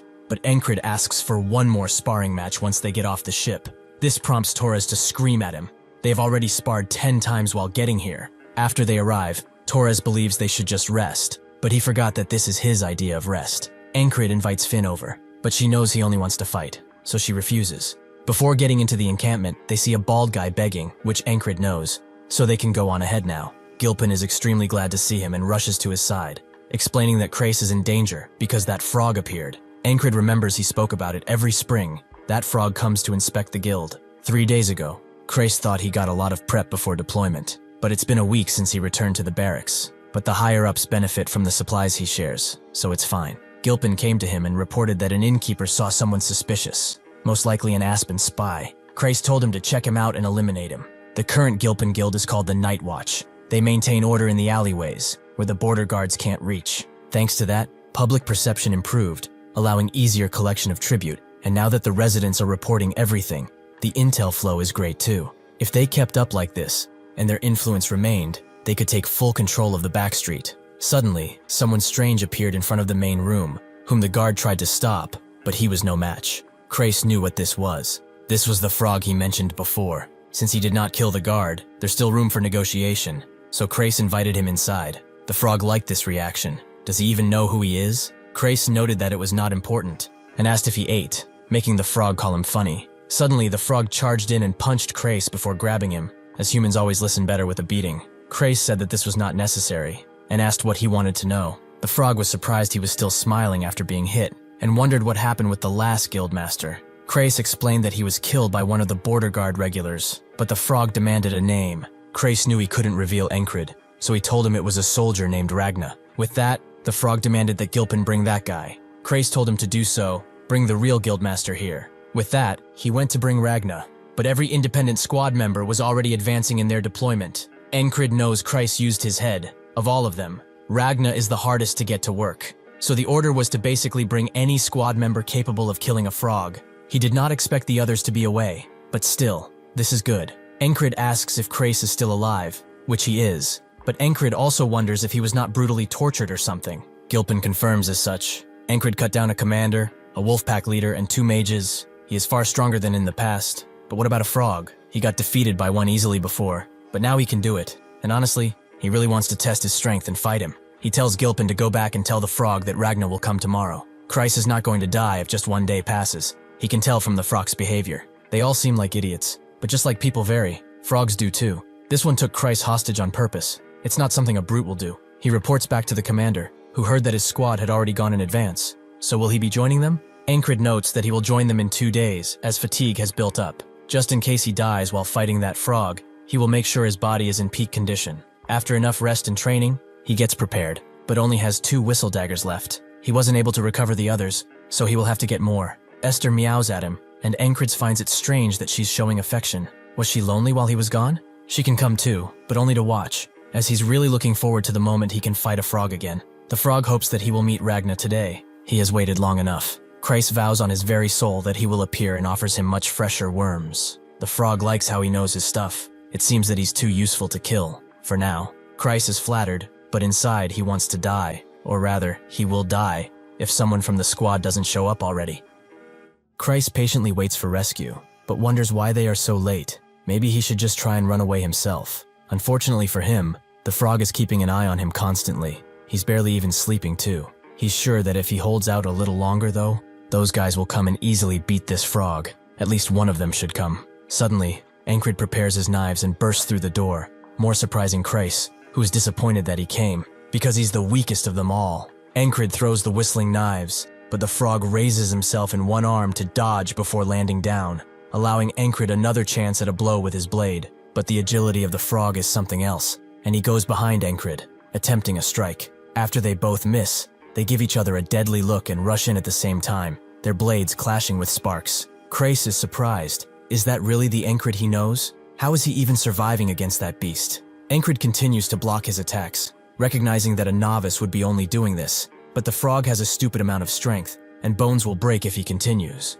Instead of outright blocking, he uses the flowing sword technique to parry, letting the swords pass around him. He knows that he must aim for the frog's only weakness, his heart. He has to stab it thoroughly for him to stop regenerating. Unfortunately, his blade does not reach in time, and he gets kicked into the table, breaking it in the process. Christ recognizes that this was a heavy blow. If he passed out just like before, they are screwed. The frog is naturally angry, or dare to go after a frog's heart like that. He knows that frogs like him are called skill readers, for being able to recognize talent so rapidly, but this specimen, he does not get in the slightest. This human child has reached his limit long ago, but how is he still getting up despite that? Encred is not too worried. Even a frog's kick is bearable now. The frog promises to kill him right here, and they both charge in at once. Encred clearly going for the heart again, but as the frog swings, he changes the blade's trajectory and cuts one of his arms off. With this clear advantage, he aims for the heart once again, but fury overtakes the frog, and notes that he could kill him with no arms if he wanted to. He slams his other arm into his, making Encred drop his blade and leaving him to die. He knows it's over, but he will challenge him again today and beat him. The blade reaches his forehead, but suddenly stops as the frog begins breathing heavy and cold. Encred doesn't get it, but the frog feels an immensely strong spell behind him. It's clearly from that beast. It's warning him that his life will be in real danger if he kills this human. His senses are fighting his thoughts. He wants to kill. A human who has surpassed his limits like this is an unpredictable human, the type that they need to call now. However, it's not as important as living another day. He tells Encred his name, Merlune. He vows to take his life the next time they meet. With that, he leaves, Crace hoping and praying that it's over. He really thought that he was going to die, but when did he become so strong to make a frog retreat though? Encred says he hasn't. The frog's last attack hit his right wrist, making him lose his blade. However, deep in his heart, he knows that it would have only taken 3 todays to beat. Christ was surprised when nobody showed up, but he didn't know that all of them would willingly go on a mission. Encred was surprised too, but Crace is only glad that the frog just left. They sure got lucky. Encred doesn't get why that guy could have killed both of them, so why did he leave? He asks Esther if it was her, but Crace tells him to stop speaking to animals. Suddenly, the first company commander approaches, running, asking where he has been. He notices the wound on his arm, which is not good, but they do not need him to fight now. He has to come with them. His own company commander asked for it personally. She watches his group battle, and now understands why people consider them lunatics. Rem is taking out people like no tomorrow, but he gets bored midway and stops. Ragna comes back after days of being lost with a head in his hand, asking why they switched camps when he slept, which they didn't. He gives them the head, and asks not to be disturbed, and they recognize this as the head of the enemy commander. Even his own allies are afraid of Auden, who snaps arms like twigs, leaving both the enemy and his allies pretty spooked. Jackson easily dodges any strike that comes his way, not damaging the enemy directly, just leaving them with psychological damage. The fair commander has watched them all this time. Marcus is surprised she managed to control those animalistic bastards, but she found that bringing them in was easy. She approached their barracks, expressing that she wanted them to fill in the shoes of their missing leader. Andrew immediately accepted, but Rem asked, she took away their leader, and now wants them to fill in his place? The ferry commander told him that the blame of the individual falls on the leader. So does he want Encred to pay for insubordination? Rem was clearly mad at her and told her that he would only kill 3 per day, no more than that. She's pretty thankful they are doing at least this much, but those above them are still pressing her about it. Marcus notes that their forces are the top of the spear in this war. Their wins and losses will decide the course of this war. Are the Aspens still trying to provoke them into a 1 versus 1? They lost against them in a proper fight, so now they are trying some cheap tricks, right? The ferry commander finds their methods questionable, but they have only sent out skilled soldiers, making them not win a single battle. With these repeated losses, the soldiers are worried that if they keep losing like this, soon the war will be lost all the same. Marcus knows that their morale is going to plummet if this continues. They only need to send those who are strong on their side. Honestly, getting those lunatics to do it would be perfect. The ferry commander tells him that just getting them to show up is already difficult. If they ask more, they must refuse to fight at all. Marcus is annoyed that they are so disobedient, but it's hard to get rid of them, given their skills. Is there no way to effectively control them? The ferry commander knows of only one way to bring their leader back. After she leaves, Marcus damns these Aspen bastards, as they have never been this cunning. But recently, there have been reports of a young genius tactician in the Aspens. Surely, this is his doing. As Andrew walks through the camp, he thinks that he's the only man who can rebuild his house. Currently, he's the squad leader of a bunch of lunatics, and he's trying to keep them in line while Encred is away. The others wonder if his eye is okay. Maybe he should stop dueling Rem so much. Andrew knows that he must take care of that murderous instinct of his, lest he actually attacks someone. Every time he fights him, the closer he brings him to death, but he also feels himself getting stronger too, like he's getting more powerful. His guard agrees. It is frustrating, but it does help. Thankfully, the other squad members kept to themselves and are not starting fights. The problem is that the other soldiers are frustrated by the fact that they are not doing their jobs properly on the battlefield. Do they think this is some kind of joke? Andrew recognizes this man as the newly appointed platoon commander. He knows that if he leaves things like this, he will die. So he intervenes and explains that only their commander is allowed to give them orders. As the man screams in anger, Rem wonders what he looks like with his guts out, making Andrew push him and demand a fight. They will listen to whoever wins. With that, they leave. But Rem finds this boring. The fighting is boring. He was going to have some fun destroying this bastard, but he's gone. There is nothing fun to do here. Maybe it's about time he quits being a soldier. Ragna hasn't heard anything about him, making him wonder if he's dead or just super late. Auden prays and wonders if he has returned to the earth. If that is so, there's no more reason for him to be here. Jackson finds this time inefficient. He has already accomplished what he wanted in this army. With this, they all come to the same conclusion.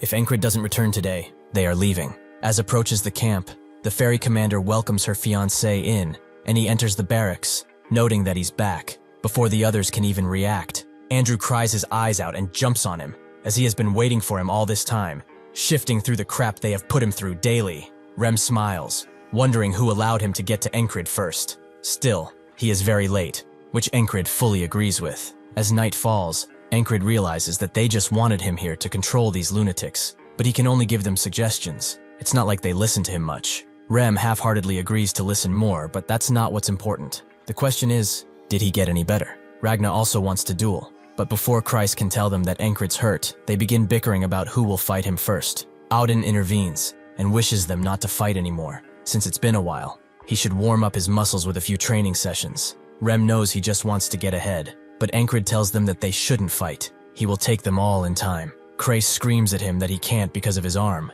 but Encred thinks it's not broken. He can still move it. Jackson notes that he cannot ignore injuries, no matter how small, so he should give it here so he can apply some cream. Encred can't put strength into it, but he can probably still hold a sword. After fighting a frog in crossguard, he has gotten even stronger once again. Naturally, he is still far from being a knight. The heights he must reach are still very much away, but he has already gotten far from where he started. He really wants to show them how strong he has gotten thus far. Jackson notes that it will turn bad if he goes overboard, but dealing with the side effects is his burden to bear after all. With that, they go outside, Rem being his first opponent. He likes how confident he seems, so he charges in, excited to see how much he has improved. Encred rushes in head first and deflects from below, Rem immediately noticing something different about him. He moves without hesitation. This is confidence that only comes from someone who has gotten stronger. He is ecstatic to be shown more, and charges in again, with Jackson noting that they've only been apart for a week, but he's already this different in skill. Auden's patience is running thin, and Ragna wants a piece too. Rem feels their stares from behind, but there is no way he could wait so patiently either. After they get done fighting, Jackson wants to know what happened to him, but Encred says it's not important. He just fought some frog before coming here. Andrew thinks that this is something, and a huge one at that. Rem asks if he really saw a frog in crossguard, but Crace clarifies that the frog was at the guild. He only got hurt after returning from the border guard. Auden wants to know how the mission was, so Encred explains that it was basically a trap. They fought greyhounds, lycanthropes, and a man too. Andrew feels a little ashamed here. He fought these bastards day in and day out, but he still cannot get closer to him. They are surprised he survived, but he still has much to learn. As they go to sleep, Encred thinks that there was much to learn from today's duels, but he could feel them holding back because of his injury. He wants to recover and fight them at full strength. He has to, for their sake. Rem suddenly speaks, noting that he doesn't want them to lose to a frog anymore, with Ragna agreeing that they have much to learn. Auden notes that training is the way, and Jackson notes that he still has some openings. Encred notes that he will win if they fight again, and silence falls. Suddenly though, Rem says that they will fight once fully healed, and the others join in too, vowing to help him with the training and such. Esther covers her ears, and Encred dismisses them by saying that they will do all that once he recovers. A short moment of silence left. Rem damns the frog. He could have blocked his attacks and then caved his head. After his wrist is healed, he will make him a frog hunter. Ragna notes that he must learn more of the sword too, and Auden does not want to let his muscles falter. Jackson tells him to not be overconfident. but Encred finally shuts them up by asking if they're not going to sleep. So they all do so. Encred wakes up much later. He sleeps in, probably because he was tired from all that fighting. He goes outside, asking if the men are at the front, as those who can fight all go to the front, and only those standing guard and the logistics platoon are in the base. He tests his wrists, and it feels worse than yesterday. Maybe he shouldn't have fought, but they all seemed eager to, and he could not let them down. Thinking about it makes him want to swing a blade again, so he picks one up with his right hand. He's supposed to be wielding this with 2 hands, but he has wielded a blade with just his left before. If he trains enough, he's sure that he can master it. After a swing, he feels how awkward it is. A pathetic strike, like when he first started. However, there is no better time to review what he learned throughout his journey. Starting to learn the blade from scratch is not an easy thing, but thanks to the isolation technique, he does not lack strength. Suddenly, Vengeance appears, whom Encred thought was in the front, but his squad is actually in charge of the defense. Encred's sword strap becomes loose, and Vengeance can't believe how tardy he and his blades are, but he offers to help since he's injured. Encred is surprised. He was always quick to fight him, but now he's being nice. He wonders why he hated him in the first place, and decides to ask him directly. Vengeance looks at him and then says it's because of Jenny, but Encred knows no Jenny. Vengeance screams at him that it was the herb merchant, but Encred is still confused. With his blade strapped back, he hands it over to him and walks away while huffing and puffing. Encred actually remembers her, but that affection was one-sided. Jenny was a girl who ran a herb shop at the border guard. He always dropped by because she had good products. She grew feelings for him for some reason, but Vengeance also happened to like her. He can tell him now, he was only interested in the product, not the seller. Vengeance knows. He only looks at blades, not women. Still, he's a bit mad because Jenny never once looked at him, but fell for his face. Because of this, he goes back to work angrily, making Encred wonder if he's bipolar or something. After training a bit and going inside the tent, Esther seems more tired than usual, making Encred wonder if she's sick. This is actually because of him, because he keeps getting injured. She has to overdo it and reduce his fatigue, which will not allow her to use magic for a while. Encred pets her again, and notes that they are in the rear, so she should focus on getting some rest. The day seems peaceful. The guards are patrolling the waters with no real disturbance, but it only takes one ripple to make everything turn.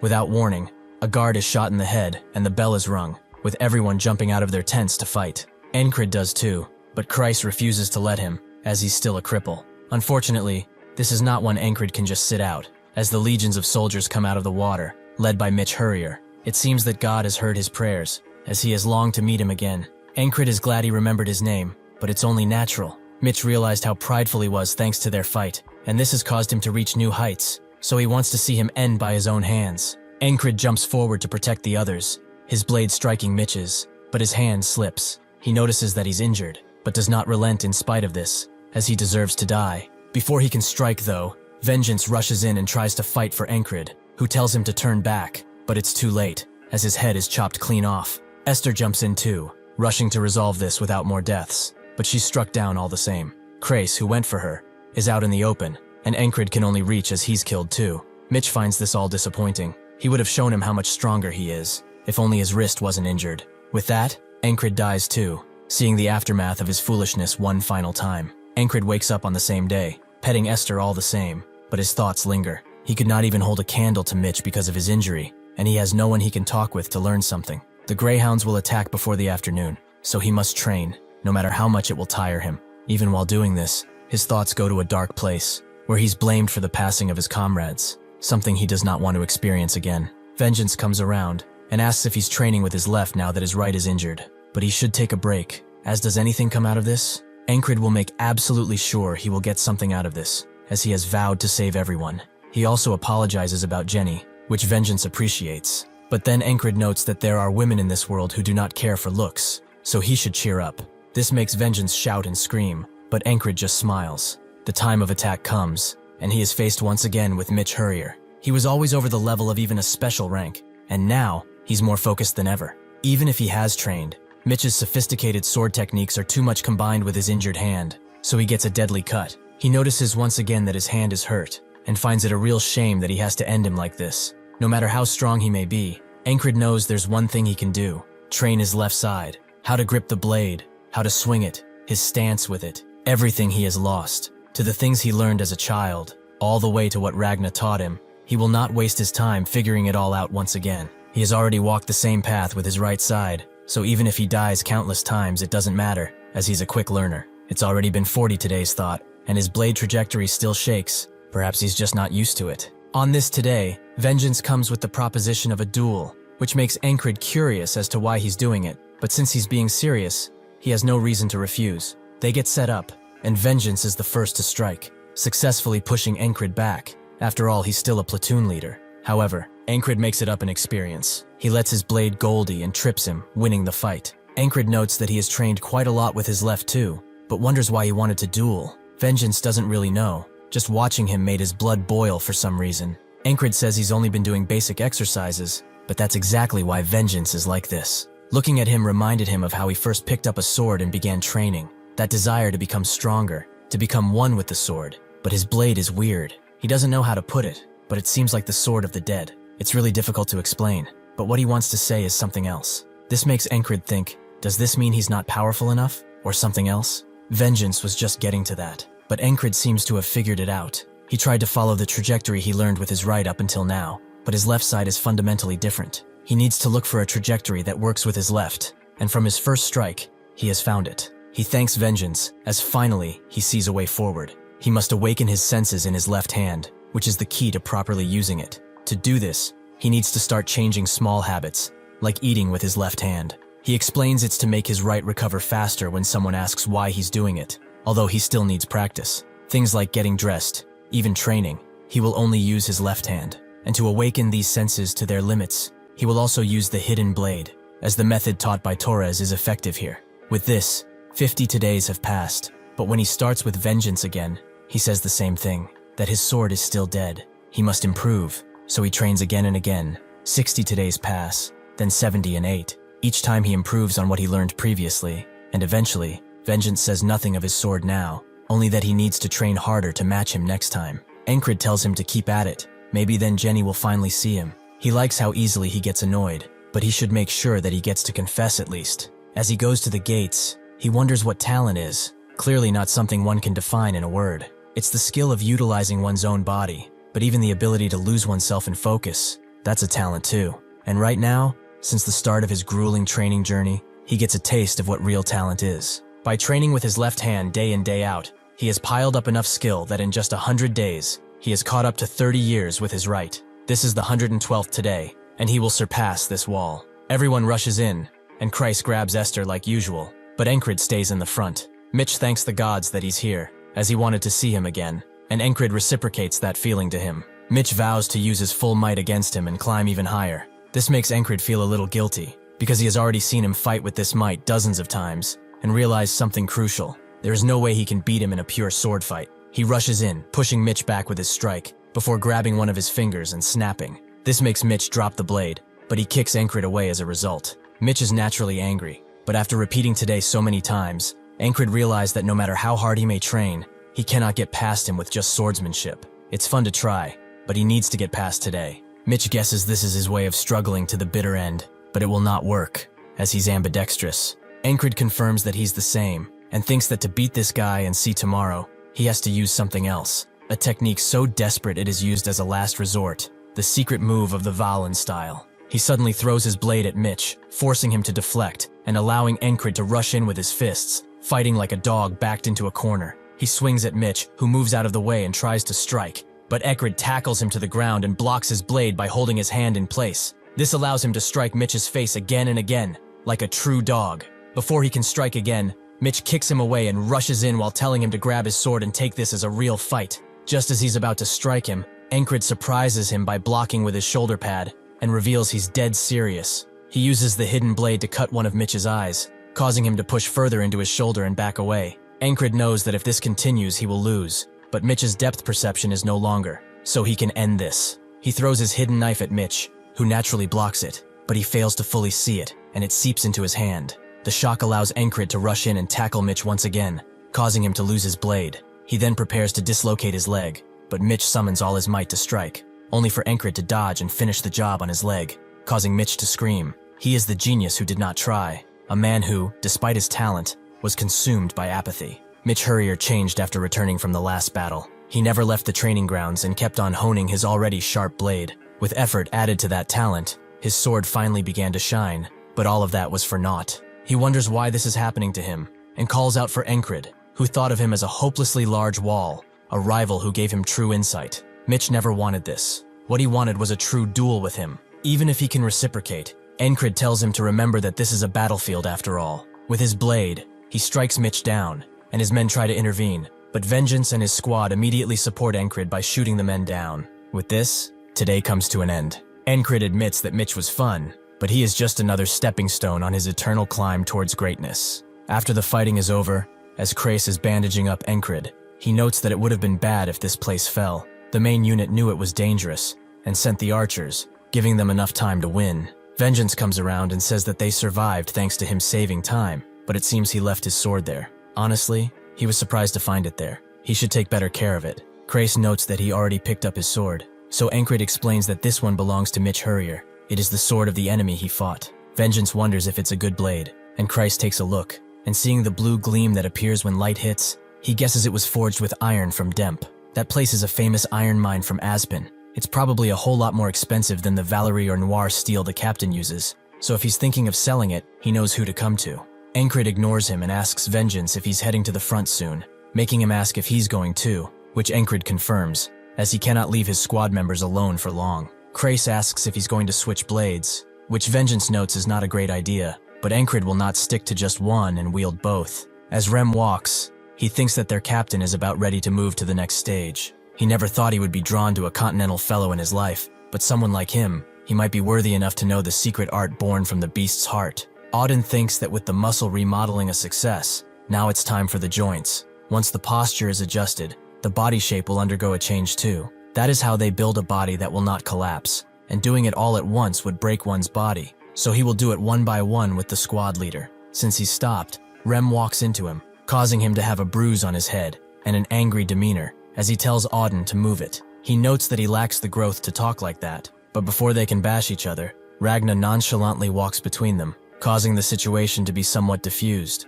Ragna thinks that training to make the sword a part of the body is hard, not just for free-flowing swordplay, but one has to move the tip as if it's a part of the body. Before he can teach that thought, he needs some sleep. Jackson feels it would be nice if Encred fixed his footwork. He's not asking for silent assassin movement, but if he can move efficiently, it will most definitely help. Does he really need to offer that kind of advice first thought? Ragna seems to be walking in the wrong direction, and Rem grabs him, as he knows that this lunatic is trying to go to the enemy lines once again. Ragna notes that at least he's more normal than him, causing them to scream at each other again.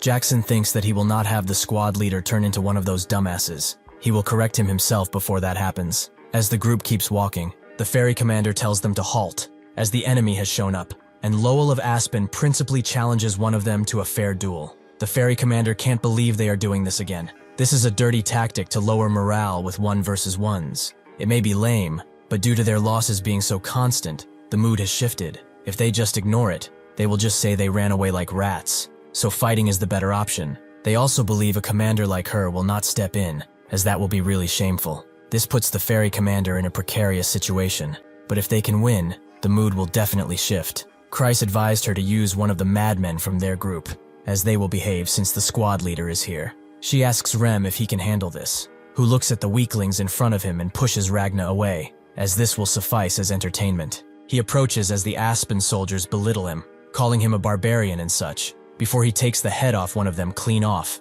and charges into the others. The morale seems to be improving, with the ferry commander thinking she did well, but that does not come to pass, as the Aspen soldiers begin crying and begging for surrender. But Rem does not yield. Even as the Aspen soldiers plead and plead, Rem simply cannot hear them. This tanks the soldiers' morale once again, but now the ferry commander knows for certain the only one who can handle these guys is Encred. Late at night, the group members tell Encred to stop fighting when he's injured, as it will take too long for him to recover. The ferry commander overhears this as she comes in, noting that her fiancé is overworking himself, so she hands him fairy medicine, something that he couldn't buy even with a fortune. Jackson notes that's better than his ointment, and Rem is surprised she cares so much about him. Encred is grateful, but why give him something like this? She realized that even if they exchanged vows already, they never exchanged some kind of token. It's a small engagement gift. Encred just plainly looks at her, and she leaves, with Krace noting that they really should open that salon he was talking about. Rem notes that this ability of his is more enchanting than his swordplay, and Ragna agrees. Encred doesn't understand why she keeps calling him her fiancé, but at this point, he will never understand her. Thank you for watching. See you next time. A few days after reaching the front line, the Aspens continued to repeat the same little skirmishes, but in general, avoided a proper fight. Thanks to that, Encred's wounds got a good chance to recover, and that's why he can train better. Auden is glad to see him so early. It seems his body is doing much better. Encred credits his healing to the fairy cream, and Auden invites him to a little spar if he's so active. Encred can't back down from a fight, but Auden easily puts him to the ground as all over his body there are contusions. It is not the time for him to abuse his body, yet if there was a fight, he would probably still join. Encred confirms as such, as long as he can move, he's fine. Seeing that nobody is around, Auden charges up his divinity, and Encred knows what it is, coming through him and healing his entire body. He tries to say something, but Auden won't hear it, and he also makes Encred vow, on the name of their lord, to never speak of this to anyone. Encred promises not to, and Auden walks away, leaving Encred to think about what just happened. Divinity is the main power of clerics, who serve God. Divinity can perform miracles that heal injuries, and Auden, who prays daily, has never once used divinity, as nobody knew for certain if he was a cleric or not. Encred wonders if there's a rule against using divinity. It feels like he broke a rule or something, so he thanks Auden, as he knows he sacrificed something.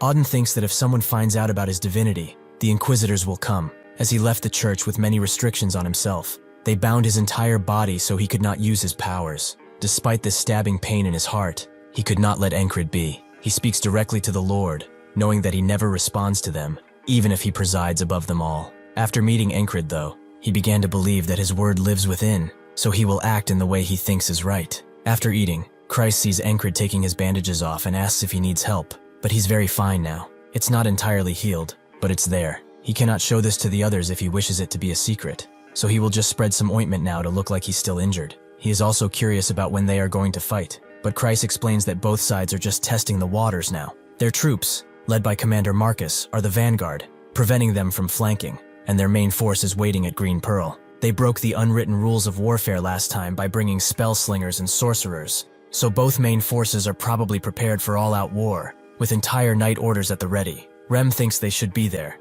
as they keep trying for a 1 versus 1. It's not fun sitting around. Christ thinks that this won't continue for long. Soon enough, something will give, and the fighting will start. They go to the front line, where the Aspen troops approach them, but Encred's squad is ready. The commander notices 3 Aspen soldiers approach and starts talking crap about them.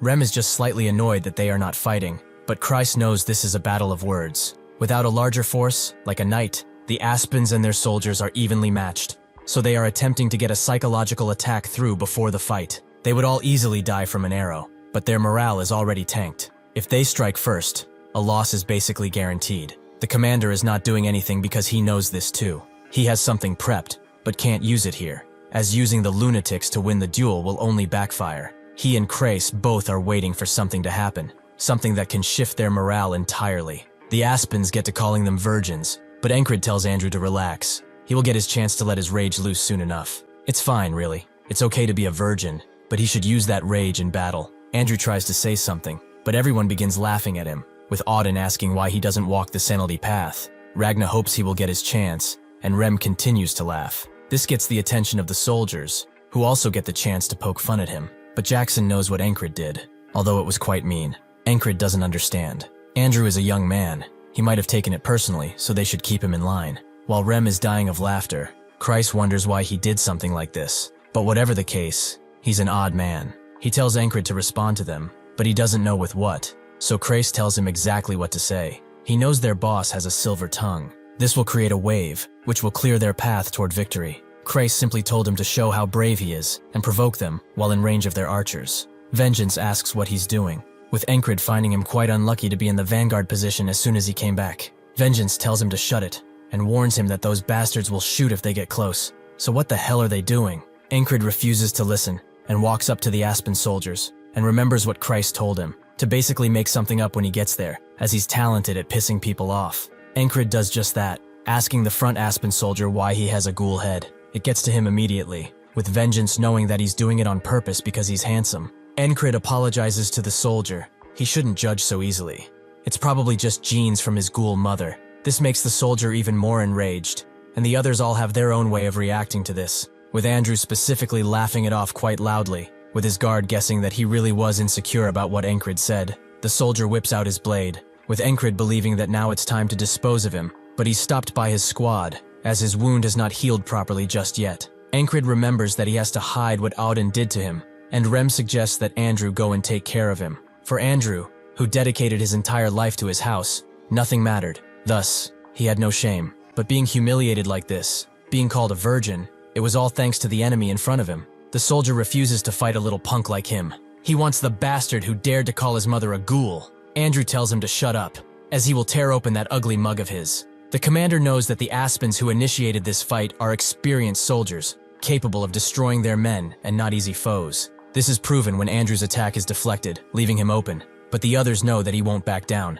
He pushes even harder, as no matter the hardship or the difficulties, he always stood back up to fulfill his dream. So compared to what he went through, this is nothing. His guard always knew he was talented. He was just hidden because those around him are monsters. Everyone cheers for him, and he finally gets a proper greeting into Encred's squad of lunatics. He exclaims victory in front of the Aspen, noting that his are all ripe now, causing a bunch of reactions, with even Encred laughing. Crace expected this to happen. Things worked perfectly in their favor, it seems like. The commander takes this opportunity to summon the border guards from behind, who completely take the Aspen force by surprise. And while they are doing that, the commander orders the archers to fire. The tides are turning. Try as they might, the ones who win in the end are those who fight better. On the Aspen side, the Greyhound Company leader confirms that preparations are complete, so they can move now. The Aspen soldiers retreat, with Crace specifically wondering why they are running, and the commander is confused too. He tells everyone to hold, as clearly, these bastards are planning something. Back at their camp,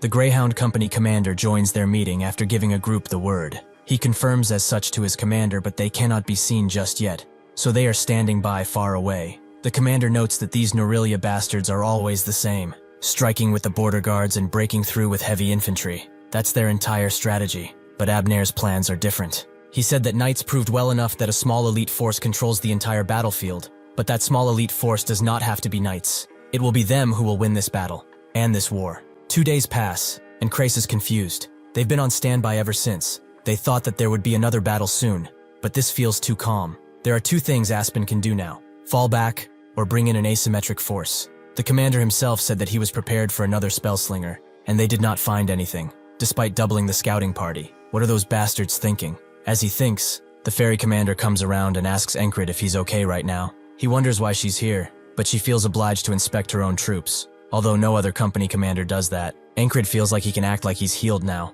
so he should be good enough for a duel. Ragna asks if he's ready, and Encred tells him not to go easy on him because of his injury. There is no need for that from now on. Ragna wasn't going to do that anyway, and charges in, clashing blades with Encred. He is amazed by Ragna's swordmanship. It's beautiful compared to his unkempt style. However, that is what he has been building up until now, the techniques he has absorbed. He dashes with his blade in the ground and smashes the dirt into Ragna, who recognizes this as Valentine's sword. But Encred's not done. He uses Ragna's heavy sword style before unleashing his other blade, almost taking Ragna's head off. He is impressed, and Encred reveals that this is the path he has chosen. Ragna understands, but even so, he has to push further, as this battle is not done just yet. As they continue to battle, Rem can't believe what he's losing out on, just because he lost a damn bet. Jackson thinks that he doesn't like heading out to fight, but against Encred, perhaps it's different. He stops this way of thinking, and Auden is impressed too. Perhaps next time, he will break a few of his joints, although last time, he almost sent him to the Lord. Crace can't believe that these lunatics are still so out of their minds. The ferry commander sees them as kids waiting to play. That lazy soldier also shows motivation only in front of Encred.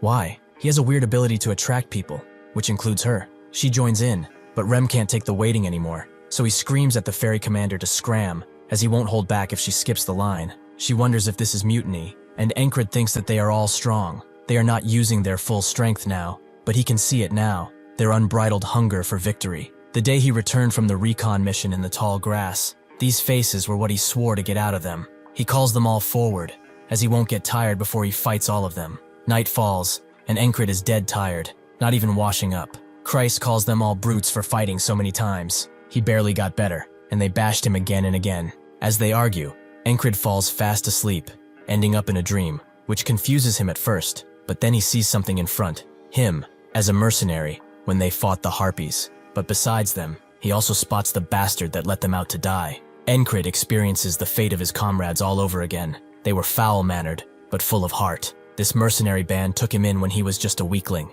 They were kind, and accepted him without prejudice, except one bastard, the one that attacked at the same time as the Harpies. With the distraction of their boss's death, one gets grabbed and another tried to run, but the traitor took care of him. He was the strongest in this mercenary band and used his strength to wipe out his friends. He advised Encred not to try and run away, as he has to die here too.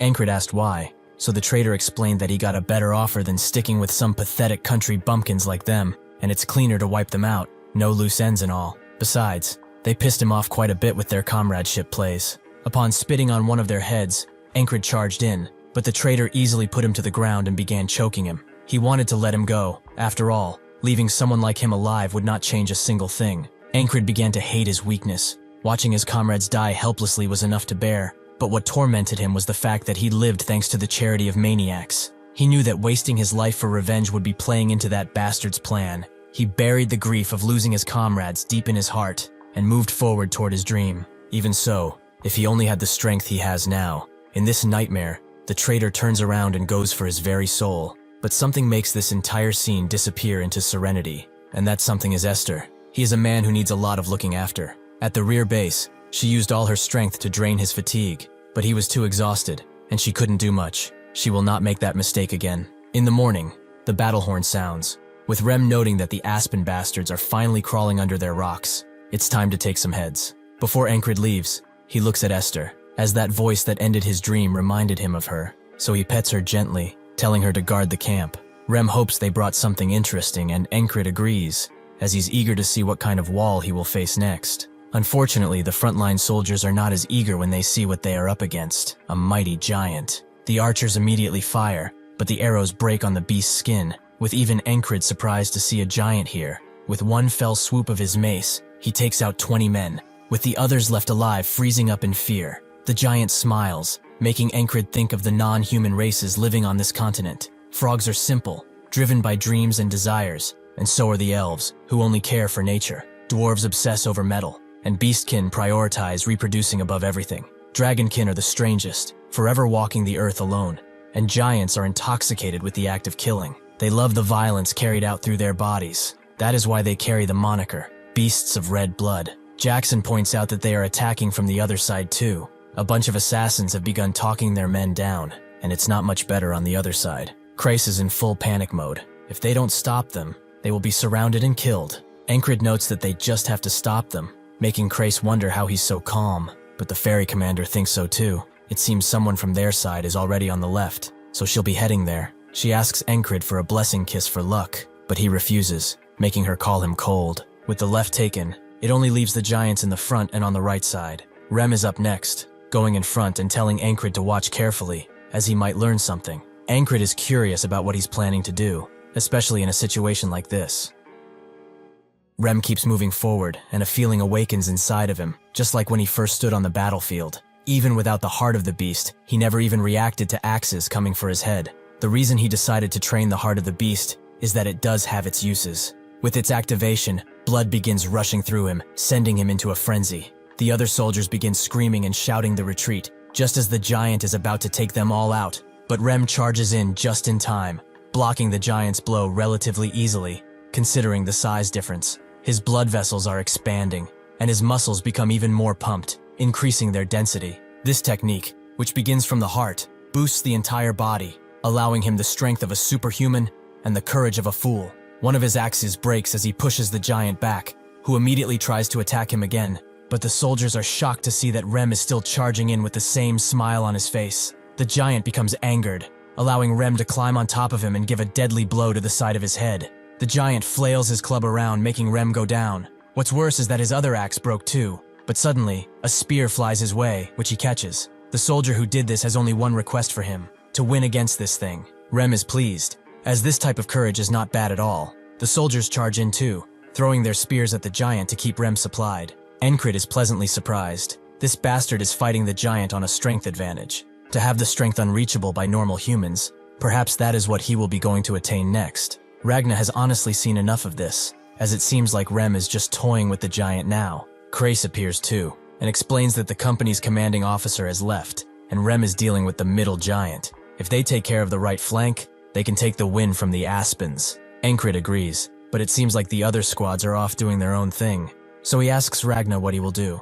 Ragna wants to go with him, as watching has gotten pretty boring. Encred curbs his excitement, as first, he has to win this battle. On the right, Vengeance is actively losing a duel, with one of his men advising him to stop, but he refuses. The man who challenged him finds it amusing that he refuses to die, but how long is he going to last anyway? Before he can strike Vengeance, Encred charges in and deflects the attack, noting how horrible he looks. Vengeance tells him to shut it. These are but flesh wounds. As he hears Encred's name, the man lets down his cloak and reveals himself, shocking Encred. This is the man who almost took his life, who took his squad out, Ensi. Ragna asks if he knows this creep, but Encred could not forget him if he tried. In the past, he wouldn't have been able to deny that they were comrades because he was weak, but that's not the case anymore. Rather than this bastard, who kills his own comrades, he's going to call those who risked their lives to protect him his true friends. Encred does remember his name. Was it something along the lines of little shit? Oh wait, that was his nickname. His actual name was Dumbass, wasn't it? Ensi charges in angrily, calling Encred a weak piece of trash. Encred just nonchalantly blocks his blade and notes that he was not able to do this when they parted ways. But now, he is the weak one, and he will avenge his friends. Ensi understands. Revenge, huh? He was wondering how such a weakling survived, but that hatred must have pushed him. Christ can't believe that he got into a fight almost instantly, and Ragna just silently watches. Ensi's squad thinks that he's going to die. All of them working together weren't able to even graze Ensi. A mere soldier could not hope to do it either. Judging by their stances, Ragna surmises that they have all learned the murderous blades. It's a skill built through real experience, and they seem to have learned it solely for the thrill of the kill it gives. Ensi notes that he continued to live his life, while he only harbored thoughts of revenge. It just so happens that a lordship in Aspen has been promised to him once they are victorious here, so he's going to climb so high that even if he survives this, he won't be able to touch him anymore. Encred doesn't seem to care, prompting Ensi to charge in angrily, but Encred just dodges. He knows what this blade is, a flexible sword, sharp as a needle. This is the Eastern Chi blade. Encred readies his weapon, remembering what this bastard said and what he did. Ensi continues charging in, his blade flailing around, making Krace scared, as he cannot anticipate that sword path at all. Encred is not too worried though, as Ragna already taught him how to fight this style. He charges in despite the incoming blade, going low enough to dodge it. This leaves Ensi completely open, and Ragna notes that no matter how strong those who train in the murderous blade are, if they do not think on their actions, they will always be vulnerable. Encred has just abused that, and hit Ensi directly in the back. He wants to correct what he said, as he is nowhere near important enough to make killing him his life goal. He's just a stepping stone. Encred completely slashes him, thinking that the Encred who watched his comrades die has disappeared, and with this, he should no longer haunt his dreams. He cannot hear the dead, but he hopes his true friends enjoyed this spectacle. Ragna moves in, as he wants to stretch his legs out a bit. One of Ensi's men comes forward, noting that he will not be enough to face all of them, but in response, Ragna just decapitates him with ease, and wonders if he said something. The others charge in, but Ragna dodges the first guy before decapitating him, and then killing the other with his rebound motion. The last one that charged in can only watch as Ragna takes his life. Encred is awestruck. He found an advantageous position in only 3 steps and ended them all with clean movements. Extremely impressive. When they put their minds to it, his squad really is the strongest. The rest charge in, adamant on taking his life, but Ragna ignores them and tells Encred to pay attention, as this is what he will have to learn in the future. Ragna bends down, letting his sword fall on his body as he takes in a deep breath. At a pinpoint moment, he dashes at an incredible speed, taking out the men who charge in with a single strike. At this moment, Encred saw a new wall flash before his eyes, a dominating yet minimal swordplay. Ragna thought about what to name this technique for a long time and came down to one name: Scission. Encred wants to be impressed, but that is kind of weak for such a technique. The Aspen men continue their charge in other places, as they are confident because of the giants joining them. But as they do so, Auden rushes in, taking their weapons away instantly. This makes them wonder when Nerelia got a giant of their own, as this is clearly no human. Auden asks what they are talking about. He's just an ordinary human, just like everyone else. The others don't believe him, but he moves on, noting that he will give them the time to leave this place. He starts counting down from 5, slowly walking forwards. But the Aspen soldiers refuse to give up. Even if big, he is only one man, and cannot survive the tip of a spear. Auden fulfills his promise and finishes his countdown before planting his feet deep into the ground and charging in, leaving nothing but dead men behind. On this day, he will send them all to the Lord. The Aspen soldiers' morale is completely gone, and they can only scream as Auden continues his assault, although he seems to be enjoying it a little bit too much, judging by his expression. The fairies are a traditional sort, and traditionally they live together in clans inside their closed forests. They, however, have changed with the times, and some fairies traded their years for krona by either becoming mercenaries or enlisting in an army. The Aspen Fairy tells the fairy commander that he won't hunt her down if she runs now, but she feels like she should be the one saying that. The Aspen Fairy recognizes her blade, Nydear, a leaf blade, but he wonders if it's stronger than his needle blade. Within a fraction of a second, they clash blades, moving at a speed many other races could not achieve. Unfortunately for the Aspen Fairy, the fairy commander is faster than he, and much more skilled in terms of combat. She attempts to strike from behind, barely giving him time to deflect her attack, but when he does, he grabs her neck and tells everyone else to jump in. Unfortunately, all of his men are either dead or still dying, as Jackson has taken care of them all with relative ease. Even if they are fairies, they cannot overcome pure skill. The fairy commander understands. The plan was to distract her with someone of her own race, and then have her circled. But alas, the plan did not work. She kills the Aspen Fairy, and asks Jackson if he's fine with leaving his leader behind. But he notes that if he were the type to die in such a place, he would have done so a long time ago. She notes that he really trusts Encred, but he just ignores that comment and notes that the tide is turning. She agrees, unlike the old battalion commander, who was like a sprouting vegetable. Marcus is a commander who knows his way around a fight. He will definitely not miss this chance. He forwards the turtle infantry, and seeing the heavily armored soldiers, the Aspen soldiers sign the retreat, but Andrew and his crew charge in, with the Aspen soldiers recognizing him as one of the madmen. Andrew's bodyguard is shocked to see him act just like Rem. It seems that he rubbed on him quite heavily. They say that the spring wind carries magic with it, and right now, it's blowing through this battlefield too. This feels like a spring wind that leads the way for new beginnings. Marcus tells everyone that the enemy commander is routing, and they will send the border guard to finish them off for good. They broke through the dagger the enemy hid, and completely turned the battle on them. That crazy squad did it all on their own. Crace knows that if this were the old squad, they wouldn't have charged in like this, but Encred has influenced everyone and dominated the battlefield. The fairy commander is glad that everyone is drunk on the spring winds, and Marcus tells everyone to raise their voices for the heroes of this battlefield, the madmen. As they cheer, Crace notes that this nickname is kind of weird, but as long as the captain is happy, then he's fine with it. As the Aspen commander runs away, he thinks that Abner's plan was not at fault. They just did not expect there to be someone strong enough to defeat a giant. The Greyhound's commander thinks it was all Encred's fault, as he was the one who kept getting in their way since the last battle, and even took down Mitch. Suddenly his horse is hit and he falls on the ground, but still tells the commander to keep going, as this is his only chance to escape the border guards. Sure enough, they charge in feverishly, with the commander of the border guard putting the Greyhound commander down. In a normal battle, they are equals, but they must be tired from all that fighting, right? The rest of the Aspen men are taken, with the Greyhound commander knowing they don't have the men to fight these bastards. Even the commander is not safe, as he is taken out while distracted. Seeing this, the Greyhound commander makes an opening for himself and retreats with his remaining men. The border guard wonders if they should give chase, but they decide against it, as those guys are nothing but a bunch of stray dogs now. This battle was a massive victory over the Aspens, but in the grand scheme of things, it was only a tiny piece of this gigantic puzzle. The proper all-out fight still awaited them in the tall grass fields. Crace tells Encred that they will move their base tomorrow, as they are going to wait near the crossguard and pressure the Aspens further. Encred thinks that there is no booze or party to celebrate their victory, but there are rewards for those who contributed.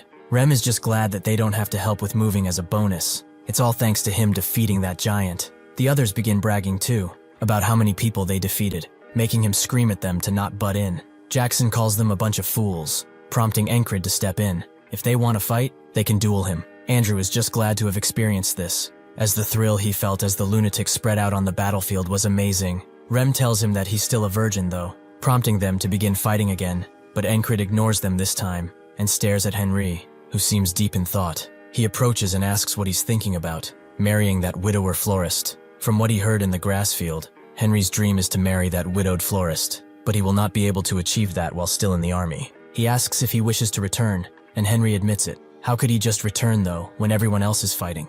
Encred recognizes that they've avoided death multiple times thanks to his experience as a hunter. They only escaped because of him in the grass fields, and also knew of those snakes because of him. With this in mind, he gets up and thinks that he dreams of his blade. He is happy here, but he will not let this man waste his dreams away. The first thing the next morning, the ferry commander grants Henry a special discharge, and he will get on the wagon with the injured. He's confused, but the ferry commander just notes that he should thank his platoon commander. Rem wonders where he's going as he packs up, and Auden prays for his safe travels, while Ragna is jealous of him discharging, as he will probably be able to sleep a lot more. Christ just notes that he did really well among these lunatics, and Andrew wishes him a safe journey. Encrid awaits him outside and thinks that, unlike Andrew and Mac, who integrated well, Henry never did fit in. He bet he felt like an outcast too, since he is not suited for battle. He taps Henry on the shoulder and hopes that he will win her over. Henry bows down one final time and thanks him for everything. As he leaves, the ferry commander approaches Encrid and asks if he saw Henry off.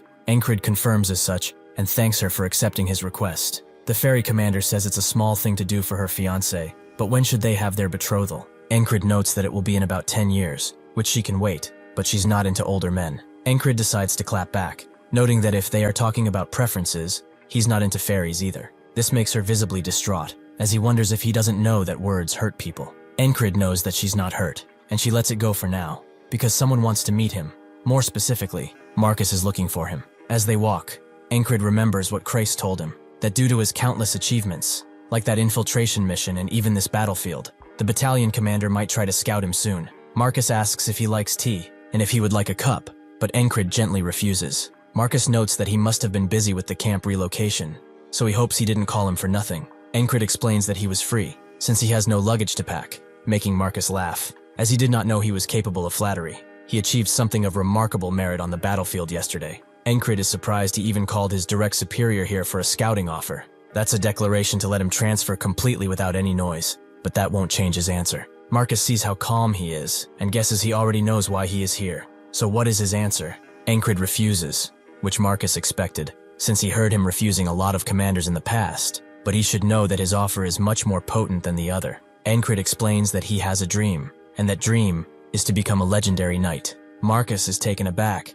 as this is a person with a dream that shines brightly. He too was like this in the past, in the days when he wanted to become a sword for the royal family. As time passed though, he gradually compromised with reality, and now, his life is dull, as he has settled into the present. A stagnant heart like his forgets its dream, and becomes a shackle for those moving forward, so he does not have the right to command this young man. With this in mind, he sets Encrid off, and asks the ferry commander what she thinks about his dream. She can't say, as his future is his to decide. Marcus never liked the excessive honesty fairies had, but he respects Encrid for his dream, as he too will move towards something new. Norelia is a centralized state, but power was usurped by the nobles, and they gained dominance. He too belongs to a noble faction, but perhaps it's time for him to reawaken that dream that he had forgotten. The relocation that began at dawn only ended around sunset, as everyone set up camp and reorganized the base again. Rem is glad he has no chores, but this is getting pretty boring. Auden notes that this is the perfect time for training.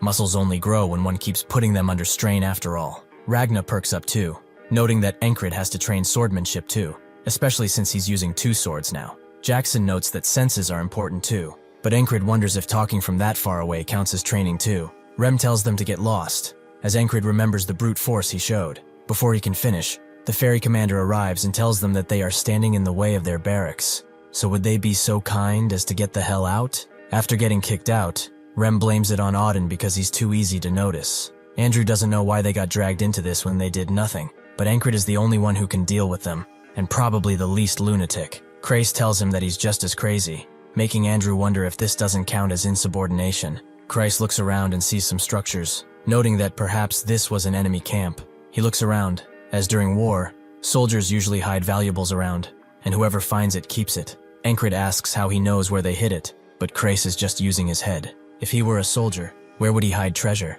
It has to be recognizable, as even if the camp is destroyed, he could still retrieve it. Encrid gets it. This means that it will be easy to spot at a glance. Crace finds these tree roots unique. From the traces of the barracks, it seems like a convenient spot to camp, meaning it's a good hiding place. Encrid thinks that Crace's brain works really well, even on the battlefield. He assesses the situation immediately and predicts what happens. He says that he learned it out of sheer instinct, but he's better than most strategists out there. Still, his dream is just to open a noblewoman's tea shop, and he's quite obsessed with gold too. Crace finds a map and thinks that it's something precious, but Rem notes that he's the only one who's excited. He really is a dumbass sometimes. Encrid looks at the sky and thinks that there's still some time before night falls, and they will need to kill time until the barracks are built. Encrid asks what he was talking about earlier, and Rem continues, as he was talking about the heart of brute strength. Just as the name suggests, it grants strength beyond human limits. It's a secret art he developed himself. This is a technique that puts the heart into overload,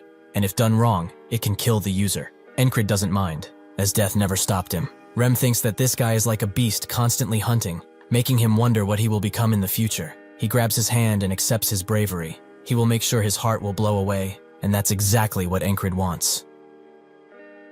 Rem imparts wisdom to Encred, explaining that while humans can naturally draw upon superhuman strength in a pinch, a heart of the superhuman allows them to consciously control and access that power. He emphasizes that concentration and senses are the key to unlocking this ability. He looks down on his protege with a fierce pride, a complex mix of sternness and confidence. He trusts his abilities, forged through training under the others. With a calm and steady gaze, Rem offers Encred an unsettling piece of advice. The key to harnessing the heart of the superhuman is to have faith, and to metaphorically blow up one's heart without letting it burst. Rem is holding Encred's arm, his heart visibly pounding with incredible force. Encred's focused gaze falls upon their entwined hands, keenly feeling his master's accelerated heartbeat with his fingertips, as if absorbing the very power he is meant to emulate. An ominous stillness descends as Rem cautions Encred to proceed cautiously, explaining that he is only demonstrating a fraction of his power. A sharp look at Rem's face reveals his solemn expression as he delivers a dire warning.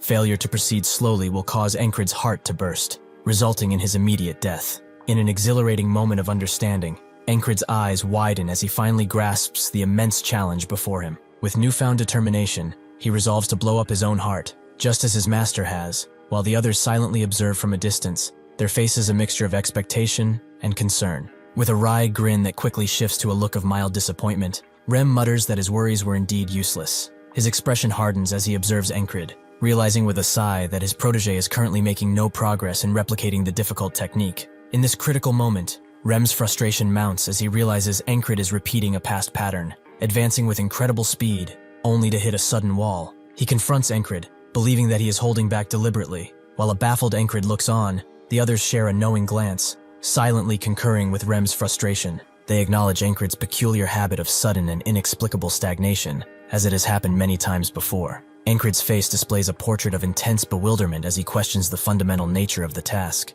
This moment of profound doubt instantly triggers an explosive reaction from Rem, whose entire face contorts into a furious, frustrated mask. Night falls, and they continue to attempt to do the technique until the sun rises. With the wide, sunlit expanse of the training ground behind them, a furious Rem grabs Encred by the collar, his rage finally boiling over. He harshly berates his protege, demanding to know what he is doing and questioning if he is even making a genuine effort to succeed. As night falls over the camp, Rem's profound frustration finally reaches its breaking point. In a final, exasperated act, he raises his hands in front of Encred, who is already on his knees, roaring a command for him to do it now, before giving up on the training for the evening and going to sleep. Within the subdued glow of the lamplit tent, a frustrated and exhausted Rem sits alone on his bed, his thoughts consumed by the day's training. Suddenly, Crace inquires about the boss's whereabouts, only to be told that the leader is apparently preparing to swing his sword, like he always does. Jackson sits comfortably on a bed, idly toying with a wicked-looking dagger, as he dismissively offers his own perspective on the situation. He bluntly suggests that Encred's lack of progress is due to the uselessness of Rem's specific skill, and casually proposes that it would be more effective if he were to assume responsibility for his training. With a look of utter contempt and simmering fury, Rem looks down on his fellow mentor, his face a hard mask of simmering rage. He delivers a brutal, terse warning, demanding that they wait for their turn to speak and not to interfere with his methods, more bluntly, to shut the hell up. Lying nonchalantly on a bed in their shared tent, Ragna delivers a cutting insult to the defeated and weary Rem, who sits with his back to the viewer. He plainly states that if motivation isn't the issue, then the problem must be the teacher, while an enraged Rem shoots back with an angry and personal retort, calling him a bum. Rem's mind wanders, consumed by his own lingering frustrations, as he recalls the origins of his signature technique. He reflects on how he created the heart of the Superman by meticulously modifying the skills of his tribe, intending for a person to first get a feel for the power with a special spell, before eventually learning to control it entirely on their own. Lying on his bed, Rem's mind continues to race with mounting frustration, as he desperately thinks that no matter what he tries, Encred just won't grasp the concept. He finds himself reflecting on a grim past, recalling that even the most formidable spellcasters from his own village could not master the skill on their first attempt, without nearly dying in the process. Reclining on his bed, Rem's mind races with a grim reflection on how the Heart of the Beast user took an agonizingly long time to master their skill. He thinks it's time to give up entirely if there is no hope left to continue. He shifts in his bed at the thought, but outside, as he's swinging his blade, Encrid looks more determined than ever. The next day, Rem resumes his difficult teaching of Encrid, as the other mentors gather around, silently observing the renewed attempt. The training focuses on his bandaged arm, its surface throbbing with a powerful rhythmic beat. With a weary sigh of exasperation, Rem decides to end the frustrating training for the day, telling Encrid that it is simply not going to happen yet. Suddenly, though, Encrid grabs his hand, which clenches into a resolute fist as he powerfully demands more, his face radiating unshakable determination as he commands Rem to keep going. A defeated Rem can only stare back, acknowledging his protege's efforts while thinking there is no point in continuing. With a furious expression and a ferocious grin, Encrid demands that Rem intensify the training to stimulate his heart even more powerfully. Rem is left utterly astonished and speechless by his protege's unbelievable command. With a newfound authority, Rem confronts Encrid, delivering a grave warning that his heart could burst if he isn't more gentle. He is left astonished by the sudden audacity, questioning whether he's being asked to kill him.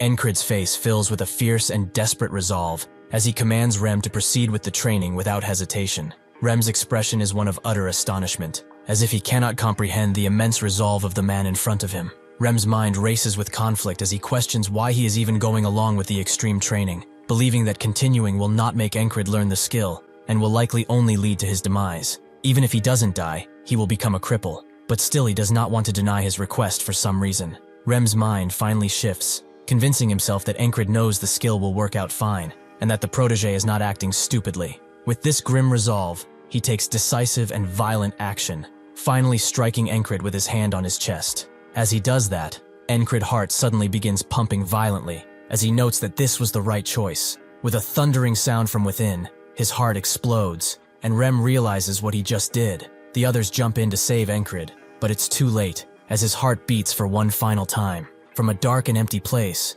the ferryman observes the exhausted Encrid and expresses his confusion, stating that he does not understand the events he is witnessing. He notes that the day's arduous training was not a wall. With a look of fierce defiance, Encrid declares that he chooses his own limitations and his own obstacles. The ferryman, left utterly bewildered by Encrid's bold statement, can only stare in disbelief and question what he's possibly thinking. Encrid, with a grim and knowing smile, reveals the final secret of his training. He confesses that he has been learning the heart of the superhuman by using the method he knows best, rather than the one he was taught. After coming back, Encrid admits to himself that while he can feel the effects of the strenuous training, he simply cannot do it on his own. With a resigned look, he remembers what Rem told him, that he needs to acknowledge his limits, and that it's okay to give up sometimes. Kneeling on the ground in solemn defeat, Encrid's thoughts reveal his unshakable resolve. He believes that to give up is to be satisfied with his current state, and to him, that might as well mean his death. With his sword glowing in the darkness, Encrid thinks about how he finds a perfect method for himself. Just like before, he focuses on a single point, a skill that previously allowed him to fight against a stronger enemy without fear. With his sword in hand, his thoughts return to the core of his training as he questions what he needs to learn the heart of the superhuman, and where he should even begin to master the powerful skill. He tries once again with Rem, but the same thing happens, and he dies once again. The mysterious ferryman, holding a glowing lantern, appears before Encrid and issues a direct and powerful challenge. He questions whether this is all Encrid can do, or if he will continue to fail with a heart that explodes. Kneeling in solemn understanding, Encrid explains the true nature of the heart of the superhuman, revealing that it allows a person to use the superhuman strength they only get in life or death situations at will. With his eyes glowing with determination, Encrid reaches a chilling conclusion. He believes that the skill should be easier to activate in an actual life or death situation, which he can summon at will, basically. The ferryman looks down at Encrid with a saddened expression, declaring that the boy has completely lost his mind. He questions whether Encrid has considered the immense pain he will suffer from his actions. With an unbreakable will and a glowing aura, Encrid declares that he is willing to endure any amount of pain if it allows him to continue walking his chosen path. This is his final, resolute answer. After regressing, Rem informs Encrid that the training will not happen today. With a resigned expression, he tells his protege to stop his solitary efforts and get some rest. The tension from the previous scenes has completely vanished. Encrid, with an unwavering will, tells Rem that the training will work if he just presses his heart harder. Rem, with a look of utter horror, questions whether Encrid is asking him to end his life. With a chilling finality, Encrid calmly confirms that he is in fact asking Rem to kill him. Rem, in a fit of rage and utter disgust, tells Encrid not to drag him into his insanity. Encrid, with a cold and calculated accusation, calls Rem an aristicide, knowing the term is a personal provocation. Rem is incensed by the cruel jab and threatens Encrid, telling him to stop bringing it up lest he gets a hit to the head. Encrid questions why Rem is reacting so differently today, coming to a chilling realization that even if the wall is of his own making, if he does not surpass it, the day will simply reset. With a somber look, Encrid thinks to himself that it is fine because he can continue training, but he is left to ponder why Rem would not listen to his simple yet deadly request. He continues to reset today, gets to 30 times, but Rem is still reluctant. Same thing with 50 times. Rem seems to be doing whatever he wants. At 60 today, Encrid has had enough and orders Rem to do it, and he immediately does so. Now he understands. This guy only listens to him when he gives him a command. He thinks to himself that Rem and the others ended up in this place because they are all rebellious and do not listen to orders. He didn't even bother with ordering them around because he did not think they would listen. But at one point, these bastards actually started listening to his commands. He would like to know why, but first he has to focus on learning the heart of the superhuman. He continues letting Rem kill him, again and again, without stopping, his heart fading out every single time. But at one point, he finally understands, and his heart is complete. Rem is amazed. He learned to control his heart in a single day. With his repetitions, Encrid has finally learned how to control his own heart. A few hundred days have passed, giving him this power. Encrid rushes in with his sheathed blade, his heart boosting his power so much that he makes an entire hill fall. The others are impressed, especially Ragna, who calls him strong. Rem wants to know two things, whether he is from the West and if he is actually a hidden genius. Encrid responds with honesty, he is neither. With new power surging, Encrid is overwhelmed by agonizing side effects. He lies in his tent, his mind racing as he confronts the heavy, unexpected price of his latest acquisition. Powerless to move, the protagonist lies on a bed as Rem observes. He gravely explains that the protagonist's body cannot yet handle the immense new power it has acquired. Standing over the bed, the muscular Auden explains the nature of Encrid's agony. This pain is not a curse or weakness, but a sign that he pushes his body past all limits for the very first time. Despite the debilitating pain, Encrid accepts the trial. The heart of the superhuman is a colossal skill, allowing him to smash boulders and transcend all human limits, but it completely exhausts the body. Now he understands. Knights are an anomaly. They possess the skin of a human but the immense power of a giant, combined with the athleticism of a frog and the dexterity of a fairy. Even without using his newfound skill, their superhuman abilities take a heavy toll. With the protagonist groaning in pain, Auden kneels beside him. He calmly urges Encrid to rest, promising to help ease his agony. He calls this technique the blood, sweat, and tears. As Auden is performing this technique, Encrid realizes this is his biggest wall yet. Kneeling beside the bed, Auden uses a focused skill to loosen Encrid's muscle knots, explaining the Balak-style massage technique. He demonstrates the powerful art, showing Encrid the precise points where he needs to press to relieve the pain. Despite the unbearable agony, Encrid forces himself to endure it, recognizing that this new technique will prove useful. He accepts the pain, determined to learn and master the skill, no matter the cost. Rem, however, believes that Encrid will really die if this insanity keeps happening. As a bright sun shines overhead, Encrid reflects on his ordeal. His legs are still visibly bruised, a testament to the pain, but the muscle knots are gone, and he feels much better, proving Auden's technique really does work. Encrid, despite being advised to recover, struggles with the enforced rest, feeling his time is wasted. He resolves to at least maintain his weapons, reflecting a warrior's inherent need for readiness. Auden confronts Encrid, holding his sword. The protagonist offers a flimsy excuse about cleaning his weapon, but Auden's intense glare expresses his obvious displeasure. Krace offers to take Encrid's weapon to clean it for him. The injured protagonist looks up in surprise at the unusual offie, as he rarely does anything for free, if at all. Krace is quick to reveal this to be a mere transaction. He charges Encrid for the service, prompting a back-and-forth bartering session between the two. With Encrid confused as to why he's asking for so much, Krace notes that the sword is of high quality, so naturally, he will have to put much more effort into it. He also demands Encrid's other sword, knowing he dual wields. Encrid thinks that he said something about dual wielding, but they are all taking it nonchalantly. He thought they would try to stop him at first. Even highly skilled warriors prefer to hold a single blade, as most consider the difficulty and risk dual wielding carries to not be worth. It is hard to hold a sword up without proper training, and one cannot put enough weight into a swing as with one sword, making one's strikes naturally weaker. Encrid gazes forward with a vexed expression, questioning why someone isn't stopping his dual wielding.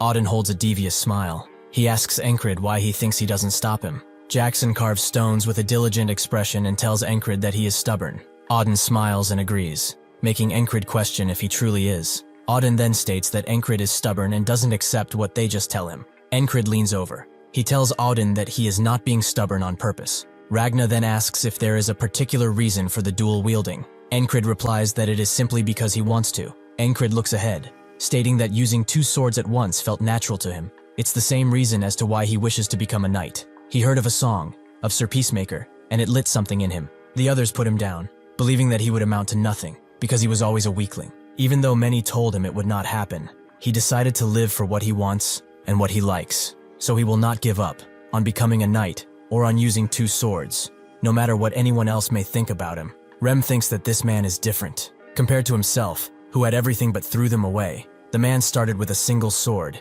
yet continues to push forward. Rem states that he likes Encrid for this reason. Ragna looks on, stating that he has a strange taste. Rem then tells Ragna not to worry because he hates the rest of them. Ragna then replies that he also dislikes the rest of them. Jackson feels inclined to agree, and even if he is a man of God, Auden feels the same. They start bickering amongst each other for this reason, but seeing how bored he is, Axon invites Encrid to train, stating that they can train if he's bored with wasting time. Encrid responds, saying that Auden told him to stay still. Jackson then agrees, telling him that he just has to use his eyeballs. He will be learning dodging sense next, which should be useful to him. Christ polishes Encrid's blade, thinking that it looks as good as new. He overhears some men's conversation as he concludes that the main battle is taking longer than expected. One man states that neither side appears to be backing down. He then continues that Marcus is doing something, and that their battalion cut off their retreat. Another man then states that there is a new unit within the enemy camps. The men then conclude that it appears to be the ones who ran away after fighting them. Christ thinks this is not good. He needs more information, as clearly the Aspens are trying something new. Somewhere else, Jackson explains that evasion means seeing with your eyes and dodging. He says training the sense of evasion is about pushing your reaction speed to the extreme. But first, one needs dynamic vision. He plans to throw stones with letters on them and have Encrid read and answer. Jackson briskly throws a small stone. Encrid's eyes widen slightly in surprise, and he wears a confused expression, clearly not understanding the current situation. Jackson then calmly states that he will throw another. Jackson continues to throw the stones, Encrid failing to see what they say each time. But the training stops at night, when Auden gives Encrid his massage. Suddenly though, a stone flies past Encrid's face, and Jackson demands the letter that was written on it. Encrid wonders if he waited until he was off guard, but Jackson tells him that on the battlefield, there is no mercy. The next day, as they train, something peeps out of the bushes near their camp, a dark figure, ready to strike. Just as Encrid is about to see one of the letters, the guards ring the bells as a surprise attack has hit them. Jackson asks Encrid about the letter. Encrid replies, questioning if he is still asking about that now. He then tells Jackson that the letter carved on the stone was me. Jackson then congratulates Encrid, stating that he finally succeeded after making 40 me stones. Rem looks happy, shouting about an ambush and enemy troops. He asks where they are while looking around frantically. Encrid asks what is wrong with Rem, wondering if he has completely gone mad. Jackson replies that it is frustration since the captain was bedridden. He explains that Rem has not been able to duel with the mighty heart technique, and even after bullying the never-tried squad leader, it still was not enough for him. Men are shouting and asking why the enemy troops are not fighting, and why they are just gathering. Rem is also wondering where the enemy troops are, and where the giant and his toy are. One man notes that it appears the enemy only fired arrows and then ran. Another man replies that the border guards will catch the archer, so they have nothing to do. Rem then states that the border guard will not be able to catch him alone. Rem tells the other man to take a good look at the arrow. He explains that the shaft is longer, and the feathers extend farther back than the others. He adds that it comes from a special bow that shoots at an extreme range. Rem then states that he has seen that person before. He's called Hawk's Claw. Encrid asks Rem when hawks have claws. Rem asks if it's Hawk's Fang, and he says he cannot recall, but he does not think that it is that either. Rem then says that Encrid's memory is terrible. Encrid thinks that it was months ago, but for him, who has to repeat it, it was years ago. Rem then asks Encrid to remember when the captain got beaten by Frog and ended up in the infirmary. Rem explains that at that time on the battlefield, the person shooting these arrows was rampaging around. Encrid stares ahead as he says he recalls now. He then mentions that a soldier named Bell nearly died from him, but Encrid rescued him. Ragna stares forward, stating that he thinks there was a raid. Encrid then wonders what he was doing during the day that he didn't notice. He quickly takes it back, stating that he already knows what Ragna was doing. He then looks at his and says that he slept so much that his face is greasy. Ragna, sitting on a bed, thinks that more importantly, he has been thinking about Encrid's dual swords. He says Encrid needs to get his body more used to the two swords. Encrid asks if he has a method, and Ragna replies that he will explain it in a way that is easy to understand. Ragna looks at Encrid and says that from now on, he has 2 lovers. Rem is scared, telling Encred if his fiancée hears that, he is dead. Encred then replies that she is not his fiancée. That night, Encred goes to sleep with his blades by his side, confusing Esther, as now she has no place to sleep.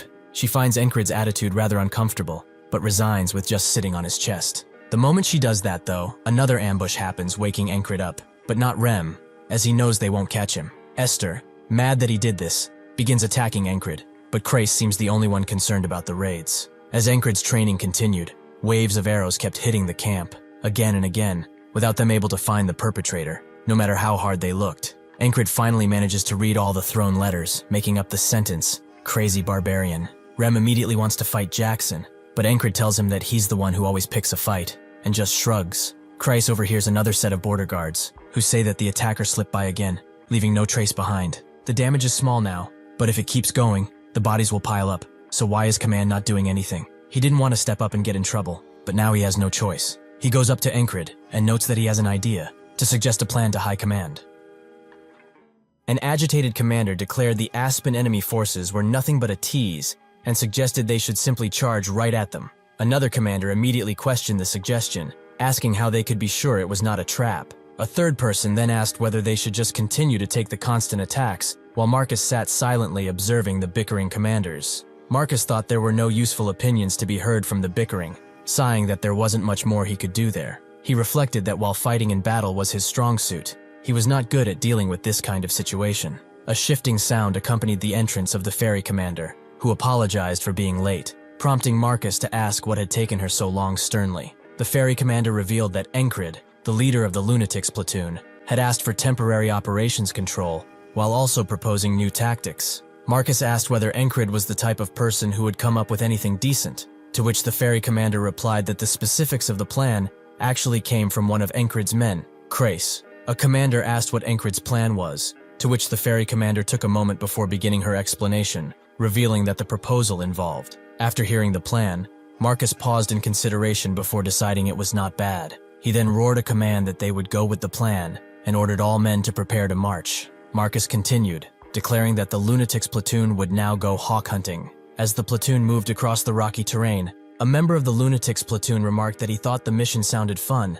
A shifting sound was then heard as Rem, looking highly agitated, asked why they were not in pursuit and were instead traveling inside enemy lines. Chrace replied that they were not following the Hawk's Claw, but were instead making him come after them. Encred explained that the Lunatics platoon would temporarily act as guerrilla forces. If they kept striking the enemy's rear echelon troops, the enemy would similarly send forces to get them. Rem questioned if that meant the Hawk would be there, to which Chrace replied that he would, if everything worked out. Chrace added that even if they did not manage to lure the Hawk, they would still inflict damage upon the enemy. Rem exclaimed that the plan was seriously convoluted, but Chrace cut him off, stating that he knew Rem was simply stupid. But this complicated maneuver was for the best. Rem's eyes immediately widened, demanding to know what Chrace had just said. As an incensed Rem glared, Encred stepped in. Rem, his face still conveying fury, ordered Chrace to consider himself lucky and to watch his mouth. Encred asked how far away they were from their destination. A moment later, Pin happily exclaimed that she thought she could see it.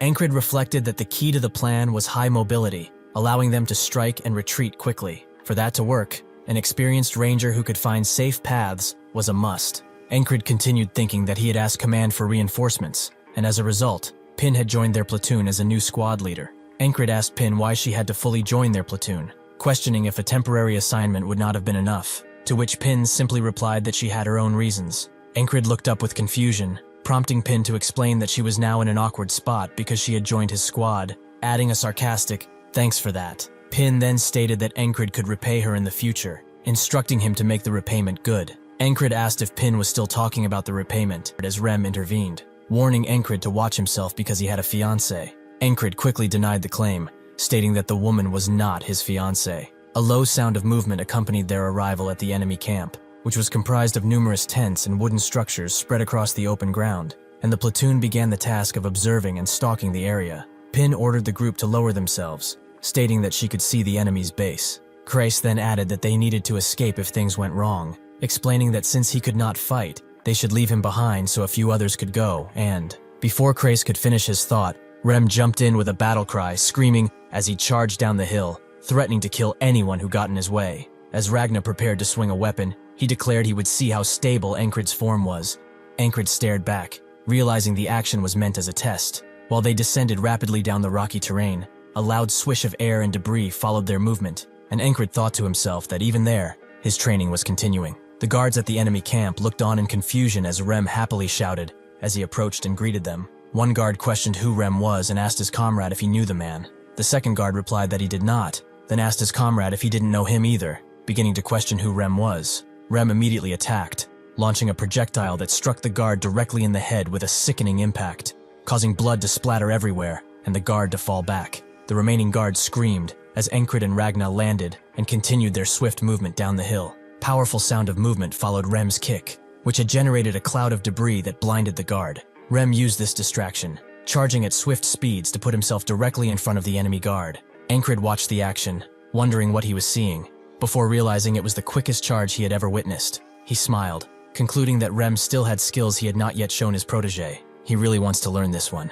Other guards noticed the commotion and shouted in alarm, realizing the attackers were the Norelia enemy. They then raised the command to go and get the intruders. Encred shouted the command to fall back, declaring they were leaving before the enemy could regroup. As he retreated, Ragna expressed his disappointment, noting that he had not even pulled his sword out. As they fled the camp, Ragna rebuked Rem to read the room, stating that the opening attack was not his turn. Rem fired back, asking if Ragna wanted him to split his windpipe. Encred then firmly put an end to the squabble, reminding both men that they were still in combat, and there will be plenty of opportunities to fight in the future. As a pink-orange hue settled over the sky, the group attacked a second time, as they raced down a steep rocky incline towards the enemy position. One of the enemy guards, having anticipated the attack, quickly threw a knife, shouting in recognition that it was the same intruders again. Encred recalled the training he received, thinking to himself that he needed to use his dodging sense, look with his eyes, and then dodge. Encred swiftly avoided the thrown knife. Jackson commented that it had taken Encred 0.4 seconds to see and avoid the attack. Jackson continued his attack with a sharp motion, declaring that Encred needed to lower his reaction speed to at least 0.1 seconds to be able to say that he had fully grasped the dodging sense. After the guard took a blow to the neck that caused him to grunt in pain, Encred questioned Jackson in astonishment, asking if he was counting the time. A powerful booming sound erupted as Auden appeared, warning the men that training was good, but they needed to focus on the mission at hand. Auden then added, with a quick sound of urgency, that the enemy forces were coming. Encred immediately agreed and declared they were leaving. Later that night, the guards began a chase as the enemy pursued Encred and his allies through the forest. As Auden carried him, Crace reflected that he had initially wondered if these lunatics could carry out the mission, but now he realized there was no reason to worry about them at all. Encred declared they were heading further into the forest there. Rem followed, enthusiastically asking if they could just kill all the enemies. Encred simply replied no, and urged Rem to come along. Encred ordered Ragna to stay in formation, while Ragna, attempting to divert from the path, suggested the other way looked like a shortcut. Encred abruptly cut him off. Crace thought to himself that he didn't think Encred would be able to lead the men this well, wondering if this was really the lunatics platoon that he knew. After a while of running, Jackson stated that the enemy had stopped chasing and suggested they set up camp right there. Encred sat down, thinking that after realizing his platoon members followed his orders well from the today when he learned the heart of the superhuman, it had gotten a lot easier to control them. Encred continued reflecting that Rem's charge that morning was something else, noting that Rem had been listening to him well these days. Encred then wondered if Rem would teach him the skill if he simply ordered him to. Encred called out to Rem, who was lying down, and started to ask about the charge he had made earlier. Rem immediately sat up with a fierce expression, cutting Encred off by warning him to think again if he was really going to ask about that. Encred wondered why Rem was suddenly refusing, noting that he had never refused to teach him before. As Rem lay resting, he thought that while it was good for Encred to want to learn, the younger man had forgotten something. Encred realized what Rem meant, thinking that he had not even thought about the skill himself. Encred continued his internal monologue, realizing he had gotten too used to giving out commands, and that growth brought about by others was superficial. He concluded that he needed to go back to his roots. Rem mentally responded that Encred needed to think about the skill himself first, believing that learning would be more worthwhile if he did. As they began their run the next day, a sound of heavy breathing was heard, and a character identified as Andrew complained that they had been jogging non-stop since they started. He groaned that they were moving at such a high speed through the mountains that he felt he could collapse at any moment. Andrew continued thinking to himself that he knew the lunatics would be just fine, but he was surprised to realize that even Crace and the boss were holding up this well. Andrew gasped with exertion, thinking that Encred definitely wasn't this strong when he first met him, and wondered just how he had improved so much, thinking to himself that he, too, wanted to achieve more, clenching his fist in renewed determination with a sharp sound of resolve. Andrew's guard, Mac, thought of Andrew, recalling that ever since he was dedicated to Andrew as a friend of the young man's father, he always stayed by Andrew's side in place of his friend, who had passed away with the fall of House Gardner. Mac continued his internal monologue, reflecting that Andrew had always seemed like a child, but not anymore. Mac concluded his thoughts, stating that just by looking at Andrew from behind, he could already feel what was about to come, the rebuilding of House Gardner. Encred confronted Rem, stating that he had figured out how Rem performed his charge. Encred continued that it was the heart of the superhuman, explaining that Rem strengthened his leg muscles to move forward explosively. Rem responded to Encred's realization with a pleased smile, confirming that Encred was correct and had truly figured it out. He affirmed that the move was indeed his heart of the superhuman skill. He urged Encred to try now that he had figured it out. Encred replied that he would try the move by himself. Pin commanded everyone to stop and look, pointing out the enemy base was located between two cliff faces, a position where their escape route could be easily cut off. Encred immediately noted that the visible base was a trap, explaining that such an obvious setup meant the enemy was hoping they would avoid it entirely. Crace confirmed this, stating the enemy's goal was to bait them into a different path, and then corner and kill them. Crace then warned that the Claw of the Hawk would be there soon. Encred asked the group whether they should play the enemy's game. Ragna suggested it was too bothersome, and that they should just destroy all the enemies instead. Encred smiled, stating he was leaning towards that idea as well. Encred stated that if the obvious trap didn't work, the Hawk would be there even sooner. Since the base had a lot of armed personnel, Encred declared that everyone should go in together. When Crace asked in surprise if he had to go in as well, Encred quickly told Crace to stay behind. Encred then commanded Pin, Andrew, and Mac to guard Crace. With a sharp booming sound and a shout of "Let's go!" Encred and the others immediately jumped into the canyon, descending swiftly toward the enemy base below. The Greyhound's commander walked through his camp, thinking that this was the last opportunity given to his unit. He realized their mission was to help the Claw of the Hawk hunt down the Norillia guerrillas that were destroying their rear ranks. The Greyhound's commander thought it was humiliating that they, the famed elite troops of Aspen, had been forced to back up because of a single, albeit talented soldier. He gritted his teeth, deciding that despite the humiliation, they must clear the task to rise back up.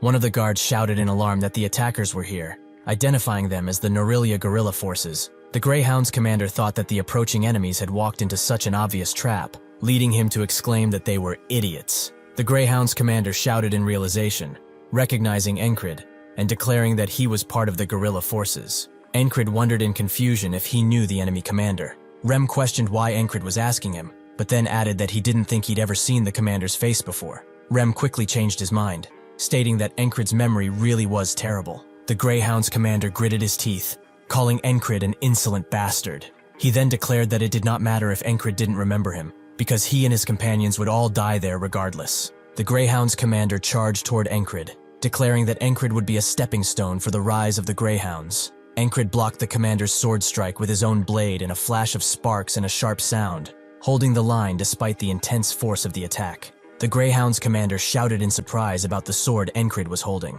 Encred then spoke, identifying the commander as the one who guarded the flag during the Fog of Annihilation. Recognizing him as a Greyhound who knew Mitch, Encred concluded that the commander must be him. The Greyhound's commander shouted that the recognition no longer mattered and commanded Encred to die. The commander launched a fierce attack, but Encred parried the strike with a sound of sharp metallic force. Encred thought about the commander, remembering him as a strong opponent whom he could only run from previously. He questioned his own capability now, concluding that the commander should be a good opponent to test exactly how much he had grown. One of the guards, armed with a spiked mace, spoke with a low, threatening sound, noting that it seemed Encred and the commander had some bad blood between them, but affirmed that the guards were still going to destroy all of them. The guards were completely ignored by Encred's group, which caused one of the infuriated guards to scream about how they were ignoring them, before charging toward them with a booming sound of movement. Rem intercepted the charging guard's attack, bringing the enemy to a violent stop. Rem then calmly told the guard to be quiet, explaining that the group was watching something. As the Greyhound's commander charged in, Encred sidestepped the attack and countered, slashing the commander with his sword with a sharp, forceful sound. Jackson thought to himself that Encred had dodged in 0.1 seconds after seeing the commander ready himself, but Jackson concluded the reaction time was only barely passable. Infuriated, The Greyhound's commander shouted a curse as he charged toward Encred with a powerful motion, but Encred quickly intercepted the attack, blocking the commander's sword strike with his other sword. Ragna observed the fight, thinking that Encred had unsheathed his second sword and blocked simultaneously. Ragna concluded that Encred was slowly learning how to use both swords at once. The Greyhound's commander shouted in exertion as he powerfully slammed his sword down, intending to break Encred's block. Auden smiled, thinking that Encred did not have enough strength to parry the attack with just one hand. Auden then resolved to add another stone to Encred's training regimen. Encred swiftly backed away as the Greyhound's commander shouted in fury at his opponent for using two blades, like a pretentious bastard. Rem looked on with an intense grin, shouting, "That's it!" as he recognized the activation of Encred's heart of the superhuman skill. Encred's heart began beating soundly with a sharp, resonant sound as he fully activated the heart of the superhuman, enabling him to charge toward the commander at explosive speed. The Greyhound's commander shouted in shock as Encred's explosive strike connected, the force of the blow pushing the commander back with a massive booming impact. Encred's attack did not stop with the push. He immediately followed through, using his second sword to pierce the Greyhound's commander in the neck, causing blood to spray as the man fell back. As Encred stood over the defeated Greyhound's commander, who was gushing blood, a guard reacted with disbelief, shouting that there was no way their commander could have lost. Rem laughed loudly, declaring that was it, and that he knew the heart of the superhuman would suit Encred perfectly. Ragna added that the performance was not bad, while Auden smiled, expressing confidence that God was surely smiling down on their brother's progress. Rem yelled down at the enemy troops, shouting at them to get out there in front of him.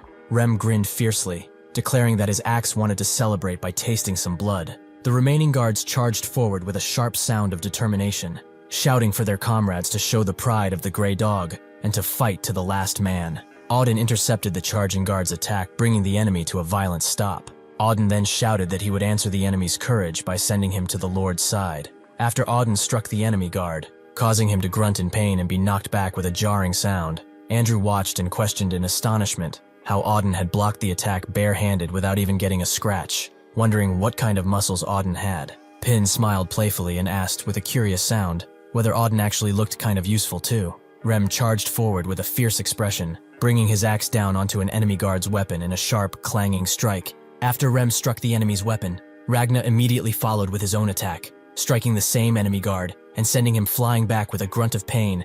Rem yelled in disbelief, cursing Ragna as a mad, lazy bastard, and demanded to know if Ragna had been planning to slice him up too. After Rem accused him of attempted friendly fire, a guard shouted a command to die as he drove his sword down at Ragna, who remarked that it was a shame Rem had dodged the strike. Ragna then effortlessly dispatched an incoming enemy guard who charged at him, cleanly cutting the guard down with a swift motion. M cursed Ragna as a cocky bastard before Rem swiftly and powerfully attacked another guard. Ragna looked down on Rem and asking if Rem was scared now. Rem shouted at Auden, calling him a lump and telling him to inform his god that Rem would be sending him a friend. Auden smiled playfully, replying that the Lord says he doesn't need friends like that. Krace then shouted, asking if the two were seriously going to fight right then. The remaining guards seized the opportunity created by the infighting, shouting the command to encircle them while they were split from within. Amidst the enemy charge, a sharp, swift sound of movement was heard as Jackson appeared, eliminating all the charging guards instantly with a burst of thrown knives, leaving them bleeding and collapsed on the ground. Encred told Jackson that there was no need to kill them all, noting that most of them were already wrecked anyway. Before Encred could finish his thought, Jackson saw something coming from the forest and immediately reacted. As an arrow came flying in, Jackson moved swiftly, managing to block the incoming arrow with a sharp, explosive sound of impact.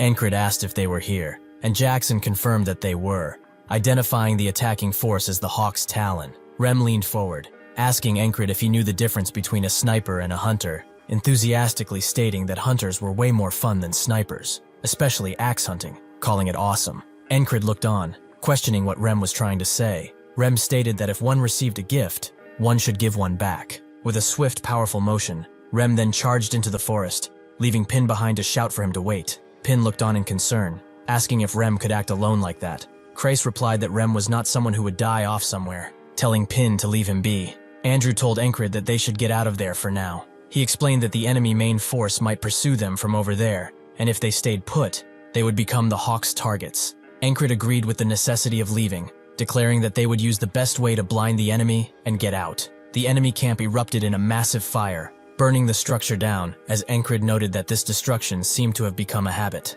As fire raged in the background, a cloaked figure sighed, noting the smoke. A nearby archer lamented that the enemy had slipped out of sight, then asked the Hawk's Talon what he intended to do next. The hooded Hawk's Talon replied to his subordinate, giving the simple command to pursue the enemy. As the group scaled the sheer rock face with sounds of climbing effort, Encred thought that Rem acting alone wasn't planned, but acknowledged it was not a bad tactic. Encred continued to think about the situation, noting that Rem was targeting the Hawk's Talon, who was, in turn, targeting the rest of them. Encred realized they could now act as bait to deliberately draw the Hawk's attention. He also thought that since they had chosen rough terrain on purpose, there was only a slim chance the Hawk could see them. Encred continued to think, noting that since they had picked terrain that was hard to shoot in, the spot was comfortable. He concluded by giving Rem permission to hunt as he liked. While hunting in the forest, Rem looked up and thought that the memory brought back old times. He recalled that back then, he was the exceptional hunter the tribe had held high hopes for. Rem continued to reflect, noting that he couldn't return to that time now that he had left, but he could summon the memories for a moment, specifically from the moment they first met. While in pursuit, one of the Hawk's Talon men noted that the targets escaped well at awkward angles, but stated it was just stalling and that the Talon would not lose his target. Suddenly, the man was decapitated, causing his head to fly off with a stream of blood as the Hawk's Talon remained as still as he was before. Another enemy soldier screamed, "Ambush!" and commanded the remaining men to scatter. The enemy forces dispersed as Rem continued his aggressive charge into the group. Rem continued his chase, cutting one of the scattering enemy soldiers down with a booming, forceful strike, while the dying man cried out in pain. He continues his deadly pursuit, taking out one guard after another, until none are left. The Hawk's Talon ran in panic, thinking about Rem, calling him that barbarian and wondering what was happening. The Talon was astonished that there had been absolutely no sign of the barbarian and wondered when he had suddenly appeared. Rem continued his fierce charge, as the Hawk's Talon gritted his teeth and launched an arrow with a powerful echoing sound, declaring that hunting was always on his side. Rem smashed through the incoming arrow with his axe. He followed through with the strike, slamming the backside of his axe directly into the Hawk's Talon's shoulder. The Hawk's Talon cried out in pain as he was struck, but Rem stood over him, shouting for the Hawk Brat to stop whining and use more strength. Rem declared that this was a rare hunt and commanded the Talon not to end it so boringly. Rem finished the Hawk's Talon with a swift, powerful strike using the Talon's own arrow, slicing the enemy across the throat. Rem then looked down at the defeated foe,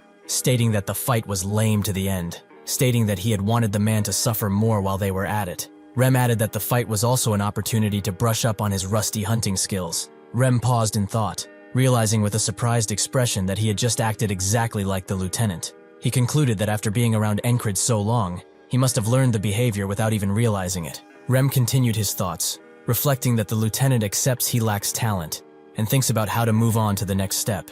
Rem realized that if he also adopted that accepting, reconciled attitude and made it his own, then Rem concluded his reflection, stating that he didn't know how meaningful this choice would be and that maybe nothing would change. He decided he should just give it a try, like the lieutenant he had seen. After the lunatic platoon hunted down the claw of the hawk, the tall grass fields stand empty, except for two squires, who look at each other as the wind blows gently. With no warning, they both charge at each other, their clash creating a thud so loud that even Encred hears it from afar, knowing it's the squires. He would have liked to watch them fight, but he refuses, even when someone asks if he wants to. Achieving victory comes first after all, and according to Kreis's plans, Marcus and his men should arrive at Crossguard soon enough. As they do just that in the middle of the night, the enemy captains are shaken, screaming at each other. They cannot allow these bastards to enter the city, no matter what. They need to send some of the knight's forces back. Abner tells them that since the city has troops stationed already, they should focus on the fight here. The captains turn their attention to him, not wanting to take military advice from a mere peasant. Abner knows that nothing he will say now will be taken seriously, as long as the nobles are in charge. Each knight is a strategic weapon, ready to use, and the balance will shift. Even if a couple of them were to leave, the war would be over. He decides to return to the capital, as there is nothing he can do anymore. As the guards are looking out for the Norelia forces, they see that they have actually retreated, and this is all a part of Marcus's plan. They will pretend to attack, and once the Aspen sends people back, their knights will not hesitate to take advantage of this. With their forces dispersed, they won't be able to stop them no matter what. This plan allowed their forces to earn a gigantic victory. All of this, thanks to those damn lunatics. With this loss, the Aspen forces lost too much to continue the war. They requested an armistice by offering the lands around the tall grass fields as compensation, and Norelia graciously accepted. Spring had arrived, and with the flowers springing up, The long war against the Aspens was finally over. 10 days pass, and Encred has returned to the border guard. Most soldiers have lost their discipline, only doing their menial tasks. But he cannot do the same, as he has many fights to think about, and many skills to hone. Suddenly, a soldier comes to him and asks if he could teach him, introducing himself as Paul, a lower-ranked soldier.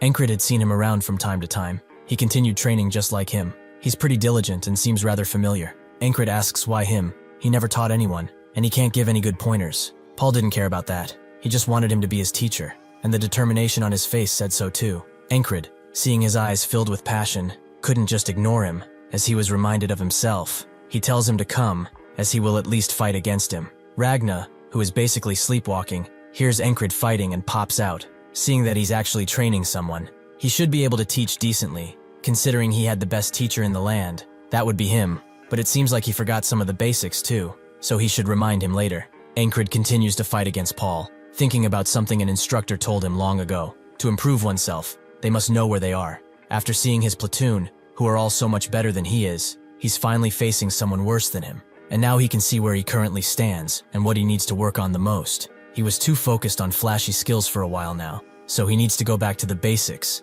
and make sure they are mastered. Ragna sees him using the textbook form that he taught him. It seems that he realized the thing about the basics too. Seeing him, it makes him want to. Before he can finish, Rem interrupts him, and they begin bickering like usual, Ragna not wanting any of it, and telling them to piss off, as he is way too tired to be doing this. Still though, he gets face to face with Rem. Encred is not at all surprised that they are going at it again, and Jackson notes that they have a lot of eyes on them. Encred did not even hear him approach, making Jackson wonder if he hadn't been training his senses properly. He sighs and notes that everyone's eyes aren't on those bickering idiots, but on him. Encred takes a closer look and sees that everyone has stopped to look at his training, some considering Paul to be lucky that he can train with him, and some noting that they should all be leaving him. Later, Marcus thinks of Encred, from the squad leader of the losers to the platoon leader of the lunatics. His constant path towards improvement has been recognized among soldiers as a prime model to follow. He is a war hero, recognized by all. After climbing on stage, he speaks,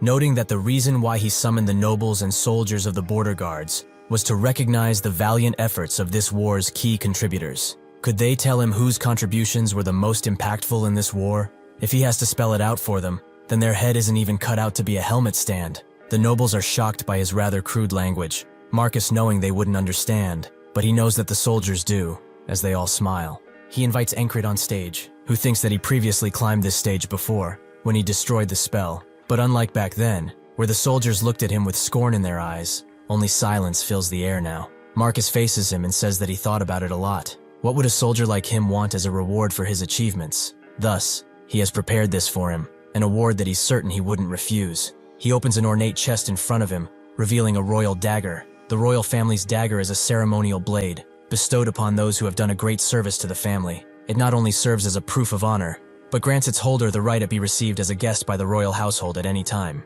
Encred recognizes what this is, a blade with many ornamental engravings, but little value as a weapon, though he hears the crowd cheer for him. This is the true honor, as a knight who goes after strength alone is no better than a mercenary. A true knight must build honor with the foundation of his skill. That is what defines them. This very moment will become a stepping stone for his knighthood. Even his squad cheers for him in their own way, some just smiling, others just sleepy, but all of them are happy. Marcus is glad that this reward suits him, but he shouldn't feel satisfied just yet, as he has prepared another personal gift for him. He should look forward to it in the near future. Encred can't ask what exactly he means, because suddenly, Marcus announces that they are having a banquet tonight, as he has brought the finest wine, so they should all drink to the very last drop. Encred notes that he's quite the passionate type, but a banquet, that sounds nice. The festivities are in full swing that night, with everyone having a mug of wine with them. Rem asks Ragna why he's not drinking, and it's because he can't drink something to water down. His palate is refined, so he should drink. Rem throws the drink in his face as a response,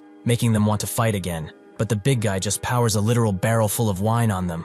Encred looks back at them and thinks of what Rem said previously, that he would split heads if the wine wasn't good, but now he's having the time of his life. He also isn't seeing Jackson around. He probably went to the city, but he's not really the type to enjoy this kind of thing in the first place. He gets that. He'd rather be training with his sword too, than sitting around at a feast like this. It's getting kinda boring. Suddenly, Jenny arrives, wondering if he's thinking about training again. Sometimes one has to listen up, so why don't they drink together? As soon as she sits down, the ferry commander approaches, noting that he didn't expect to see another woman besides him. Her heart is ripping apart at the seams. Such a terrible man he is. Ankrid immediately tells her to go to hell, shocking everyone around them. How could he say something so heartless? Can he not see how wounded the ferry commander is right now? They say, as she's completely devoid of emotion. Jenny didn't expect this from him either, but Ankrid defends himself, noting that elven eyes always sparkle like that. Esther now understands that while some are doing what they can to help someone turn back into a human, he's flirting around. She headbutts him in the chin, surprising everyone, as it seems that his charms also affected that animal, but one of them has had enough. He pulls out his blade, as he can't stand seeing him with so many women, but in return, Ankrid just smiles, as someone wanting to fight him is just what he needed. The man immediately retreats, but now the fighting mood is in the air, and Krace is already taking bets. Someone else arrives. One of the border guard veterans has come to introduce a rookie to Ankrid, as he wanted to meet him. As they talk, the recruit stares at the ferry commander, seemingly smitten by her beauty, but she tells them that they came at the wrong time, as Ankrid has his eyes on just sparring now. After the fight is done, Ankrid thinks that this is nowhere near enough. Once he starts, he just wants more and more fighting. If he's to fight, it would rather be with someone stronger. He stares at everyone, but they are seemingly refusing to duel with him, making him wonder why. So Krace informs him that not everyone is as crazy as he is. Andrew, however, would like to take up that challenge, as this is how he's going to prove himself. Everyone stops whatever they are doing to see Andrew approaching Ankrid,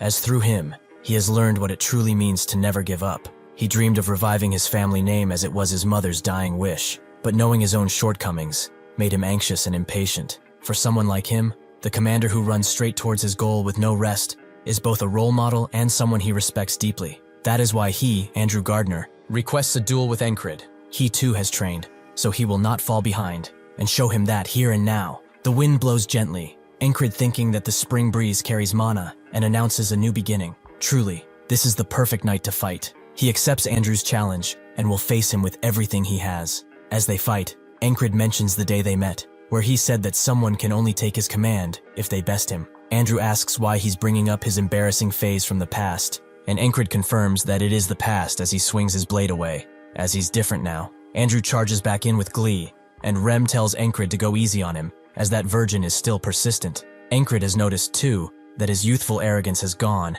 and in its place came caution and experience. Truly, just from the way he is fighting, he really is quite different. Their relationship, along with their skills, has changed. He begins pushing Andrew back again and again, until eventually, he manages to push him to the ground. He gives him a helping hand, with Andrew announcing that he's going to leave tomorrow. The time for the house gardener to rise has come. If he comes to the capital someday, he is invited to stay at his manor, although of course, he would probably want to stay at the palace since he got the royal dagger and all. Ankrid ruffles his head and notes that he's looking forward to visiting. Andrew wants to cry, but instead he smiles. It's fine though, because Mac is crying plenty for him already. He wipes his tears and boogers on Rem's hair, and Andrew goes to join them. Ankrid hopes the feast will go on all night, so that Andrew and Mac have no regrets when they leave. After sunrise, they immediately boarded a wagon for the capital. They were both a mess, having suffered the entire lunatic platoon all night, but he will be a patriarch noble the next time they meet, so sending him off like this wasn't that bad.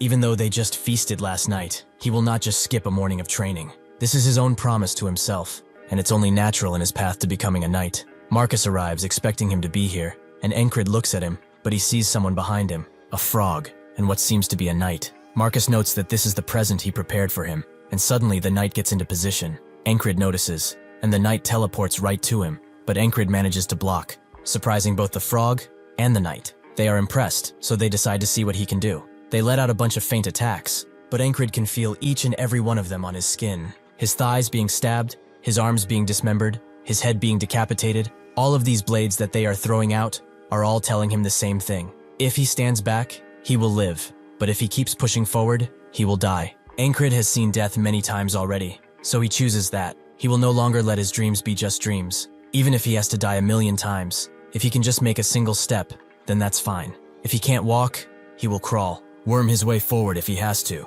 The knight is surprised to see this, and as Ankrid makes his last step, the frog intervenes, and the knight notes that they have never seen anything like him before. He withstood that, even without being able to manipulate it at all. If he stood there any longer, he would have really died. Ankrid asks for their identity, and she identifies herself as Asia, Proto-Knight Asia. Ankrid, after hearing this, falls on his back, but Jackson catches him, and Rem is really curious. Does she expect to get away with this just because she's a Proto-Knight? She's confused. Who are these guys? The frog analyzes all of them. The barbarian in the front, the silent one, and the big oaf. They are all incredibly talented, especially the one in the back. From his blonde hair and red eyes, he seems to be from the north, and even if he had just awoken, he is already at his full potential. Marcus tells them to stand down, as it's not what it seems, and Isha guesses this is the lunatic squad. They really are insane. Rem asks what the hell they are doing, but Marcus interrupts him and asks the frog if she thinks Encred can become a knight.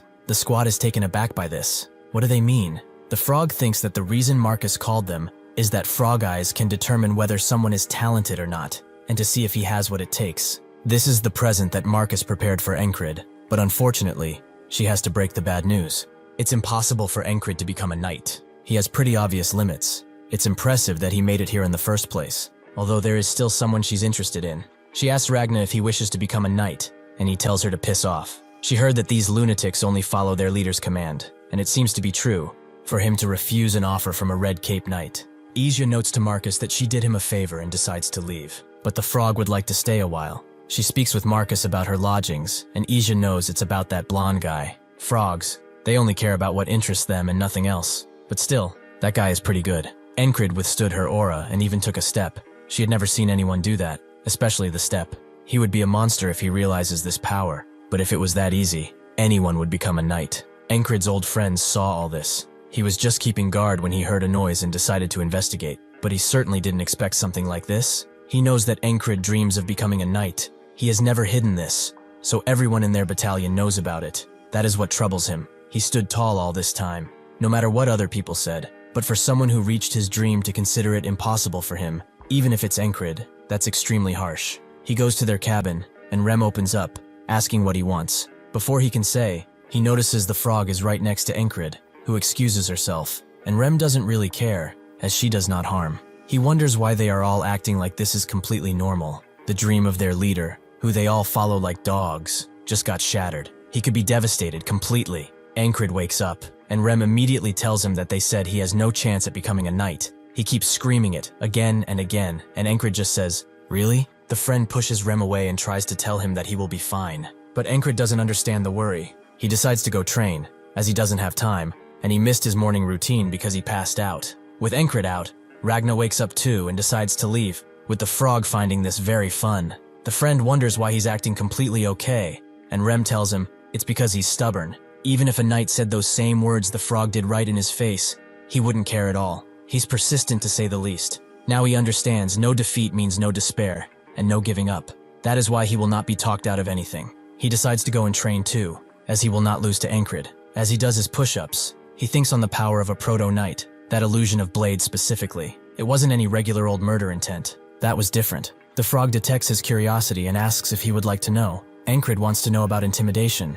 Is that what the skill is called? Ragna approaches with one simple question. What separates knights from them? Those who have surpassed their limits dream of knighthood, but he will never become a knight until he realizes this power. Only 1 in 10,000 can learn it, a mysterious power that doesn't just work. The frog notes that he might give up if he tells him about that, but Encred wants to know, no matter what. The frog notes that the intimidation that Isha showed is only a part of it, with Ragna continuing. The broad designation of all the powers used by knights to become superhuman, that thing is called will. It is the power of volition. Some might call it just willpower, but this is the greatest feat of humans. To be able to use it, one needs to face their limits and overcome them, and then to truly understand. He stops himself, noting that he will just figure it out, as he can't say yet. The frog explains that will manifests differently, depending on the individual. The method for one to realize their will is unique. Although all this talk is meaningless when he hasn't even broken through his limits, Ragna agrees with her assessment. Encred understands, but then,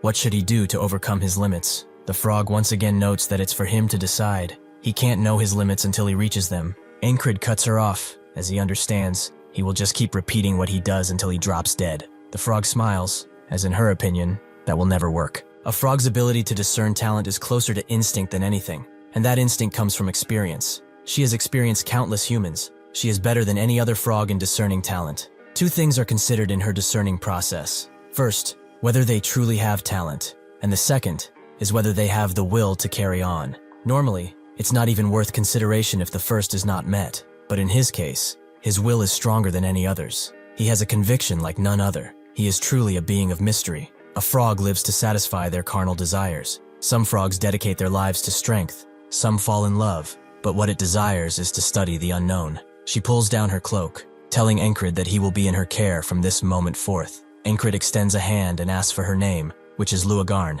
That night, as they dine in the hall, everyone's attention is drawn towards the mysterious frog that is dining with the lunatics. Out of all the people here, the friend notes that she decided to stay here, and the others immediately swarm him with questions, to the point where only that side of the mess hall becomes occupied. Rem notes that they are uncultured, but Jackson doesn't really want to hear that from him. They immediately begin sparring, with Krace noting that they are both uncultured ones. Luagarn has assessed all of their talents, and in truth, they are all insanely talented, having surpassed their limits long ago. If they realized their will, they would have all become knights, but that also requires luck. Jenny asks Encred if he shouldn't stop them, but he notes that it's fine, making her ask if he's blind. Encred explains that they are not hiding anything from each other. They seem close enough to the point that they probably won't kill each other, he says as they pull out their blades. Encred pays them no mind and asks Luagarn where she decided to stay, and she prefers to stay next to him if possible. Suddenly, an axe flies towards her face, and Encred has to block. It was thrown by Rem,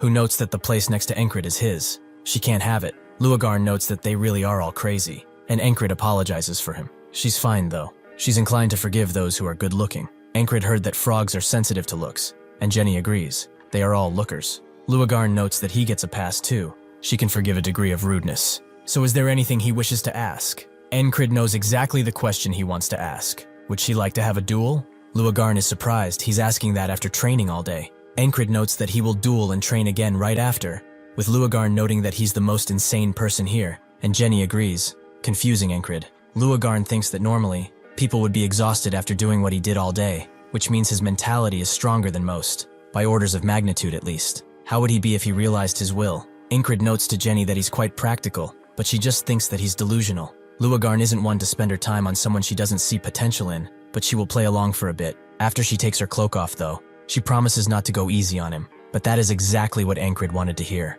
In the Principality of Aspen, Abner thinks on their defeat. It's foolish to expect a victory at this point, but with everything he prepared, he never thought they would just lose. The cascade of defeat began with the death of Mitch Hurrier, that bastard. The taunts failed afterwards, and their giant was thus slain. However, at the center of all this events was the soldier named Encred, the platoon leader of the lunatics. The war is not entirely over yet. Once the armistice runs its course, Aspen will definitely make a move, but if Encred gets in their way, he can't make any other plans. The Greyhounds already sent an assassin for him once, and at the time, he found it weird that they invested so many resources in one man, but that might be the solution after all. The Swamps of Monterey are the assassin guild owned by the Crown of Aspen, which has never failed a request with their excellent competency. Thus, he requests a job in the name of the Crown of Aspen to eliminate the soldier called Encred, no matter the costs. That same night, an assassin watches Encred closely, identifying him as such, but suddenly Jackson appears behind him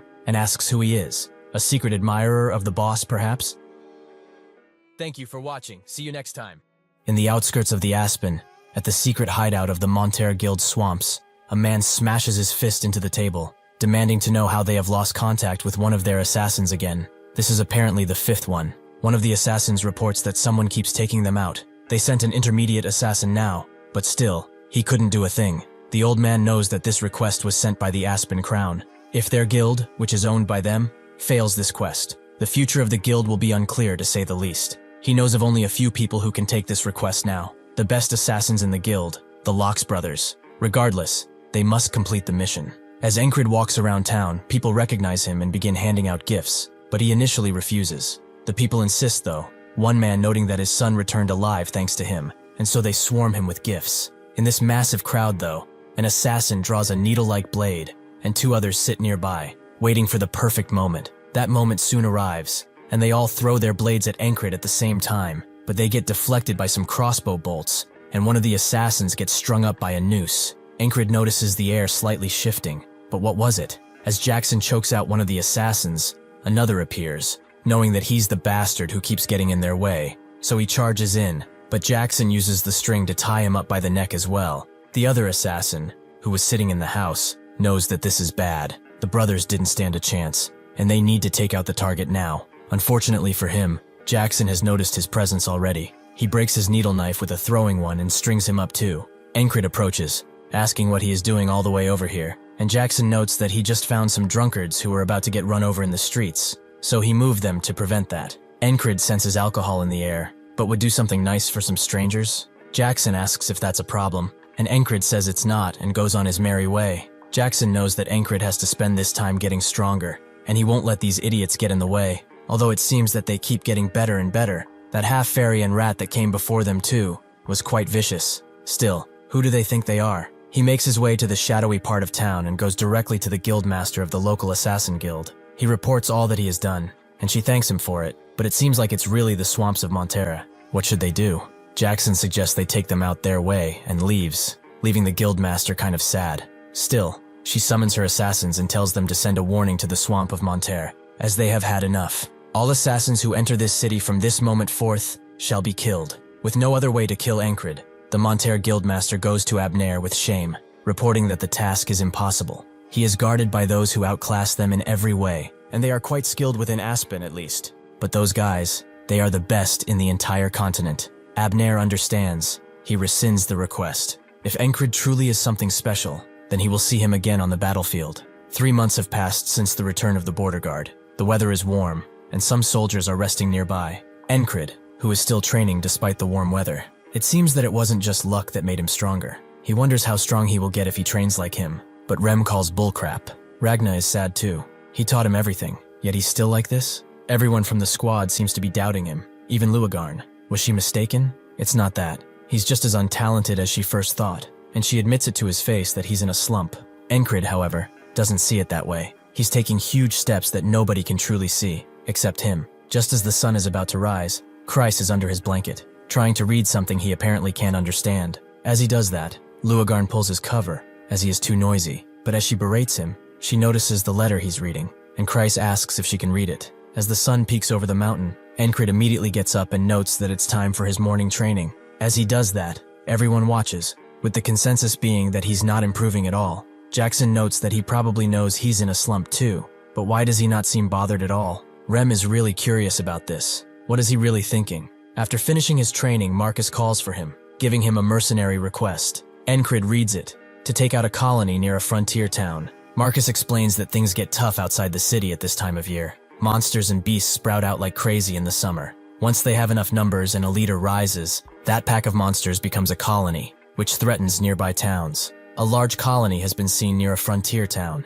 He will give him command of the town defenses, so he will have to take care of it. Jenny comes by as he prepares to head out, but she's surprised by how much she carries on him, just like back at Crossguard. Encred notes that it's good to be prepared, and Luagarn agrees. For such a large colony, preparation is essential. As Kreis looks at the request too, Encred thinks about the whistle daggers. It would be cool to have more, but there is no way to get them now, as he doesn't have any half-elves to loot. As Kreis reads the paper, he begins to shake, and immediately approaches Encred, begging to let him come with, as this is the chance of a lifetime. There is a hidden treasure right where the frontier town is. More precisely, the hidden riches of the legendary trader Dolph, from 100 years ago. Encred remembers that map. He picked it up in the last battlefield. Kreis explains further that this story is infamous among those who handle money. Dolph's treasures must be in an old dungeon, to the point that the traps don't even work anymore. Jenny can't read it, and Encred can't either. Is this some kind of ancient script? Luagarn notes that she helped him with that.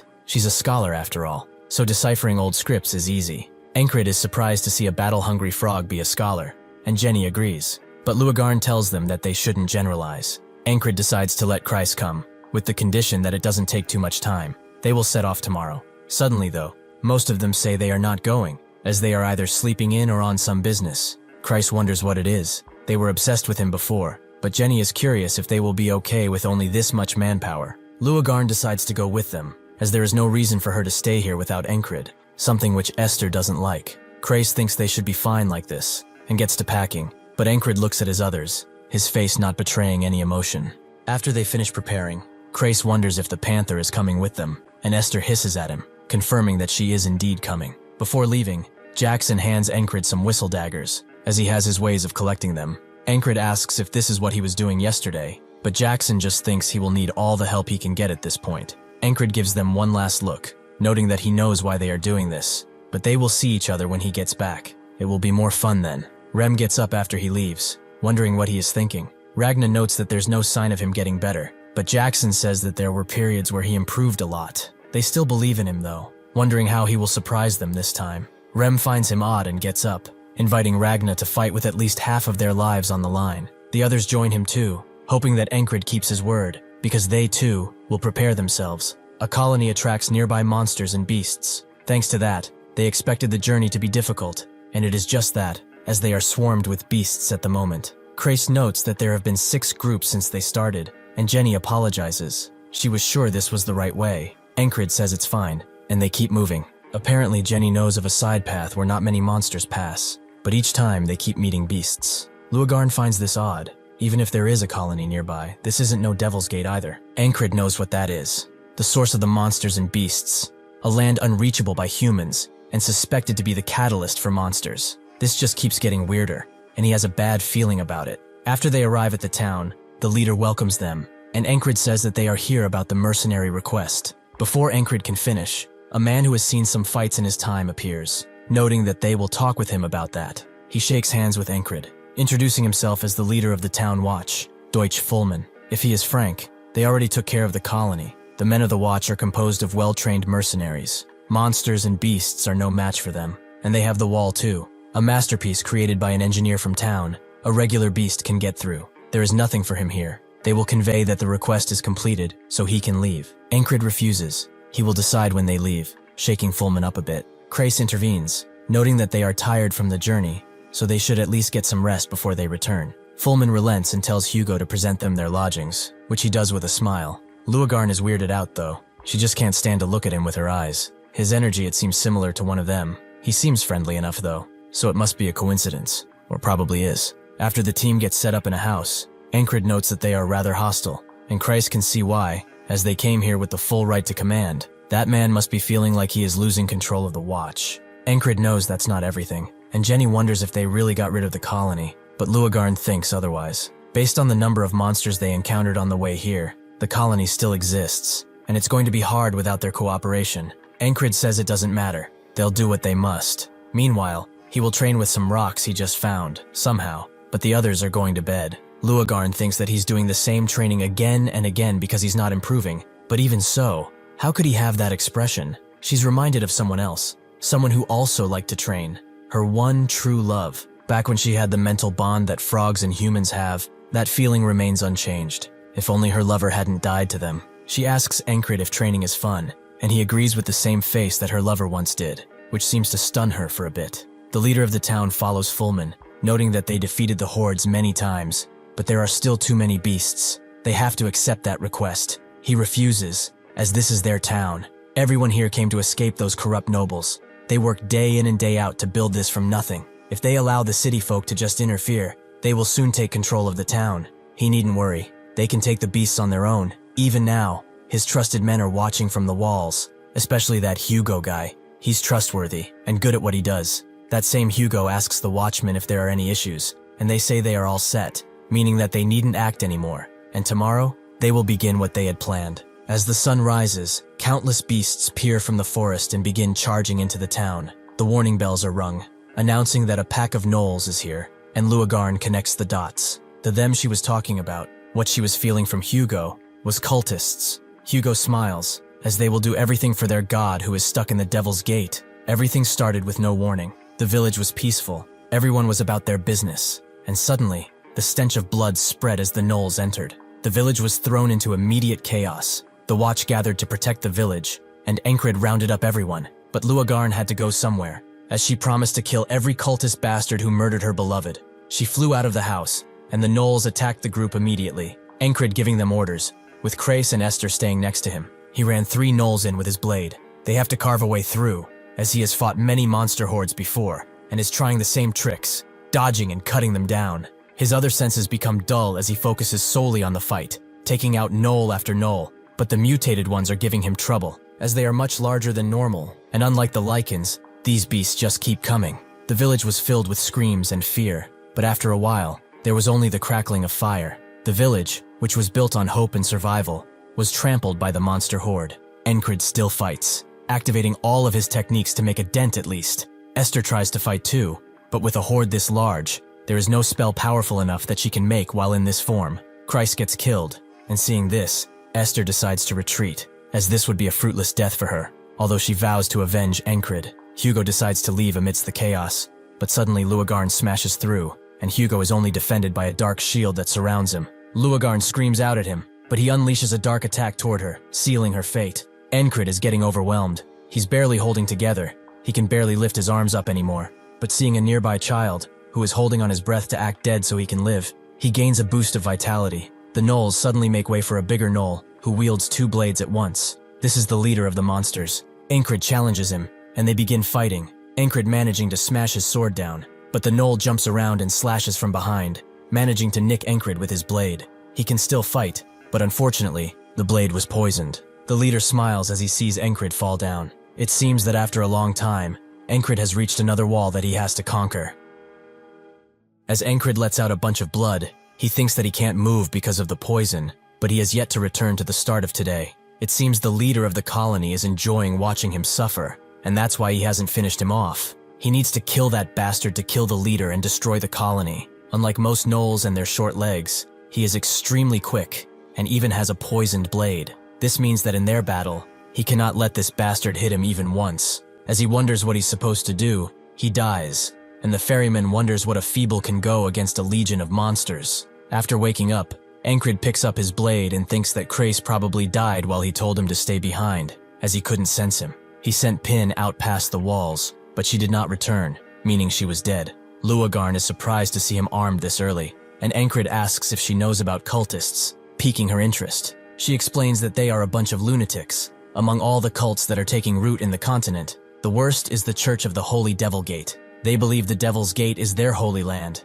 and praise the Demon of Sixes. Before she can ask why he wanted to know, the gnolls attack, and he moves out immediately. Before he can even get out, Luagarn jumps out again, and Encred does too, fully prepared to protect the villagers this time. As he takes out one of the gnolls, he thinks about the ferryman's question, and he only has one answer: to use everything he has trained in. As everyone moves in to fight, they see Encred assaulted by a bunch of spears, but using Heart of the Beast, he dodges. He uses the sense of the blade to spot a villager in a dangerous situation, and throws a knife to take the beast out. Another gnoll takes this opportunity to take a swing at Encred from behind, but he dodges and concentrates on a single point, blocking the next incoming strikes. The gnolls, seeing this human try to fight them, turn away from the defenseless humans and charge him. Encred kicks down one of the charging ones before killing him, and as he fights, everyone concludes that they can win with someone like him on their side. The Watch charges in too, vowing to protect their town. Encred pushes even harder, cutting up the gnolls like a blender. He sees the gnoll boss, who points his poisoned blade at him, and with his order given, an entire legion of gnolls comes once again. Encred can hear the ferryman calling this useless, but this makes him push even harder, as he will not give up no matter what. He charges in, using the heart of Superman to block a harsh strike that pushes him back, but he manages to push through and take down a bunch of gnolls at once. Another charges in, but Encred swings widely, taking him and more out. He continues charging in, but one of the gnolls manages to hit him with a spear, and everyone starts to lose, one by one. They are all taken out. Encred is forced to kneel too, knowing that this bastard was waiting for him to get injured. Even with his injury, he charges in, but the boss's blade still grazes him. This bastard seems to really enjoy watching him suffer. As everyone dies around him, as Encred slowly fades away, his eyes are still filled with a need to fight. The third attempt comes and goes, same with the 20th and the 40th. No matter how well he fights, the leader does not appear before he's critically injured, so he thinks of getting injured earlier. Even with that, the gnoll boss has a speed that rivals a proto-knight. He cannot avoid its blade. Is there no other way? Can he truly not dodge this wall with what he has? He remembers what Jackson said, that his dodging sense is only half done. This is not about watching and dodging, but only one thing, and that is coordination. As the bell rings and he gets out, Encred realizes that what he has is not enough, so he must try something new. As a gnoll charges in, he dodges, but another takes his place. He remembers Jackson's word to not hesitate, but he does, and dies in the process. The next time he manages to dodge, but another takes him down with a bite. He will have to repeat it until it's ingrained in his body, and so, he begins to understand. Precise judgment, quick movement, the strength needed for all of this, and proper coordination that only occurs when all of these work together. He dodges 2 incoming strikes, but still falls. The 100 try goes, the 101 try too, but he refuses to stop. He keeps going, just a little longer, until he fully realizes his dodging sense. The others watch him in awe, especially Esther, who wonders what he is planning to achieve by taking on so many gnolls. Encred thinks to use only the minimum amount of movement to not tire early and predict their attacks to stay one step ahead. He dodges and dodges until he can't anymore, and he falls again. He, however, wanted this, as his real opponent is the boss. There is a trick he's picked up after dying to the poison all the time. Instead of waiting around to die, he charges in, a much quicker death. He gets up again, looking at Luagarn, who has not changed at all, no matter the day. She chased after the cultists and never came back. He asks if she knows about the cultists, which she notes are the greatest group of cultists on the continent, committing atrocious acts for their god. They also sacrifice humans for ritual summoning. Encred heard rumors within the mercenary world about a salamander that spits flames from its body, that it was cultists who summoned it. Luagarn notes it's no rumor. She witnessed a summoning of that thing with her own eyes. Encred thinks that the monsters attack at daybreak, a horde of gnolls, with countless attack patterns among them. He has kept repeating 170 times, 180, up to 190. He has learned their patterns and continued to repeat and move as his senses ordained. His choices are to dodge, block, or counter, and instinct is what drives him. His stored experiences are what give him that push. As the sun sets, again and again and again, Encred continues surviving up until the moon actually appears. He smiles, his sweat creating a ripple today. The key to this technique is not just noticing and moving out of the way, but to tune his senses to react automatically. Finally, after 200 days, the dodging sense has become his. He meets the ferryman again, who notes that he must know all too well that bearing it isn't everything. As Encred wakes up, he smiles, knowing that's the case. That's why he has a plan. He pulls off the sheets from Kreis and tells them to all get up, telling Pin and Esther to move out with him. He also needs Kreis to do something important. Luagarn asks what's happening so early, and he notes there's not much time. The Gnoll Hoarder will be here by sunrise. They must finish preparations before then, and surpass this wall of his. He turns to Luagarna, and notes that he remembered some cultists escaped during a job he took as a merc, and there are people here who look just like them. She asks if he's sure, and Encred is positive on this. With that, she immediately goes to check on who she suspected from the start. She never came back in the past 2 days, but since he sent her before the Gnolls attack, perhaps things will be different. Not that it matters to him, though. He tells Kreis to bring Fulman by any means necessary, even if he has to take the village chief hostage. As Kreis tries to refuse that order, Encred ignores him and goes outside with Pin and Esther, as they need to secure the wall. The monster horde that infiltrated the village is strange. As to enter, they must pass through the wall. That wall they were proud of couldn't be breached. But could those gnolls really climb over it with those short legs of theirs? There is only one answer. The gate was already opened, and the reason Pin never returned when he sent her over the wall is that there are enemies there too. The wall guards are all cultists. They look on as he approaches and suddenly announces that from this moment forth, command here is transferred to him. Every single one of the soldiers here will now follow his orders. They immediately deny as they only follow their captain, but Encred is not playing. If they do not submit, they will die. They immediately point their weapons at him, and Encred charges in. He knows that not all of the guards are cultists, because the bell still rang when the monsters appeared, like this one in front of him, as he has seen him ring the bell a couple of times. The archers immediately begin raining arrows, even though their comrade is right there. Encred protects them, and Esther begins attacking the cultists, putting them on the ground. Encred can see dawn airy over the wall. The gnolls are officially coming. He asks the old guard if the gate is locked properly, and to check again, even if he is sure. The guard does just that, and finds out that there's a crack in the bar holding the gate closed. Under the threat of dying under the gnoll horde, he valiantly picks up another piece and rushes over to repair the gate, as it must hold. The guard that Pin was holding summons a bunch of dark magic to stop him, and the one Esther was attacking does too. Encred gives out the order to push them out, and their fate is sealed as soon as they are thrown over to the hungry gnolls. With a few seconds left, the old guard manages to close the gate, and unlike ever before, the gnolls scream out like they are demanding to be let inside. The captain asks what is going on. From behind, Encred is glad to see that Kreis managed to drag them here. Encred explains that the gnoll horde is targeting their village. This is an emergency, and as such, he will take full authority. The commander would like to complain, but with the advent of the gnolls, Encred screams out, noting that this is not important. They will all fire arrows now. The captain damns it all and hopes he'll explain later, giving everyone the order to rain arrows down, even if they block the gate and stop the gnolls from entering, as long as the colony holds in front of it. This cannot be cleared. He asks if there is a side gate, as he wants it open just a little. Seeing the attack on their walls, the old guard asks if he really wants it done now. Encred gives Esther the order to help them, and she crashes into the gnolls, using her lithe body to create an opening, making the gnolls hesitate. Encred thinks this should be enough, and they open the gate. A colony lives and dies on its leader, so he will have to break through the Gnoll horde and eliminate their leader. With one charged swipe, he takes out a bunch of Gnolls, and the captain, seeing the crazed bastard just jump in, gives out the order to support him with arrows.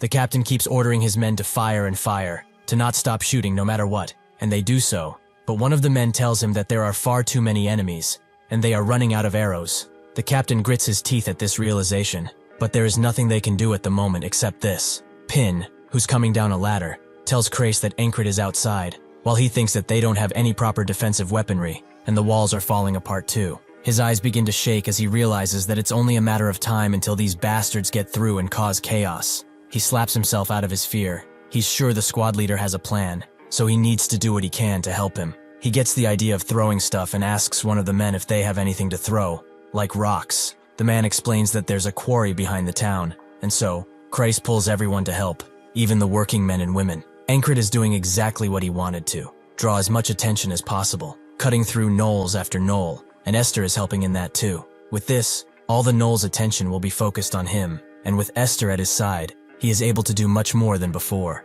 With the help of the others, who have just begun to throw large rocks that scatter across the battlefield, taking some Gnolls out before they even realize it, thousands of openings are created right in front of him, which are way too easy to exploit. Seeing a path, he tells Esther to take care of the rest, and charges through, knowing that she has his back. As he passes Gnoll after Gnoll, Esther continues to fight, making sure that they don't follow him. But eventually though, seeing that the Gnolls have turned their attention to her, she climbs up the wall. Seeing her, Krace wonders where Encred went, and he seems to be inside a spiky bush on his belly. He is hiding his presence by covering himself in Gnoll blood, and also uses the terrain to advance, to minimize injuries and conserve energy. The original intent of this wall was for him to kill the leader while dodging his poisoned blade, all the while being critically injured, but without his dodging sense, that is not possible. However, he does not wish to see all that pain and suffering again, so he will do what he can. He rushes through the spiky bush and prepares a whistle dagger, eventually getting right below the Gnoll leader. There is only one reason that he came here,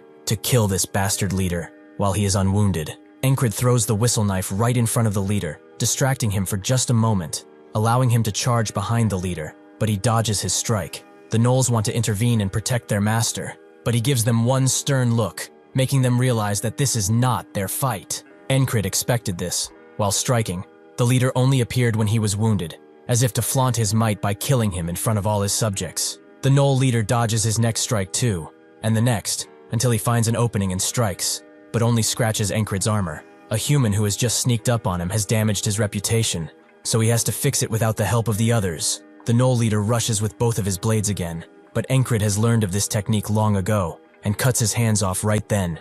As his hands still flail in the air, Encred rushes in with his blade once again, his strike thundering across the field, as he puts an end to his miserable life. Krace sees him in the distance, and he is amazed to see what he has accomplished, even if he's so far away. As he splits the leader in two, Encred thinks that no matter how fast the leader is, or what poison he uses against him, who is fresh and uninjured, he is but a mere Gnoll, just like the beasts that he is leading. The other Gnolls, seeing this, go crazy and charge at Encred, demanding blood for their leader's demise, and Pin tells Encred to run, as those beasts are out of control without someone to lead them, and he will be surrounded. He activates his beast heart, and jumps away from the peak that the leader was on, going right into the middle of the field, where there are still violent Gnolls waiting to avenge their master. Fortunately, the guard captain opens the gates and comes out with his men, telling Encred to get to them as fast as he can. Encred gets to doing just that. He has achieved his objective, and he is not about to die here. Using his beast heart, Encred slashes through 4 Gnolls at once,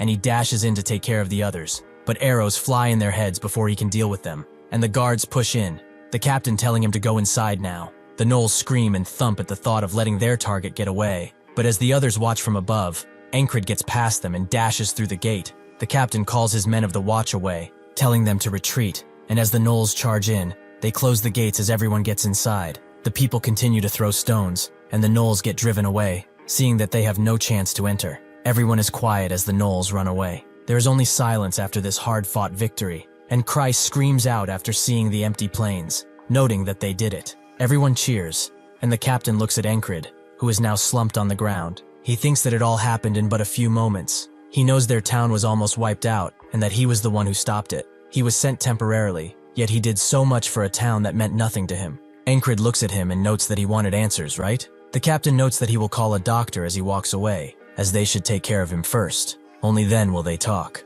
As the sun begins to fall over the mountains, Encred informs the captain about what happened, about how there were cultists among his men, and how they sabotaged the gate too. Crace notes it makes sense now. A colony of that size is unnatural at best. Large colonies number a few hundred max, but that one was almost 1,000 strong, and all of the gnolls were armed. It only makes sense that the cultists were involved, as gnolls do not have the capabilities of arming themselves like that. One of the villagers asks what they could have against them, but Crace tells him not to expect logic from cultists. They only strive to expand the Hell Gates. Maybe they wanted to establish a gnoll kingdom in place of their town. The villager is scared, and the captain notes that they got rid of them, so they should be safe from them now, right? Encred explains that they can't know that yet. With the death of the gnoll leader, he escaped the repeating day. However, the cultists that Luagarn was chasing are still somewhere out there. The captain asks if there were even more cultists in addition to those at the gates, and now that he thinks about it, the villager hasn't seen that Hugo guy in a while. Encred thinks he's the one behind all of this,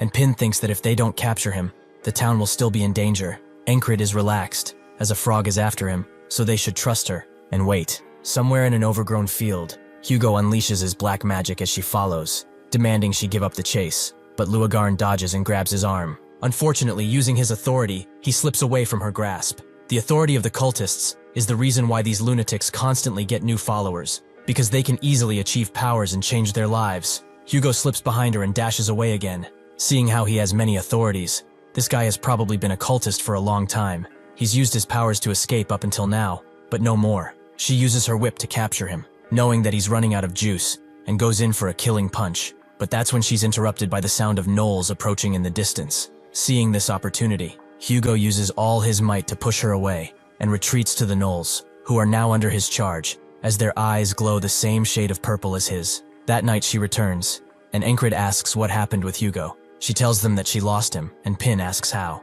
She's a frog, and Crace is repeating the same thing. She tells Encred that their men are rather insubordinate, but Encred notes that she's a frog in name only. Now she understands where they got it from. If it weren't for that gnoll pack at the end, she knows she would have gotten him, but he became their leader and escaped. Encred notes that cultists are a persistent bunch, so he will come back to his town sooner rather than later. Pin asks if they really have to fight more cultists, but Encred thinks it's not a bad thing. A dispersed colony is dangerous, so they cannot leave them be, and they can take out the cultists along with them. Pin asks how they are going to take out 1,000 gnolls, with the cultist at the helm too. Christ thinks this is better. They cannot know what a beast thinks, but they can anticipate the actions of a human. Encred says they should get planning. By the time the sun rises, they will have finished their preparations. That night, as a carrier hawk flies away with a message, the villagers are rightfully informed of what is happening. And to put it lightly, their reactions are not mild, as there is just no way they can hold out against such an attack again. The village chief explains that they sent a reinforcement request to Count Bantra,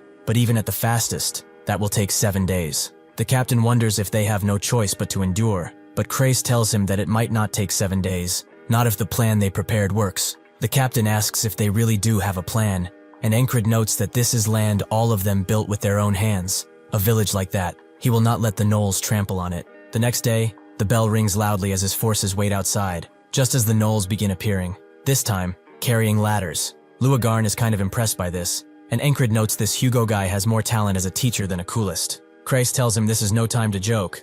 The moment those reach the wall, it's over for them. Encred pulls out his blade, and Luagarn enjoys it when the target is clear. It's time to commence the operation. Seeing them outside, Hugo calls them idiots and throws his gnolls at them. And as they charge in violently, Encred thinks that the premise of the plan is the same. A colony collapses only when its leader is killed. The captain said that even with the cultist dead, if they just recklessly kill the leader first, the gnolls will scatter around the area and continue threatening the village. Christ knew this already. Hunting them down one by one would be too huge a task, and nobody was going to do it. Firstly, they will drastically reduce the number of gnolls. Encred cuts through a few like Swiss cheese, gnolls falling on the ground one after another, before jumping above one that was holding a ladder and crushing it along with him. Hugo is surprised by his skill, and Luagarn thinks that when she was hunting this bastard yesterday, she heard Encred went alone and killed the gnoll leader. Honestly, she could not believe it at first. He'd fallen into stagnation not so long ago.